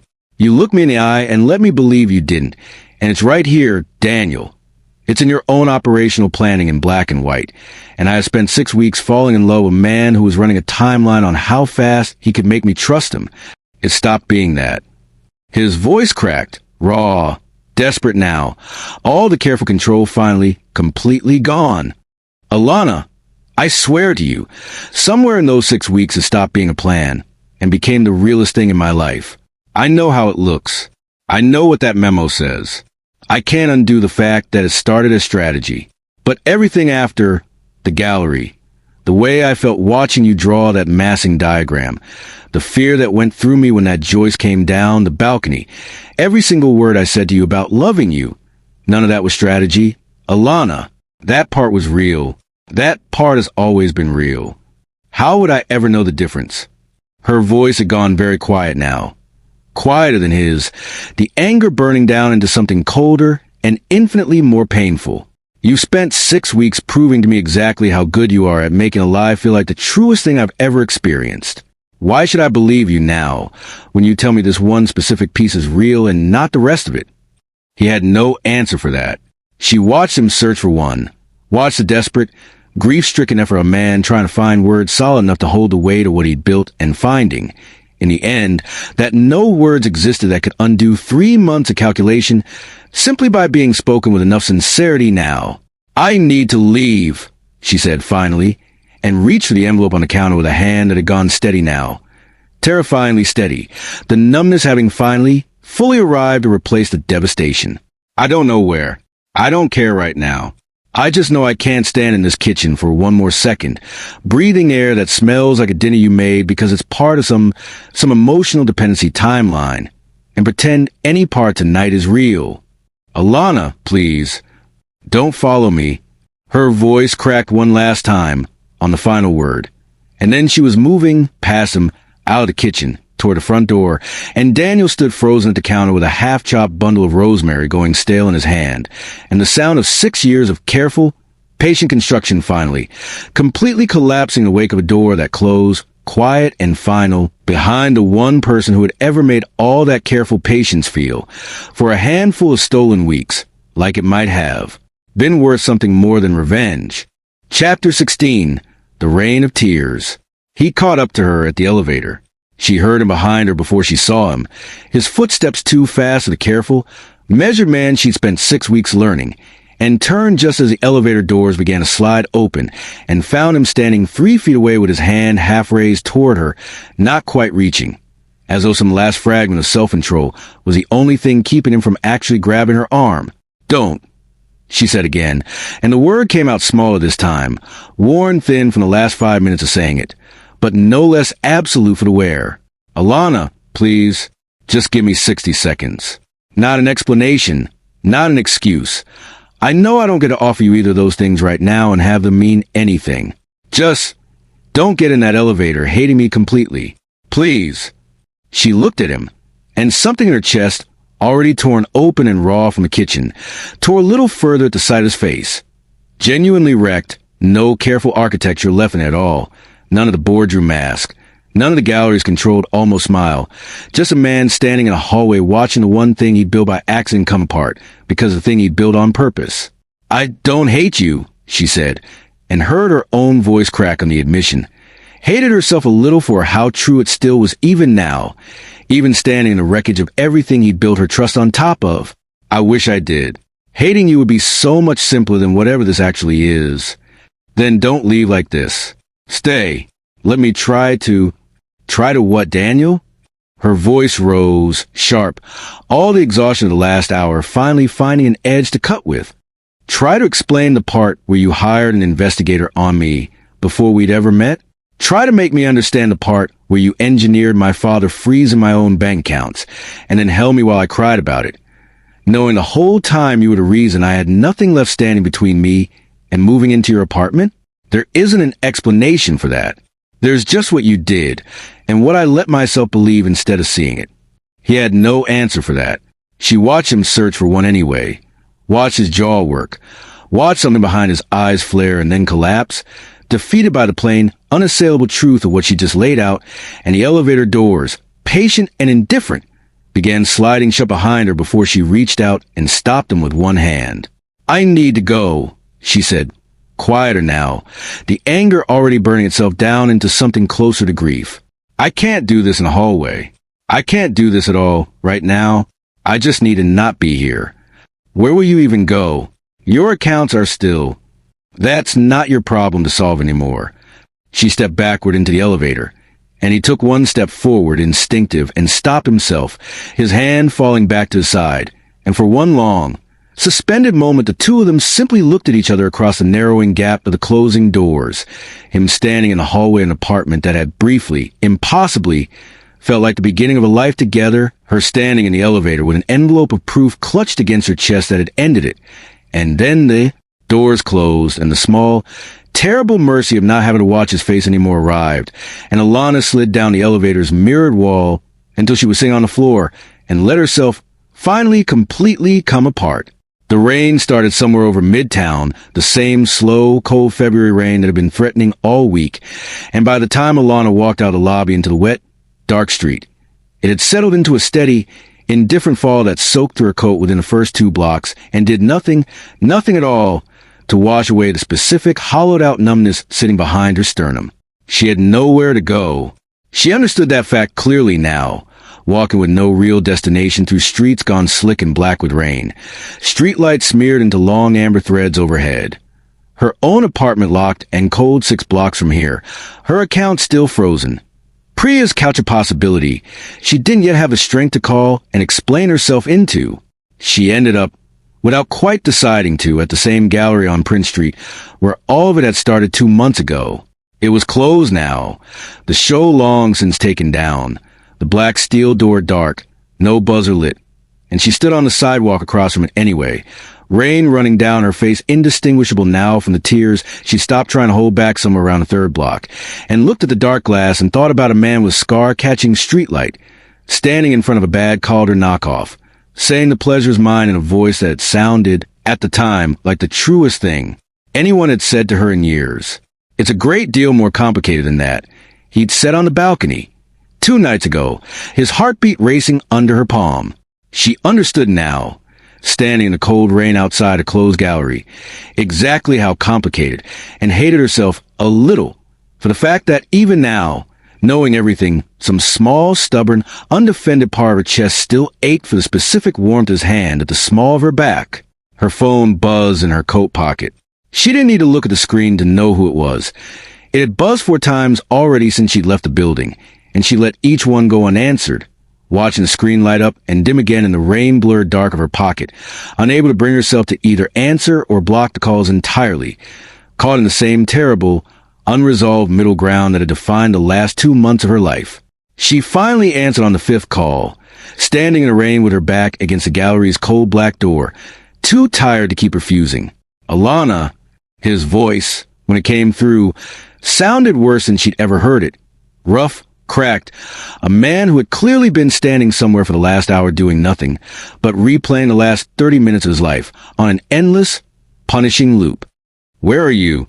Just tell me you're safe. I don't need anything else from you right now.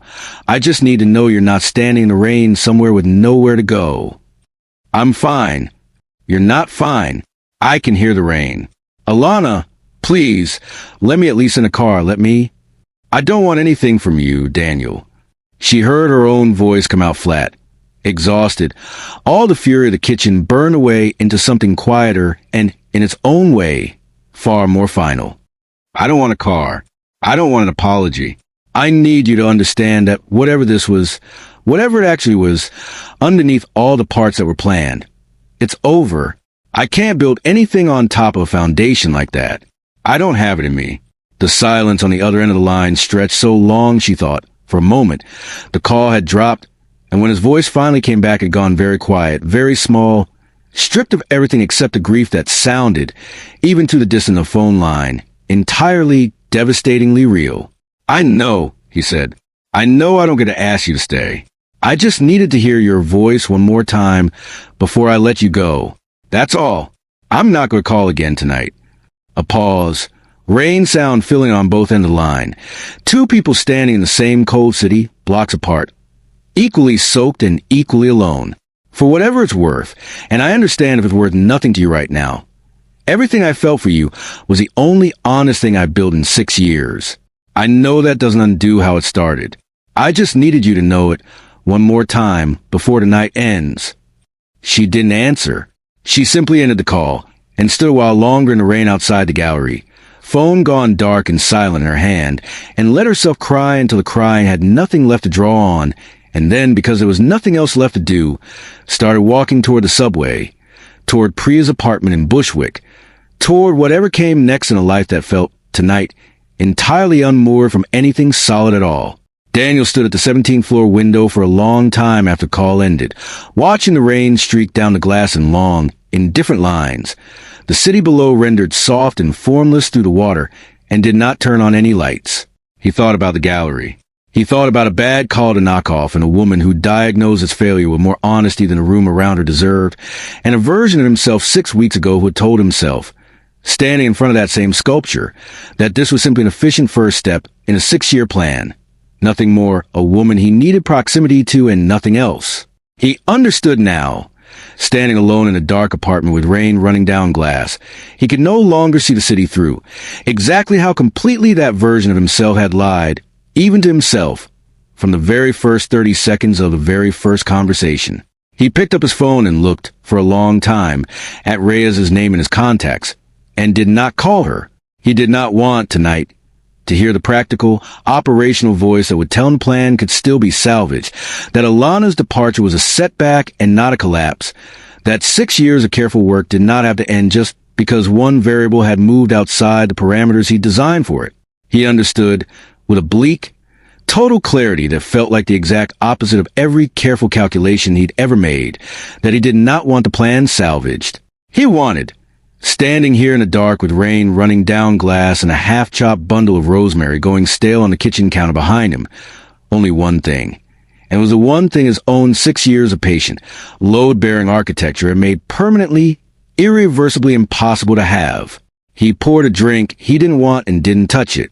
He sat down on the couch where she curled her knees up against her chest for nights ago and told him about a 22-year-old version of herself who used to think being good enough would make her father finally see her, and found that the cushion still, faintly, impossibly, carried a memory of cedar and something warmer underneath it that he was fairly certain was simply her, a scent he had not consciously catalogued until its sudden, total absence made the whole apartment feel like a room with the air let out of it.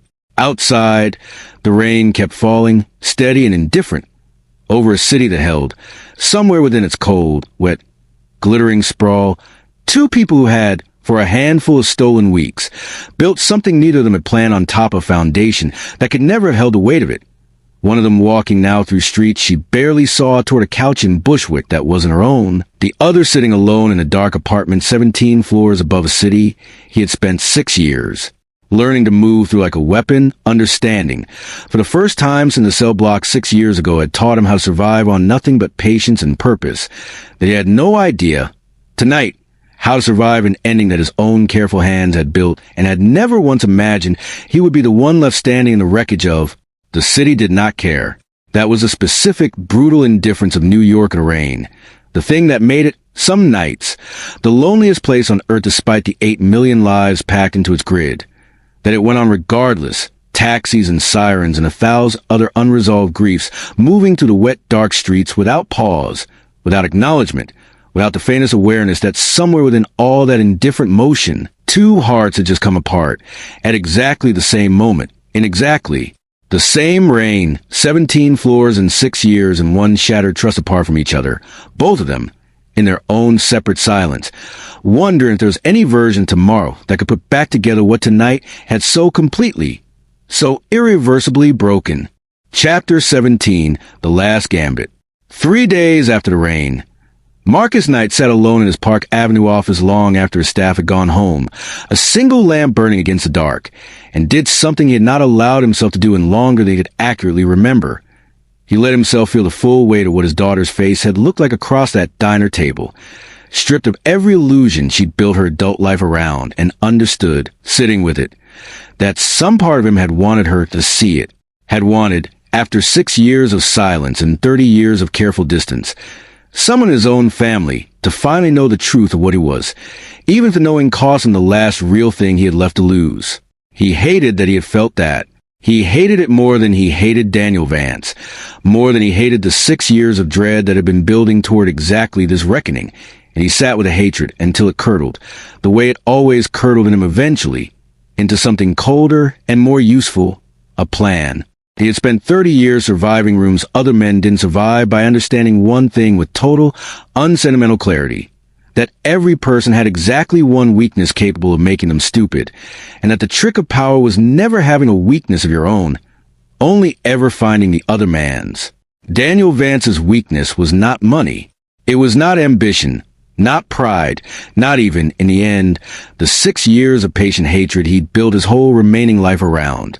Daniel Vance's weakness, Marcus understood now with a clarity that felt almost like grief, was the same weakness that cost Marcus's own daughter's trust 3 days ago.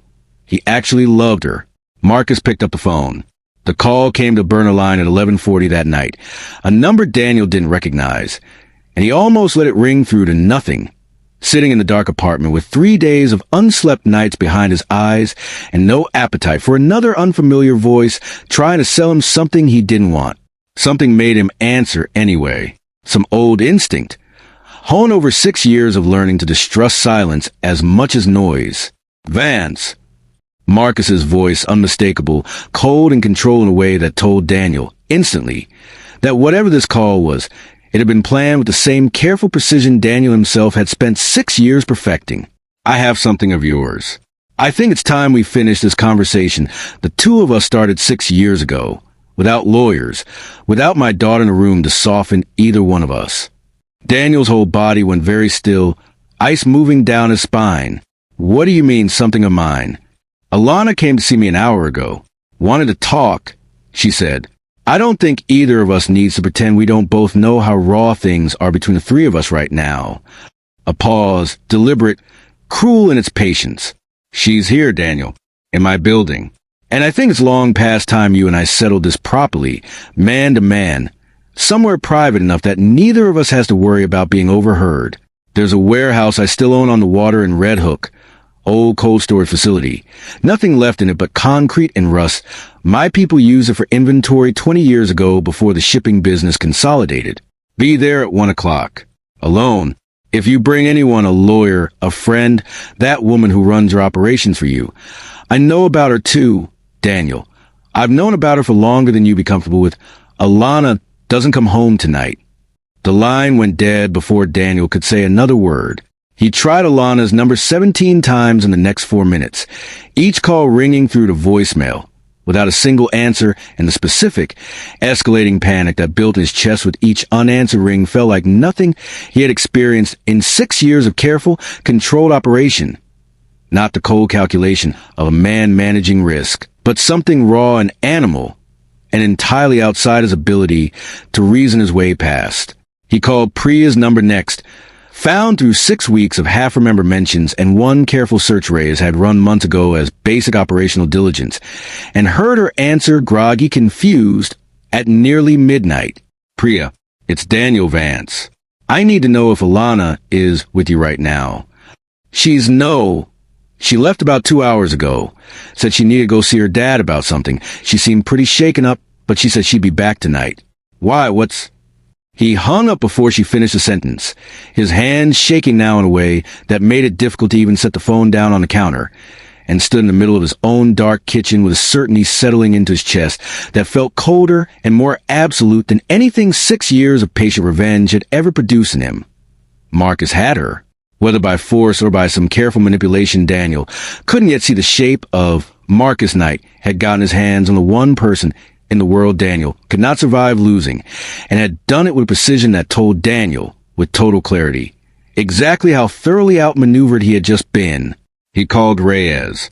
He has her, Daniel said, the moment she picked up, his voice coming out rougher and more raw than he'd heard it come out in years. Or he's convinced her to be somewhere he can control. Red Hook, an old cold storage warehouse. He wants me there alone at 1. No exceptions. Or he says she doesn't come home tonight. Daniel. Reyes's voice had gone very careful, very measured. The tone she used when she was trying to keep him from doing something that couldn't be undone. This is textbook. He's isolating you, forcing a one-on-one confrontation on his own territory with no witnesses and no leverage on your side. If you walk into that warehouse alone, you are walking into a position where anything he wants to do to you, he can do, and there will be nobody to corroborate your version of what happened. This is exactly the kind of trap 6 years of planning was supposed to protect you from falling into. I know what it is. Then let me call in support. Give me 40 minutes. I can have people positioned outside the perimeter, discreet, nothing that violates his terms about you coming alone. 40 minutes is 40 minutes she's alone with him, Reyes, and I am not willing to gamble her safety on the theory that he's bluffing about the timeline. Daniel's voice cracked, raw, all the careful operational calm of 6 years finally, completely gone. I built this entire plan believing I understood exactly what I was willing to risk to see it through. I was wrong. I am not willing to risk her. Not for one more hour. Not for one more minute than I absolutely have to. There was a long silence on the line. And when Rhea spoke again, her voice had softened into something Daniel had rarely heard from her in 4 years of working together. Something that sounded unmistakably like grief on his behalf. You know this could be the end of everything you've built, she said quiet. 6 years, Daniel. If you walk into that warehouse alone and something happens to you, there's no case left standing behind it. Your father's name stays exactly where Marcus Knight left it. Everything you've sacrificed to get here, it just ends unfinished in an abandoned cold storage facility in Red Hook, and nobody will ever know the difference between what actually happened to your father and the story Marcus Knight has spent 30 years telling. I know. And you're going anyway. I'm going anyway. His voice had gone very quiet now, very final. The sound of a man who had already made a decision his body had arrived at faster than his mind had finished processing the consequences of it. 6 years ago, I promised myself I would burn down everything Marcus Knight built, whatever it cost me. I have spent every day since then believing that promise was the most important thing in my life. Tonight, I found out I was wrong, Reyes. There's something more important than the promise. There's Alana, safe, breathing, alive, and if getting her that requires giving up every single thing I built to get here, then that's what I'm giving up. Send whoever you can, position them wherever you think will help, but understand that I am walking through that door at 1 o'clock regardless of whether they're in place yet, because I am not spending one more minute not knowing if she's safe. The drive to Red Hook took 26 minutes. The streets emptying out as he crossed south through Brooklyn, warehouses and shuttered auto shops replacing the bright, indifferent glow of Manhattan with something darker and more industrial. Cobblestone streets slick with the last of the day's rain, catching what little streetlights survived this far from the water. He parked 2 blocks from the address Marcus had given him and walked the rest of the way on foot. His own footsteps, the only sound in a street gone silent and wet and cold enough that his breath fogged visibly in front of him with every exhale. The warehouse at the end of a dead-end block, hulking and dark against the water beyond it. A chain-link fence sagging open at one corner, where someone, Marcus, presumably, or someone working for him, had clearly cut the padlock to allow tonight's meeting to proceed unimpeded. Daniel stood at the gap in the fence for a long moment, cold wind coming hard off the East River, carrying the specific mineral smell of tide and rust in distant industry, and made himself breathe once deliberately before stepping through. He thought, standing there, of the gallery, of a bad Calder knockoff and a woman who diagnosed his exact failure with more honesty than the room around her deserved. He thought of the sight trailer, her hands shaking, his own heartbeat still racing against her shoulder blade from 4 seconds of pure terror he had never fully explained to her. He thought of the balcony, her palm flat against his chest, feeling his heart race for reasons that had nothing to do with fear and everything to do with love he had never once, in 6 years of careful planning, imagined himself capable of feeling this completely. He thought of all of it. Standing at the edge of the trap, he understood with total clarity he was walking into, and found that none of the fear that should have accompanied that understanding actually arrived. There was only a single, clean, unbroken purpose, simpler than anything 6 years of revenge had ever given him. Get her out safely. Nothing else matters tonight. He walked through the gap in the fence. The warehouse's interior was lit by a single work light hanging from exposed beam near the center of the vast, empty space, throwing hard shadows across concrete floors stained dark with decades of use, the whole cavernous room smelling of salt water and rust and cold, and standing beneath the light, alone, no sign of Alana anywhere in the visible space around him, stood Marcus Knight. Where is she? Daniel's voice came out flat. Dangerous. All the careful control of 6 years compressed into 2 words. Safe. Somewhere you can't reach her until we're finished. Marcus's own voice had none of the smooth, practiced charm from the ballroom. Nothing performed in it at all. Just a raw, tired, 30 years deep exhaustion that Daniel had not expected to hear from him. I lied about her being here, Daniel. I needed you here alone, and I understood, watching my own daughter's face 3 days ago, exactly which lie would guarantee that. Something in Daniel's chest went cold and then immediately murderously hot. You used her to bait me into an ambush she has no part of. I used the fact that you love her because it's the only weakness you have left that I haven't already tried and failed to exploit. Marcus stepped forward into the harsh circle of the work light, his face aged and hollow in a way that made him look, for the first time in Daniel's 6 years of studying him from a careful, hateful distance, genuinely human. I'm not going to pretend I brought you here for a fair conversation. I brought you here because 6 years of watching you build this, the shell companies, the contract, my own daughter's heart used as a foundation of the case against me. I understand now that you are never going to stop, Daniel. Not with lawyers, not with settlements, not with anything short of either destroying me completely or being destroyed yourself. So I decided to make the choice simple. Tonight, one of us finishes this, and I don't intend for it to be me. Behind Marcus, in the shadows past the reach of the single work light, Daniel heard the specific, deliberate sound of a second set of footsteps, slow and unhurried, moving into position, and understood with a cold, sinking certainty that whatever Marcus Knight had actually brought him here to finish, it had never once, from the very first word of that midnight phone call, been intended as a conversation at all. You should know, Daniel said low, his eyes never leaving Marcus's face even as the footsteps behind him grew closer, that Reyes, as people positioned outside this building right now, that whatever happens in the next 10 minutes, there are witnesses close enough to make sure it doesn't simply disappear the way you're used to things disappearing. Something flickered across Marcus's face, the first genuine uncertainty Daniel had seen from him all night, and in the half-second that flicker bought, Daniel understood with total clarity that the only version tonight that ended with Alana's safe was one where he stopped standing here, explaining himself, and started, instead, doing whatever it took to survive the next 10 minutes long enough for Reyes' people to close the distance between the street and this cold, cavernous room full of rust and shadow and 30 years of buried, patient violence finally coming due. The footsteps behind him stopped. And in the sudden absolute silence that followed, broken only by the distant, indifferent sound of water moving against the pilings outside, Daniel Vance understood that whatever 6 years of careful planning had prepared him for, it had never once accounted for the possibility that the final confrontation with Marcus Knight would arrive not as a triumph, not as a clean, satisfying execution of a long-held promise, but as a fight for his own survival in a cold, dark warehouse where the only thing that mattered anymore was making it back out the other side alive enough to find her. Chapter 18. The Sacrifice. The footsteps behind him stopped just short of the light, and for a long, suspended moment nothing in the warehouse moved at all. Not Marcus, standing with his hands loose at his side the way that told Daniel he wasn't the one holding whatever weapon was about to change the shape of tonight.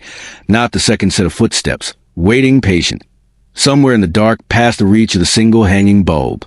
Then a third voice came out of the shadows near the loading bay doors, and every careful, calculated certainty Daniel had built about the next 10 minutes came apart at once. Dad, what is this? You said you needed help with something at the office. You said it was urgent. You said, Alana's voice, shaking, confused, emerging into the light with her coat still buttoned wrong. Hastily, the way a person dresses when they've been pulled out of their own apartment at midnight by a call they didn't have the heart to refuse. She stopped dead the moment she saw Daniel standing in the center of the room, her face going through shock and confusion, and, underneath both, a dawning, horrified understanding. Daniel, what are you doing here? Dad, what is going on? Why did you tell me you needed help with a permit filing at midnight? This is that warehouse you told me you'd sold years ago. Alana, Daniel's voice cracked, raw. Every muscle in his body going taut at the sight of her standing in the exact place he had spent the last 20 minutes terrified she might be. Get back. Get away from here. Now. He told me you had her. Marcus said, quiet, not to Daniel, to Alana, his voice gone strange and hollow, the exhaustion in it no longer performance but something closer to genuine, bone-deep grief. He told me on the phone 6 years ago that if anything happened to him, it would happen to me twice over. Once through the case, once through anyone I loved. I couldn't take the chance you might already be caught up in whatever he's building. I called you here to keep you close where I could see you were safe. And I called with a lie designed to guarantee he'd come alone, because I understood, watching the two of you 3 days ago, that lying to him about your safety was the only lever left that would actually work. The full shape of it landed on Alana's face in real time, horror dawning slow and complete. Her father had used her name as bait against Daniel and lured her separately, under an entirely different lie, into the same trap, and she stood now in the middle of it, exactly where neither man had wanted her standing, exactly where both men's careful plans had converged into the one outcome none of them had actually intended. "You used both of us," she said, and her voice had gone very quiet, very final. The last fragile hope she might have carried into tonight, that her father's call really had been about a permit filing, about some ordinary crisis with an ordinary solution. Collapsing completely. You used me to trap him, and you used a lie about me to trap him again, and I walked straight into both of them because I still trust you, even after everything, even after the diner, because some stupid part of me still wants my father to be better than what the evidence keeps proving him to be. Alana, please, you need to leave right now while you still... The second man stepped out of the shadows. He was not. Daniel understood in the half second it took to register him. One of Marcus's people in the way Daniel had assumed. Not private security, not a lawyer's muscle, but a hard-faced man in his 50s with a specific, unmistakable bearing of someone who had spent a career in rooms exactly like this one, and in his hand, catching the work light's harsh glare along its barrel, a gun. Marcus. The man's voice was low, flat, entirely without the performance either Marcus or Daniel had been carrying all night. "This isn't the plan. You said clean. You said contained. You didn't say bring the daughter." "I didn't bring her, Halloran. I called her here to protect her. This was never." Marcus's voice had gone sharp with something that looked, for the first time all night, like genuine fear, and Daniel understood, watching it, that whatever 6 years of Marcus Knight's careful, controlled architecture had built toward tonight, it had never once accounted for the possibility that the man he'd hired to make Daniel Vance disappear might decide, on his own, that a witness standing in the room changed the calculus of what needed to happen next. "She's seen my face," Halloran said, and raised a gun. Everything after that happened faster than Daniel's mind could fully process it, even later, replaying the sequence of memory over and over in the long, gray hospital hours that followed. The specific, terrible clarity of watching the barrel swing not toward him, but toward Alana, toward the one fixed point in the entire cavernous room that mattered more than his own 6 years of careful planning, more than the case, more than the promise he'd made himself in a cell block a lifetime ago, and understanding, with a completeness that required no thought at all, exactly what his body was about to do before his mind had finished catching up to the decision. He moved. The shot went off as he crossed the distance between them, a flat, enormous crack that seemed to fill the entire warehouse at once, echoing off concrete and rusted steel and the black water beyond the loading doors, and Daniel felt the impact arrive not as pain, not at first, but as a sudden violent absence, a hard, punching blow to his upper shoulder that spun him half around and drove the breath entirely out his chest, and only in the half second after, hitting the concrete floor with Alana's scream ringing in his ears, did the pain actually announce itself a white-hot, tearing burn that radiated outward from a wound he couldn't yet see and understood, distantly, through a haze already going gray at the edges, was bleeding badly. Daniel. Alana was on the floor beside him before the echo of the gunshot had even finished dying against the warehouse walls, her hands pressed hard against his shoulder, blood already soaking dark and warm between her fingers, her face white with a terror that had nothing performed in it at all. "Daniel, stay with me. Stay with me. Oh God. Oh God. Dad, call an ambulance. Call someone right now." Above them, chaos had broken out in the dark.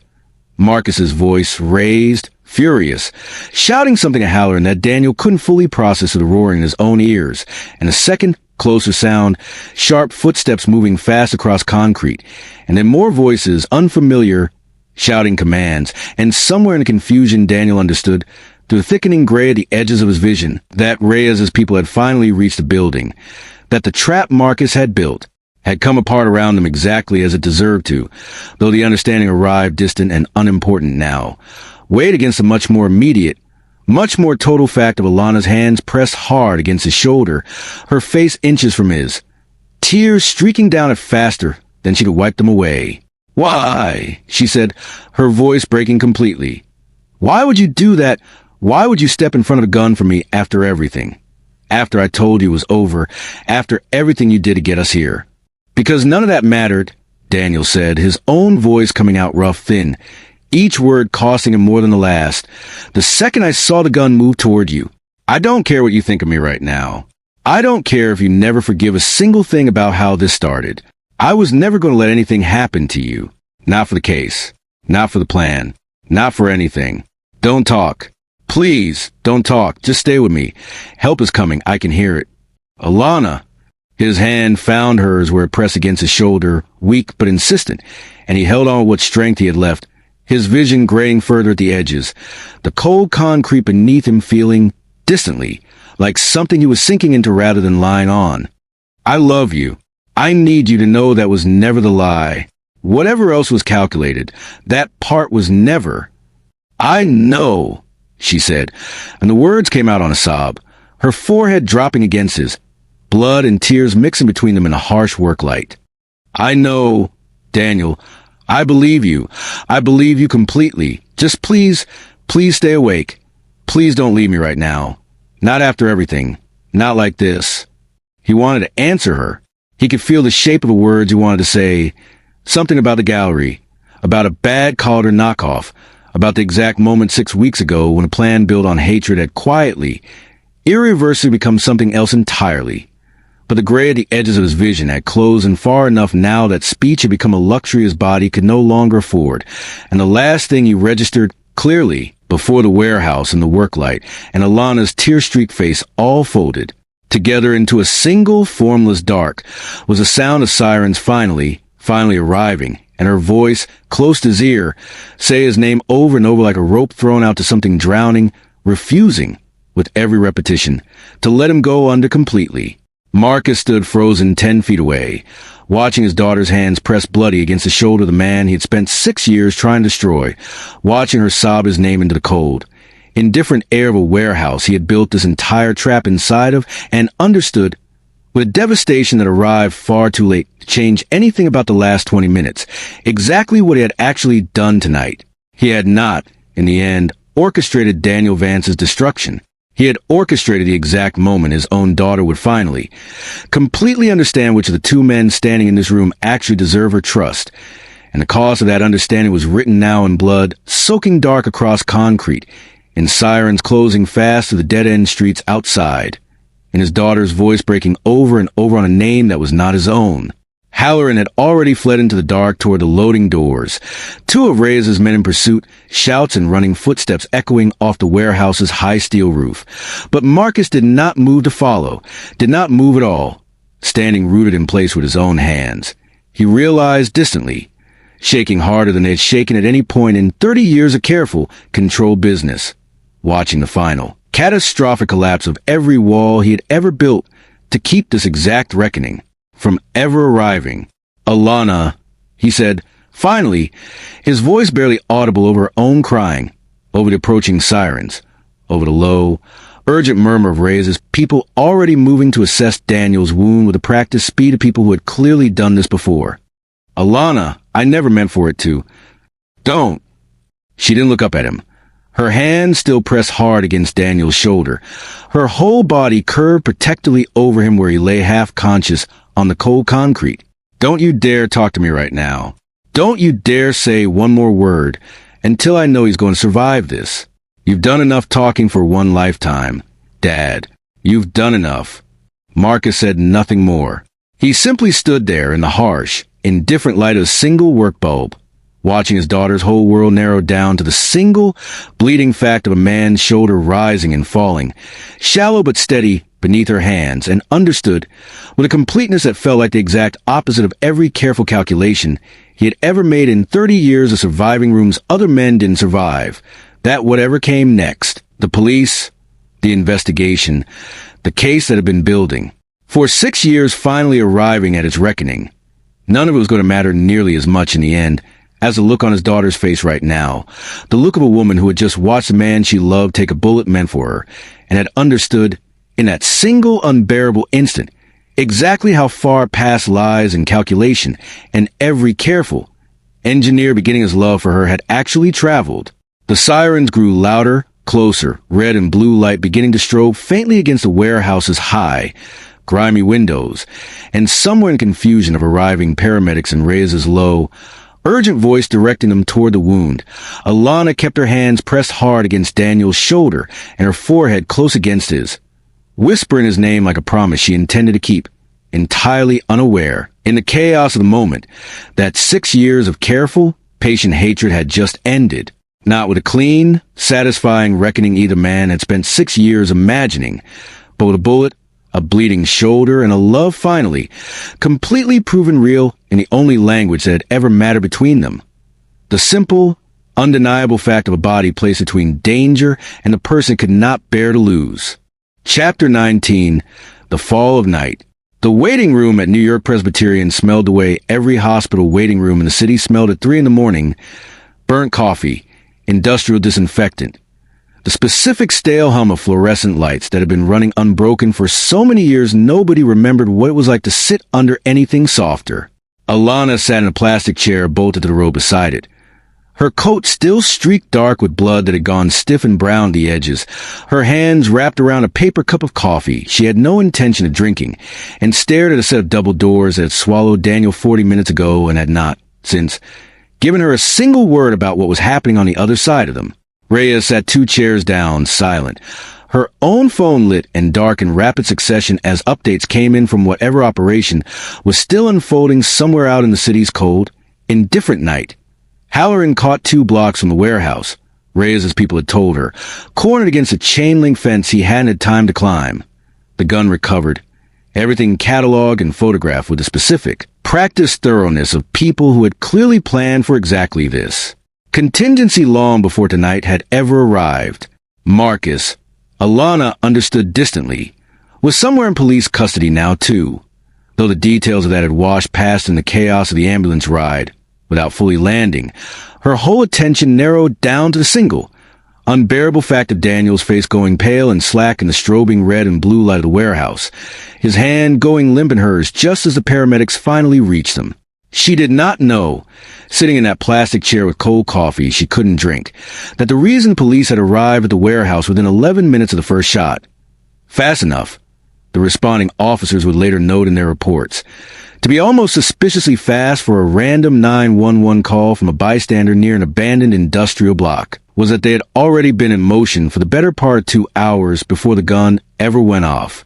Julian Vance had been sitting in an unmarked car 3 blocks from Marcus Knight's Park Avenue office since 11:15 that night, a thick binder of documents on the passenger seat beside him and a burner phone pressed his ear, listening to his younger brother's voice crack through static and rising panic as Daniel explained, in short, clipped sentences, exactly what Marcus's midnight call had demanded of him. Don't go. Julian had said the same words Reyes had already tried and failed with, though his voice carried a different weight behind them. 6 years of his own quieter, more methodical work sitting underneath the plea, work Daniel had known about only in broad strokes, had trusted his older brother to handle in whatever careful, legal channels Julian had always preferred over Daniel's more direct approach. Daniel, listen to me. I have enough now. I have the forensic accountant's full report on the wire transfers. I have 2 former employees willing to testify on record about the falsified signatures. I have a federal prosecutor who has been sitting on a warrant for 3 weeks waiting for exactly the kind of corroborating evidence I just finished assembling this afternoon. Give me until morning. I can have him arrested to the front door, cleanly, with enough evidence behind it that no lawyer in the city talks his way out of it. You do not need to walk into a warehouse tonight. He has Alana. Daniel's voice, even through the burner phone's tinny distortion, had carried a rawness Julian had rarely heard from his brother in 6 years of watching him harden himself, piece by careful piece, into a man capable of surviving what 4 years in prison for a crime he hadn't committed had done to him. Or he's convinced her to be somewhere I can't verify.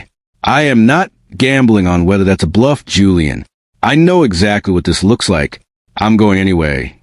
Julian had sat in the dark car for a long moment after the call ended, weighing 6 years of his own patient, methodical case building against a specific, unbearable image of his younger brother walking alone into a trap he understood with total clarity was a trap, and had made a decision that violated every careful protocol he'd spent 6 years adhering to. He had called the federal prosecutor at 11:40 at night and told her, flatly, that the warrant needed to move tonight, immediately, evidence assembled or not, because a man's life was on the line and the paperwork could catch up to the arrest instead of the other way around.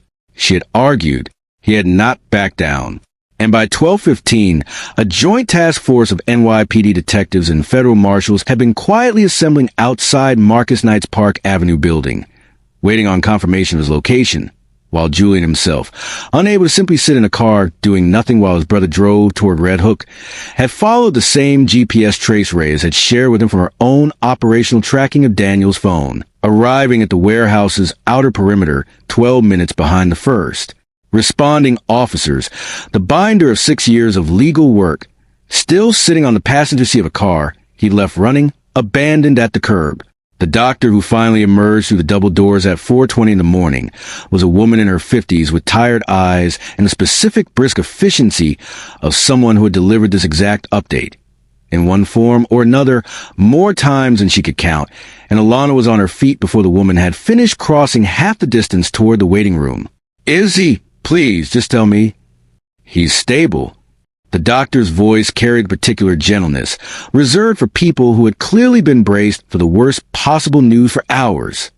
The bullet fractured his clavicle and did some damage to the surrounding soft tissue, but it missed the subclavian artery by a wider margin than we usually see this lucky, and there's no indication of any injury to the lung. He lost a significant amount of blood, and he's going to need surgery to properly set the fracture and repair the tissue damage. But his vitals have been strong and stable since he came out of the initial trauma assessment. I expect a full recovery, given time. Alana's legs went out from under her, and she caught herself against the back of the plastic chair, a sound coming out of her that was half sob, half laugh, the specific. Disorienting release of relief arriving so fast and so total that her body didn't know, for a moment, how else to process it. "Can I see him?" "He's being prepped for surgery right now. It'll be a few hours. But once he's in recovery, yes, family only for the first stretch. But after that, I don't see why not."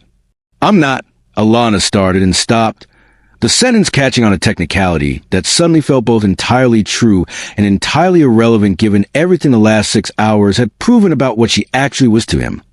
"I'm not technically family."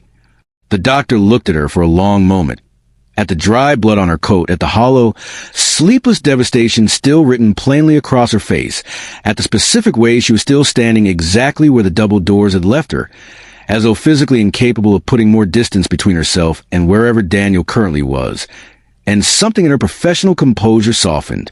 "I think we can make an exception," she said, and left it at that. Julian found Alana an hour later, sitting alone now in the waiting room. Reyes having stepped out to coordinate with the detectives who'd need a statement from Daniel once he was conscious enough to give one, and introduce himself with the careful, measured warmth of a man who had clearly spent a great deal of his adult life learning how to deliver difficult news gently. "You're Alana." He sat down 2 chairs away, the same respectful distance Daniel had once given her in the same hospital's lobby, though she had no way of knowing that particular echo. "I'm Julian, Daniel's brother. I don't know how much he's told you about me." "Almost nothing." Her voice came out flat, exhausted, though something in it had softened at the word brother, some part of her recognizing, distantly, that this man's presence tonight explained the impossibly fast arrival of the sirens that had likely saved Daniel's life. "He told me his father had a stroke during the case. He never mentioned a brother." "That's Daniel." Julian's mouth curved, briefly, into something that wasn't quite a smile, weighted with 6 years of watching his younger brother carry a grief neither of them had ever fully learned how to share out loud with each other. He spent 6 years believing this was his fight, to carry alone. "Our father's stroke happened right after I'd already started law school. I was 24, deep enough into my own path that I couldn't step in and take the fall the way Daniel did. And he's never once let me forget, even without saying it directly, that I got to keep my freedom while he lost 4 years of his." I think some part of him has spent this whole case trying to prove he didn't need my help to finish what happened to our family. I let him believe that, mostly, because I understood it mattered to him. But I never stopped working my end of it, quietly, through channels he wasn't always aware of. You built the legal case. I built the legal case. Julian reached into the inner pocket of his coat and produced, of all things, a thin folder, smaller than the one in his car, a summary rather than the full document, and set on the empty chair between them without quite handing it to her, a gesture that read, to Alana, as an offer rather than an insistence. Forensic accounting on the wire transfers. Sworn statements from 2 employees who left your father's company under settlements they were paid, quite generously, to never discuss. A warrant that's been sitting ready for 3 weeks, waiting on exactly the kind of corroboration your own trip into that records room happened to provide us just in time. Marcus Knight is in federal custody right now. Alana has been since roughly 1:30 this morning. He's not walking away from this the way he walked away from what he did to our father 6 years ago. She sat with that for a long moment, the folder unopened on the chair between them, and felt something in her chest, already so raw, already stretched so thin across the events of one impossible night, settle into a strange, quiet stillness she hadn't expected grief and relief to be capable of occupying at the same time. He's really going to prison. He is. The evidence is airtight now, in a way it wasn't 6 years ago when he had the resources to bury it. Fraud, obstruction, and after tonight, attempted murder charges connected to Halloran's involvement, since the man he hired to handle Daniel is already talking prosecutors in exchange for a reduced sentence, and every word he's saying implicates your father directly in ordering tonight's ambush. Julian's voice had gone quieter, more careful, watching her face for how much of this she could actually absorb tonight. I'm sorry, Alana. I know that's your father I'm describing. I know none of this makes the fact of him being your father any simpler to carry. No, she agreed, quiet, her eyes drifting back toward the double doors, toward wherever Daniel currently lay under surgical lights being put back together by people whose whole job was undoing, piece by careful piece, the damage a single bullet had done in a single unbearable second. It doesn't make it simpler at all.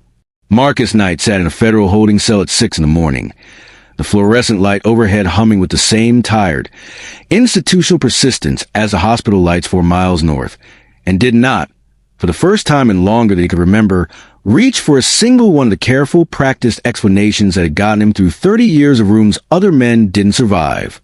He thought of his daughter's face in the warehouse, her hands pressed bloody against another man's shoulder, her voice breaking his name into a plea that had, in the end, not been meant for him at all.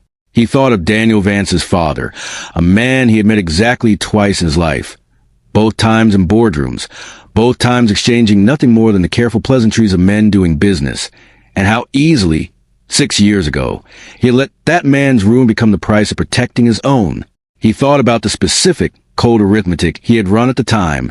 Vance Holdings was smaller, more exposed, easier to make the story stick to, and how that arithmetic, which had felt at the time like nothing more than ordinary business survival, had cost a man his health, his son 4 years of freedom, and had cost Marcus himself, in the end, the one thing he had never once entered into any of his careful calculations, his own daughter's love.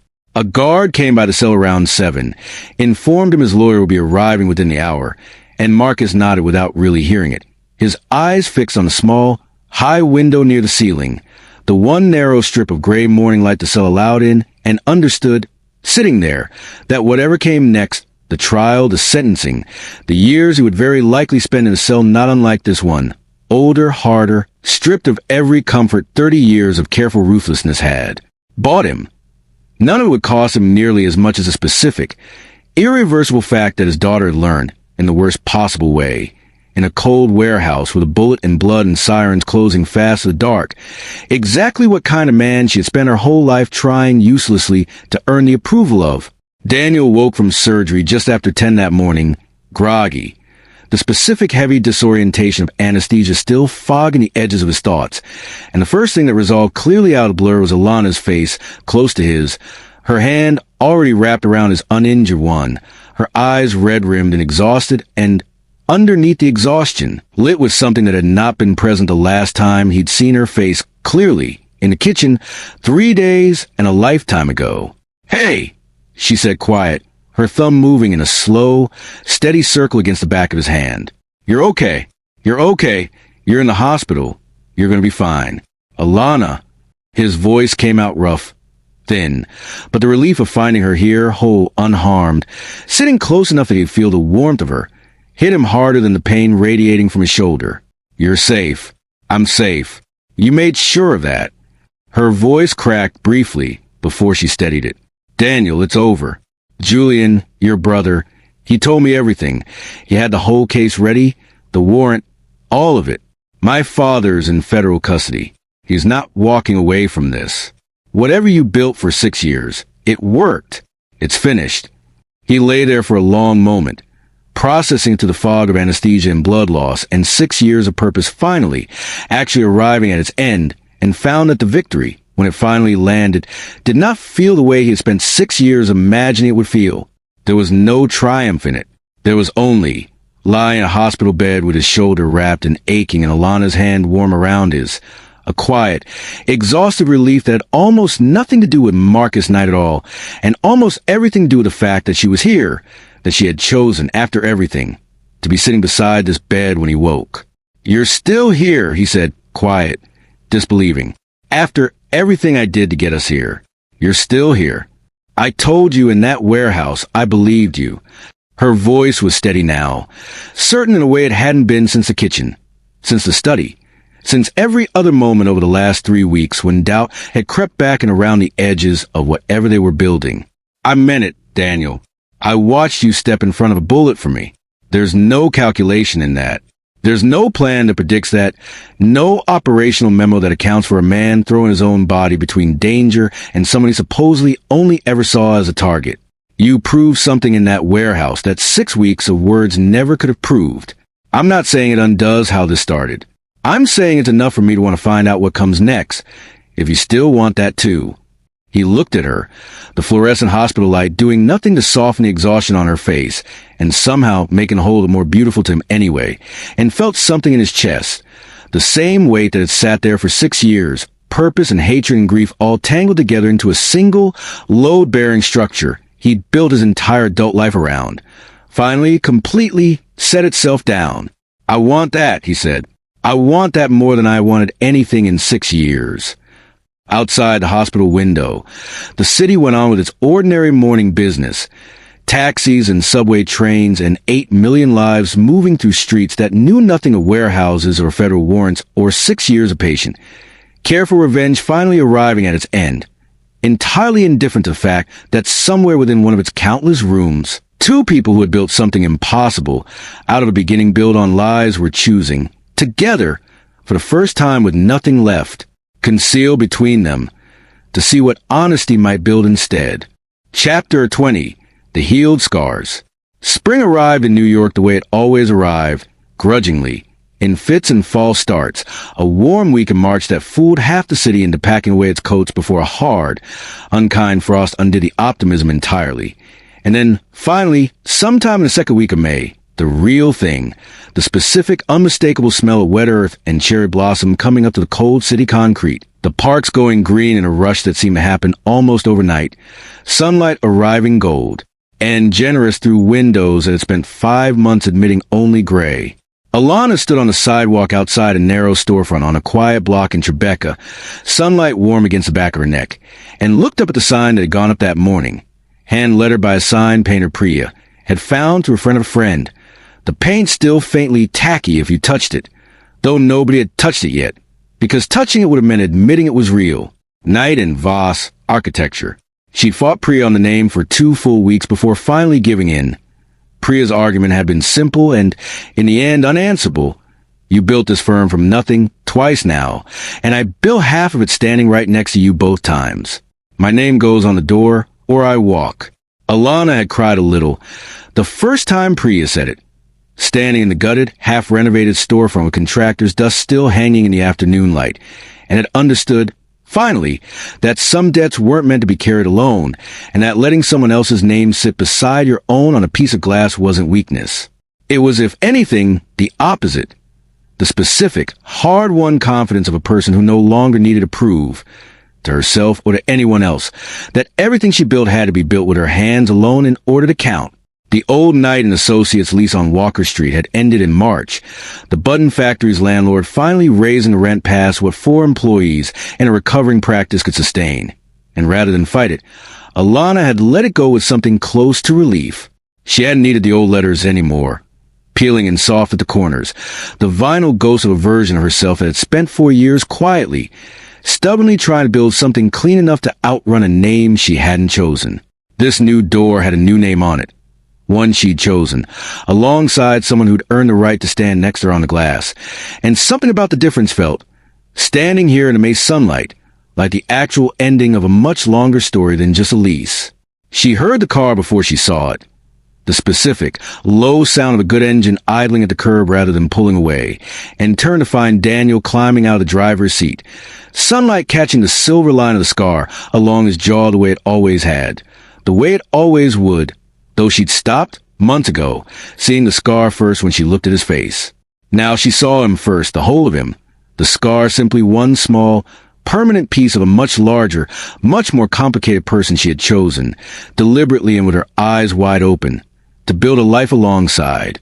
He walked toward her slowly, favoring the shoulder that had taken 4 months and 2 surgeries to fully knit itself back together, though the limp had mostly gone now, present only on cold mornings or after he'd pushed himself harder than his physical therapist recommended, which was, she'd learned, more often than either of them liked to admit.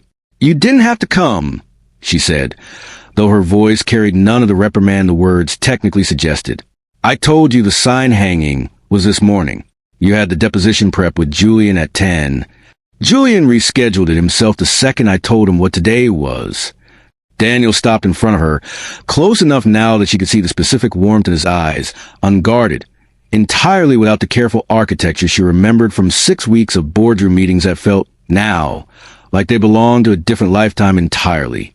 He said, and I'm quoting him directly, "If you miss your girlfriend's grand opening for a deposition prep session, I will personally make sure our father's case gets postponed until you've had time to reflect on your priorities." Which is, I should mention, an empty threat because the case doesn't work that way, but the sentiment landed. She laughed, the sound coming easy and full in a way that still, some mornings, surprised her with how natural it had become again. A laugh with nothing held back in it, nothing careful, nothing bracing for ground to give way underneath it. "How's the case going, actually? You've been careful not to say much about it lately." "It's going the way these things go. Slowly, thoroughly." Something in his voice sobered, though not with the old, sharp bitterness she remembered from the first weeks of knowing him. Something quieter now, more settled, a man who had finally set down a weight he'd carried for 6 years and was still, months later, learning what his own shoulders felt like without it. "The federal case against your father moves to trial in September. Julian says the evidence is strong enough that he expects a plea deal before it ever gets that far. Halloran's testimony alone is doing most of the heavy lifting at this point, and my father's old case records, once they went through proper forensic review, corroborated everything we needed corroborated. It's not going to be quick, and it's not going to be painless. But it's finally moving through the actual system instead of sitting buried under 30 years of your father's money and influence. That matters. Even slow, even imperfect, it matters. Do you still hate him?" The question hung between them in the warm May air, and Daniel took a long moment before answering, watching a group of school children cross the street at the far corner, watching a woman walk a golden retriever past the half-open door of Alana's new office, ordinary Tribeca life, continuing all around them, indifferent and lovely in its ordinariness. "I don't know anymore," he said, finally, honest in a way that had taken months of practice to become natural. "I know I don't need him to suffer for me, to feel like my father's name has finally been cleared. That part happened already, back in February, when Julian filed the first motion to formally exonerate him. It's official now, has been for weeks. My father's record is clean. The verdict that put me in prison for 4 years has been vacated. Whatever else happens to your father in that courtroom this fall, it doesn't change the fact that the thing I actually needed, the truth on paper, permanent and undeniable, already happened. I think what's left now isn't hate anymore. I think it's just grief for the 4 years I lost. for what it did to my father before he died. Grief doesn't need your father's suffering to resolve itself the way hate did. It just needs time. She reached up and touched the scar along his jaw, the way she had 100 times now over 4 months of slow, careful rebuilding, and felt him lean, slightly, into the touch, the same unconscious gesture she remembered from the couch that first cold night, except there was nothing held back in it now. No sudden withdrawal, no old promise pulling him away from wanting the thing directly in front of him. "I'm proud of you," she said quiet, "for letting it become grief instead of staying hate. I know that's not the easier version. Nothing about the last 4 months has been the easier version." His hand came up to cover hers where it rested against his jaw, holding it there, his eyes steady on hers in a way that had nothing careful or calculating at all, nothing left concealed between the two of them anymore.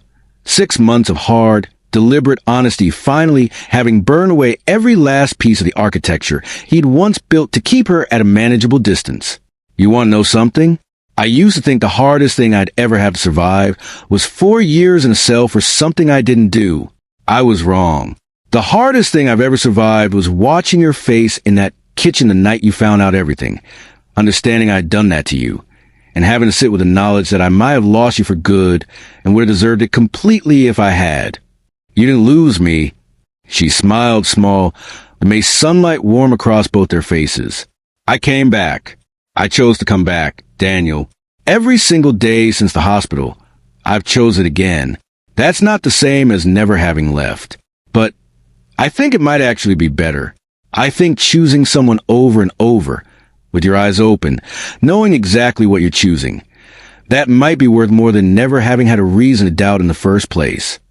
Inside, the office smelled like fresh paint and sawdust, drafting tables not yet cluttered with the ordinary chaos of active projects, a wall still bare where Alana planned to eventually hang framed renderings of the firm's completed work, the Bushwick Community Center, the Canal Street renovation, and, when it finished construction later that year, the Hudson Square Tower that had started so improbably, so painfully, as the first domino in everything that followed.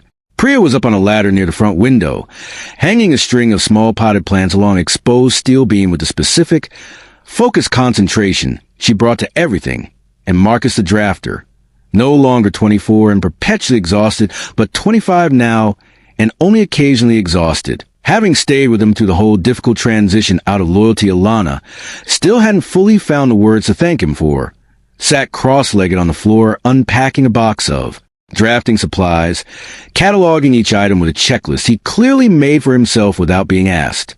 "Look who finally showed up," Priya called down from a ladder, not unkindly, a genuine warmth in her voice that had taken its own time to build, given everything. Priya had not, in the early weeks after everything came out, been quick to forgive the man who nearly destroyed her business partner's trust in the world, and Daniel had earned his way back into her good graces slowly, the way he'd earned his way back into Alana's, one honest, unglamorous month at a time. You missed the part where the delivery guy dropped the drafting table on his own foot, and we had to give him an ice pack and a very sincere apology. "I'll send flowers," Daniel said, and Priya laughed, climbing down off a ladder to hug him with one arm, careful with the shoulder, an ease between them now that hadn't existed 6 months ago, and that Alana watched with quiet, private gratitude that had nothing to do with the sign painted on the front window and everything to do with the specific, ordinary miracle of people finding their way back to trusting each other, piece by careful piece. Daniel walked the whole small office slowly, taking in the details, the drafting tables, the exposed brick they'd left unpainted, the tall windows facing south that would flood the whole space with light for most of the working day, and stopped, finally, in front of a single-frame drawing that had been hung near the back, above what would eventually be Alana's own desk. It was a massing diagram from that first boardroom meeting, months ago now, the one she'd drawn slowly, deliberately, refusing to hurry through it for a man who'd asked her to show him the numbers with 2 flat, unkind words. She'd kept the original sketch. She'd had it framed, quietly, sometime in the last month, without telling him. "You kept this," he said, quiet, something moving behind his eyes as he looked at it. "I kept it because it's the first thing I ever showed you that you actually respected," she said, coming to stand beside him, her shoulder brushing his good one. "Before either of us knew anything true about the other. Before the gallery even, if you think about it, You'd already seen my portfolio, already decided I was worth the contract, before you ever set foot in that room and let me watch a bad call or knockoff not impress either of us. I like having it here. It reminds me that somewhere underneath everything that came after, the lies, the plan, all of it, there was one real thing between us from the very beginning. My work.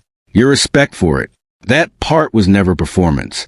He looked at the drawing for a long moment and then at her, and something in his face settled into an expression she'd started over the last few months to recognize as the truest one he had. Not the boardroom mask, not the careful gallery charm, not even the raw, unguarded grief of the hospital room, but something quieter than all of them, something that looked, more than anything, like peace. "I have something for you," he said, and reached into his coat pocket and produced a small, flat velvet box that made her whole chest go still and warm at once. "Daniel, it's not what you think. Or it's not only that." He opened it before she could finish the sentence, and inside, resting on dark velvet, was not a ring but a small, simple key, brass, old-fashioned, the kind of key that belonged to an actual physical door rather than a key card or code. "It's the key to the apartment. I had the locks changed last week. Not because anything was wrong with the old ones, because I wanted you to have your own key, not a guest key, not a key that came with an asterisk attached to it about how you got there. I'm not asking you to move in today. If today feels too fast, with the office just opening and everything still finding its footing, I'm asking you to have a door that's yours whenever you want to walk through it, with nothing owed and nothing calculated behind the offer. Just a key. Just an open door, for as long as you want it open." She looked at the small brass key sitting in its velvet box, and then at him, at the scar and the healing shoulder and the whole complicated, imperfect, hard-won honesty of the man standing in front of her, and felt something in her chest that had spent months, quietly, patiently, rebuilding itself into something solid enough to hold weight again, finally settle into place completely. "Yes," she said, and took the key and closed her hand around it, warm from his pocket, real and solid and entirely, uncomplicatedly hers. Later that evening, after Priya and Marcus the drafter had gone home and the new office sat quiet and half-finished in the blue dusk light, Daniel and Alana walked the 6 blocks back toward the apartment together, unhurried, her hand in his, the city around them doing its ordinary evening business. Restaurants filling with early diners, a street musician somewhere playing something slow on a saxophone, the specific golden hour light that made even scaffolding look, for a little while, like it, had been placed there on purpose. "Can I tell you something?"